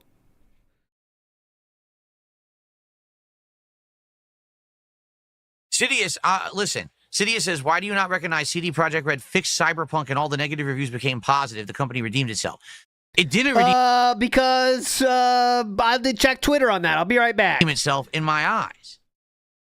What they did is they fixed technical issues with the game. That's it. The game itself still wasn't good. The plot was not that good. There was like 2 side quests I actually really enjoyed. And outside of that, most of the plot I did not enjoy. I hated the world. I thought that the How is that That's the only thing I like about Cyberpunk was the world. The world was probably disgusting and just boring as shit. Like I said, the first I didn't think it was boring as shit. Time you see a billboard of like a robot dildo, you laugh. You're like, wow, they really are an over-sexualized, over-commercialized society. There you go. But then when you realize the entire world is a one-trick pony, like that's it. That's all they have. Got it. Like compare the world of Cyberpunk to the world of Witcher. I mean that too. Like Tez called it, by the way, before he started. Oh, yeah, Layer 8, you were there, too. A lot of people guessed it.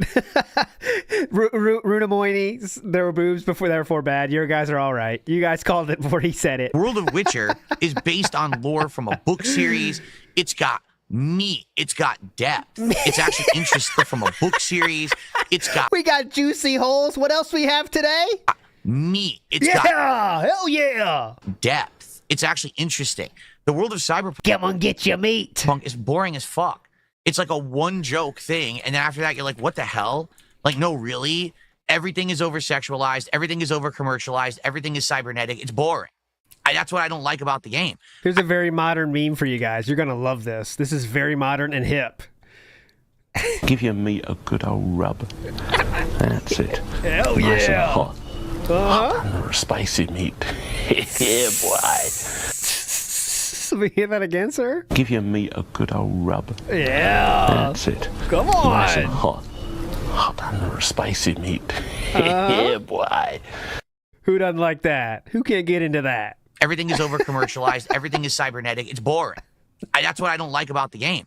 I didn't like the plot. I thought it was super boring, and the gameplay elements were just rehashed from other games. I didn't care about, oh, look, there's a zillion technical bugs that everyone complained about at launch. That wasn't the reason I didn't like the game. Okay. So unless they've completely changed the game from the ground up, and it's a different universe, and it's different gameplay mechanics from the beginning, then I'm not going to like it. Okay. Did they really do that? Of course they didn't. What they did is they went back, they fixed all these ridiculous bugs and shortcomings that their game had, but it's the same exact thing. It's boring. I don't like it. I literally, I've said this. When I played Cyberpunk 2077, my problem was I was only having fun about 20% of the time. 80% of the time I was bored to tears and didn't like it. So why would I like it now? It's the same game. Okay. You know? It's the equivalent of, let's say, Street Fighter 6 came out, okay? And it had a poor frame rate, and it was crashing, and there was glitches in the environment, and the gameplay was broken, okay? So they fixed it, so now it looks nice, but it still plays in a game mechanic that you don't like. Like, what if you don't like the drive rushing? What if you don't like drive impact? What if you don't like the fact that every character has a giant combo that pushes you to the corner and now it's a 50-50 guessing game? Well, if you don't like any of that, you're still not going to like Street Fighter 6, even if they fix all the technical bugs. It's the same game. See? They're not going to redesign the game from the ground up. They didn't do that. Now so then what, why trolls? on earth would I like Cyberpunk even after they fixed the game? Leazard says, remember when he talked about the tactics of WWE champions? Yeah, they were deep and layered. You don't get it, troll. They're way deeper than Cyberpunk. Dumb fuck. Copeside Phil, every reason Phil hates Cyberpunk is the exact reason we like it. There was nothing to fix the story or characters because they're great. Yeah, I thought all the fixes were just like, you know, gameplay elements. And everyone seems to like it now. That's for fucking sure. Cyberpunk is no bug snacks. You are right, my epic journey. That's the problem. It just has never reached the level, the heights that bug snacks did. Tony T says, Cyberpunk is doing amazing. What a mental midget. We've seen a lot of that today. And My Big Journey again says, first time he plays it, he will say they fucked it up. Oh, absolutely. The game's going to suck at the beginning. You just know that. Huh? They couldn't fix this? Huh? See? Did it really? Why did it take this long? That's another one's going to come out too.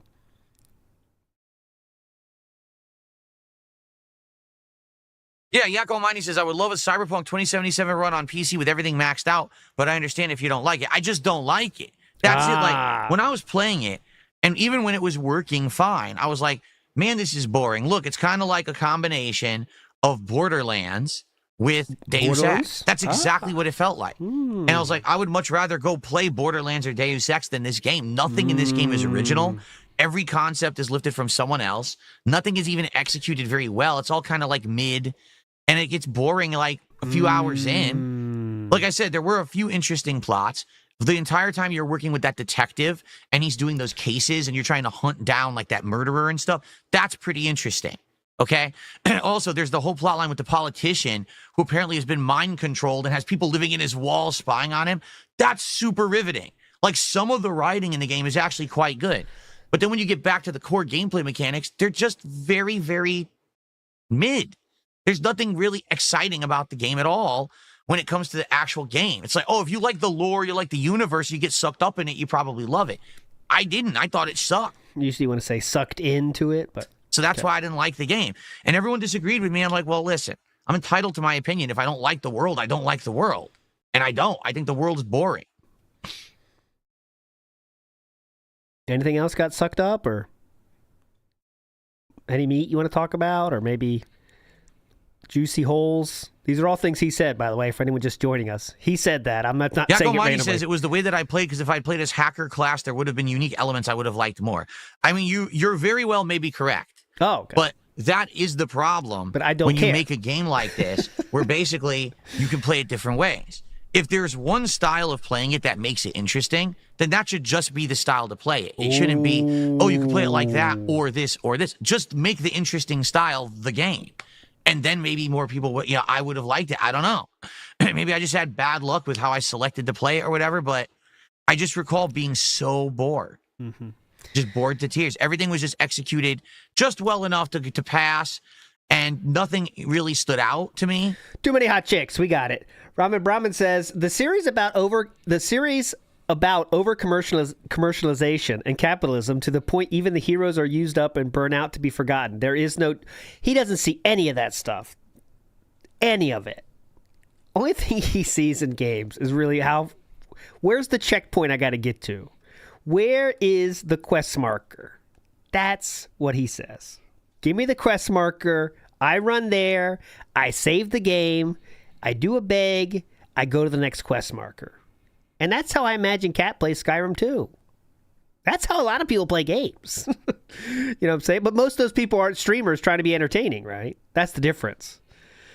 Greedo the Green says, all his points are mute. We just saw he only plays games that hit the goal, so any opinion of any game is how much money he will make. And he's admitting that now, and you're right, Greedo the Green.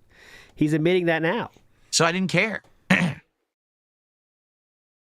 We have not got one temple piece, by the way, so it's okay we didn't have it ready for us today. Don't worry. We're not going to get there anyway. It'll be ready tomorrow, though, I promise. So AI Camus, I'm wondering, where were those subs? He literally is making fun of you, and we're going to call him out to what? Make fun of you more? So AI Camus, I'm wondering, where were those subs? Because he has given money before. That's why he's saying that. Come on, you wanted to sit there be toxic all day, and I let you do it. Where were the subs? Where's your give me paid money tax now? to do that? All right. He's not joking, though. Yak says, I agree. I played the game twice. Both times I did hacking because it was so much fun. You can murder everyone in a building without even entering it by hacking the cameras and turrets. That's interesting. Good point. He knows AI Camus is giving money Dancing before. Monkey says, that's a narrow way of thinking because it's different strokes for different folks, and having more than one style to play it is better. But you heard what Yak Almighty just said. What? He literally said, I think the reason you didn't like the game is because you picked a style that's boring. Well, then... Yes. Other people would choose that and not find it boring. This is a rough one, Why is there a boring style? For you, it was boring. For other people, it wouldn't be boring. You know what I mean? Like, why? So you should try a different class then, maybe, if you think you might not like this game. Put the boring way to play it in there. Okay. Instead, just make it interesting. Make it so that the hacking style is the way to play it. You know? Okay, gotcha. What if someone doesn't want to play that way? Okay.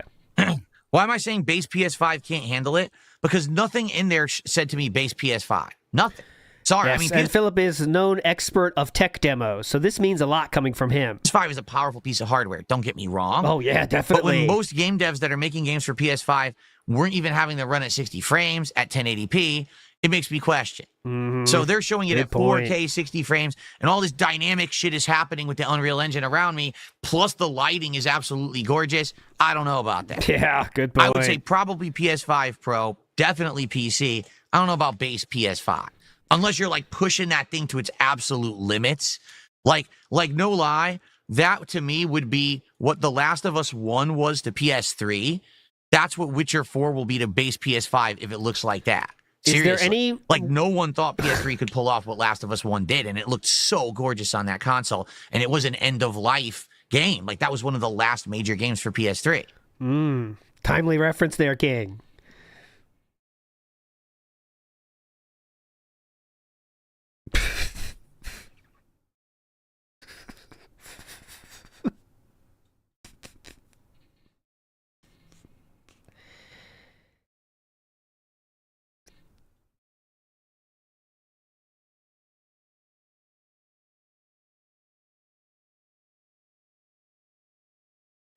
Am I going to use my PS5 Pro again? Of course. Daily Dead Air. Yeah. I got to get that. Fuck.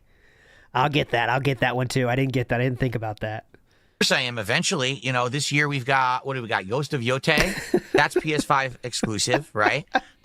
There's like 2 or 3 this year. Are there not? I want to say there's 2 or 3 games this year that are going to be on PS5 that I'll be playing. Can't wait. Cannot wait. Sounding fun, man. Really cool. Oh, yeah. Add it to the list. Good point. Things to bring back. This is not bring back. Daily Dead Air drop. Okay. Not too much, though. I think I'm doing pretty good. I got it. Oh, yeah. Did I check the check-in stuff? Death Stranding 2 isn't on PC? I didn't even know that. I actually did not even know that. I'm going to play it on PS5, I guess. I'll get a new pointer, though. I think Jury's run her Jury pointer, but I'll do something else maybe. We'll see. Thank you. Cammy pointer, that'd be cool. We'll see. Goutfoot, nah, I don't want actual Goutfoot.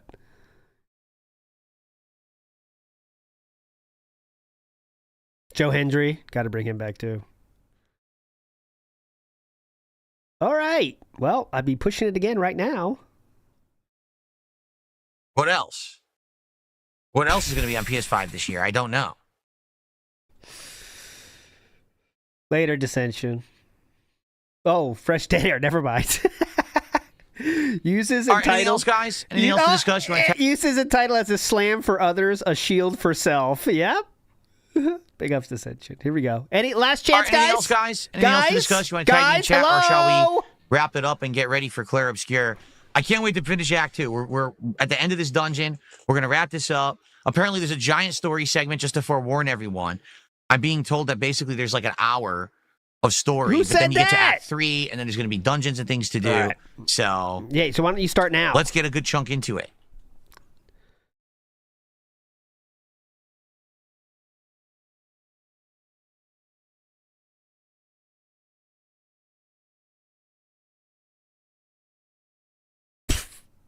All right, guys. Well, thank you for watching. Good show. Good show. We're out of time. Great show. One of the worst. If we had more time, I would look for the PC wheel today, but I guess we'll save that for tomorrow. That'll be a segment for tomorrow's show. Makes sense. And thanks for watching. Let me screenshot these. I'm excited. Votes. We're almost there. We're almost to Thursday. All right, we're getting there. And then Thursday we get the big marathon, which I know everyone's going to be very excited for. Me as well. And this should be a good one. All right. All right. Thank you guys for a great show. I certainly hope that you'll stick around for Claire Obscure as we head into the end game. We learned that Vikes is a buying scammer. I'll see you hopefully tonight for some Street Fighter 5. And of course, tomorrow, where I think we're going to be doing more Night Rain. Before the podcast was good, but this show. Really was not a fun one. And see you tomorrow morning. All right. Okay. So, folks, let's see. Yeah. Also, I heard something about juicy holes. I don't remember, though. The meat. I need to turn Rub your meat. This camera on. Sorry. I'm trying to remember what I got to do. We got to move this over here. I'm just never highlight. Okay? Here, Claire Obscure. What? I'll be back within 5 minutes, and then we're going to start with Claire Obscure. I'll be the judge of that. This will not be a lengthy break. Don't worry. We'll see. Just do a few quick highlight clips here. And then we jump right into Claire Obscure for 3+ hours of progress today. Okay? Oh, great. All right. Enjoy these clips. I'll be right back in just a moment. Should try and find a way. All right, so 12:50. Well, let's see when he actually leaves. He leaves at 12:56:59. Comes back. Ooh, in relatively short time. Oh, Claire Obscure. It's the one where we're like a Roman Coliseum and all the enemies are dancers. 168 viewers. Show is starting. And apparently this is the final dungeon of Act 2. God, and then we're going to see people this hate big this story-based shit, don't segment. they? That's going to reveal a lot. And then we get into Act 3, which is the finale of the game. But, there's a lot to it. So, all right. All right. Greet other greets. I get most of my support on the podcast. Definitely, as you can see. Except the viewers dip the fuck out. We need to, I forgot. So support of the podcast, viewers during some time. 2 things we need to do on tomorrow's show. Number 1, we need to look for a wheel and a pedal. Number 2, I should look at. Okay. And also a chair cover out. Chair cover? Don't like it, you're a jerk. Who doesn't like this? Oh my, I'm made with the 2. Here we go. The finger in the line. Okay. No, I'm incredibly hyperfixate with the $2 super chat says I seem negative today. Am I okay? No, I'm incredibly upset at the world. He is. And everything in general around me. But you know what? Your super chat and the fact that you care makes me feel a little better. So thank you. I think this has to go in the bottom of the screen so that way I don't block the energy bars of the enemies. And I think now we're good to go. Green screen looking great. No graphical glitches there, huh, Philip? Saying hair. You know what's funny, Battle Duck? He says, you talked about short attention spans on the podcast. Do you think that translates doing a podcast to jumping straight to gameplay? The thing is, there's a lot of people who just show up just for the podcast. Mm-hmm. You know what I mean? Like, they're here just for that. And then they leave. A lot of people, I bet, are not sticking around right now for Claire Obscure. They don't care about this game. But they wanted to get my take on a few things this morning, so they wanted to be I definitely wanted your takes on the Witcher 3 and also of your Blueprints not getting enough money. I was waiting for that take for a long time. You see? So, I don't know. It's kind of interesting to see the dichotomy there. Some people stick around for everything. Some people don't. I've actually noticed some of the days that I've actually... Can we get to it? Played just gameplay actually did worse. Both views and support-wise than the days when I did the podcast first. So... All right. Okay. Yes, I am wearing jammy bottoms with my blouse. Yes, I am. Thank you. Okay, here we go. Let's continue. He answered the question about his blouse.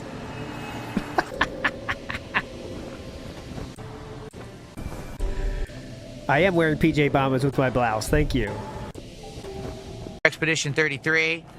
We're here in Surfside, and welcome back. It's time. Hello, everyone, and welcome. Must be the outfit of this area. She looks like one of the dancers. All right. Well, so I think what it is each major dungeon you can get an outfit that looks like the enemy of that dungeon, right? Oh, brilliant. So yes. She looks like the dancer. What's her name? Ciel. Okay. The only thing left I had prepared to show was this Subway had a new tweet, guys, and it's good. So this one says, "Sorry, you got to work for it. Close your eye and tilt your phone to see the code." You guys, obviously, there's a lot of amazing responses here. We got him. He's getting the Subway. I prefer food that's easier to eat, says Mr. Ludacris. There is the duties with the have Hogan on the phone. Only the price is half of off the second one. We still get the whole robust flavor still, right? We have you fucking slut. Oh, this is me. My friend's working on it right now. I'll let you know when he figures it out. That's mine. Duty again with the Subway ad here. You won't believe what you see. Power Polecat. That's good. Got to take a quick break, guys. That's a good one. A picture. The picture. Cat's not liking it. We have electricity. Okay. I like when there's real people responding. Make better sandwiches. You fell off. Okay, thanks for your input.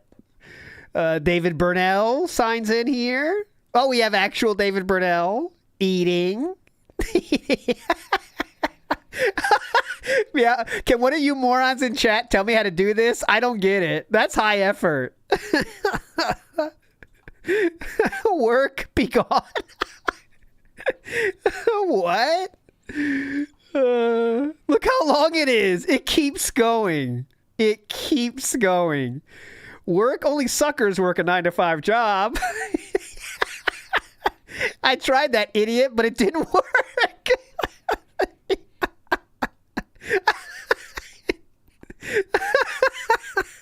It's never not funny. It's never not funny. Work. I am still scrolling. There's Hogan, Phil. What do you mean? It goes forever. Okay, just finished. Look at this. Look at this. Insanity. Oh my God. We are helping Subway. That's my favorite part. Is we are making Subway's social media accounts much more hype and robust. That's what we do around here. All right, my friends. That will do it for the show today. I hope you enjoyed. Tomorrow, we will be back at noon Eastern Standard with Brooke Baroque as the guest tomorrow. So she'll be coming in like 12:30 or so. And then we'll do the same system as today. Bullshit for a while. Preestream out. And then Thursday will be the marathon. So should be fun. Thanks, everybody, for chilling. Remember to do clock out, okay? Remember to try clock out. Don't do clock out, just in case it doesn't work. And I'll fix it tomorrow. You're all fucking legends. Big ups to Vikes, the scammer. We'll see you tomorrow. Bye.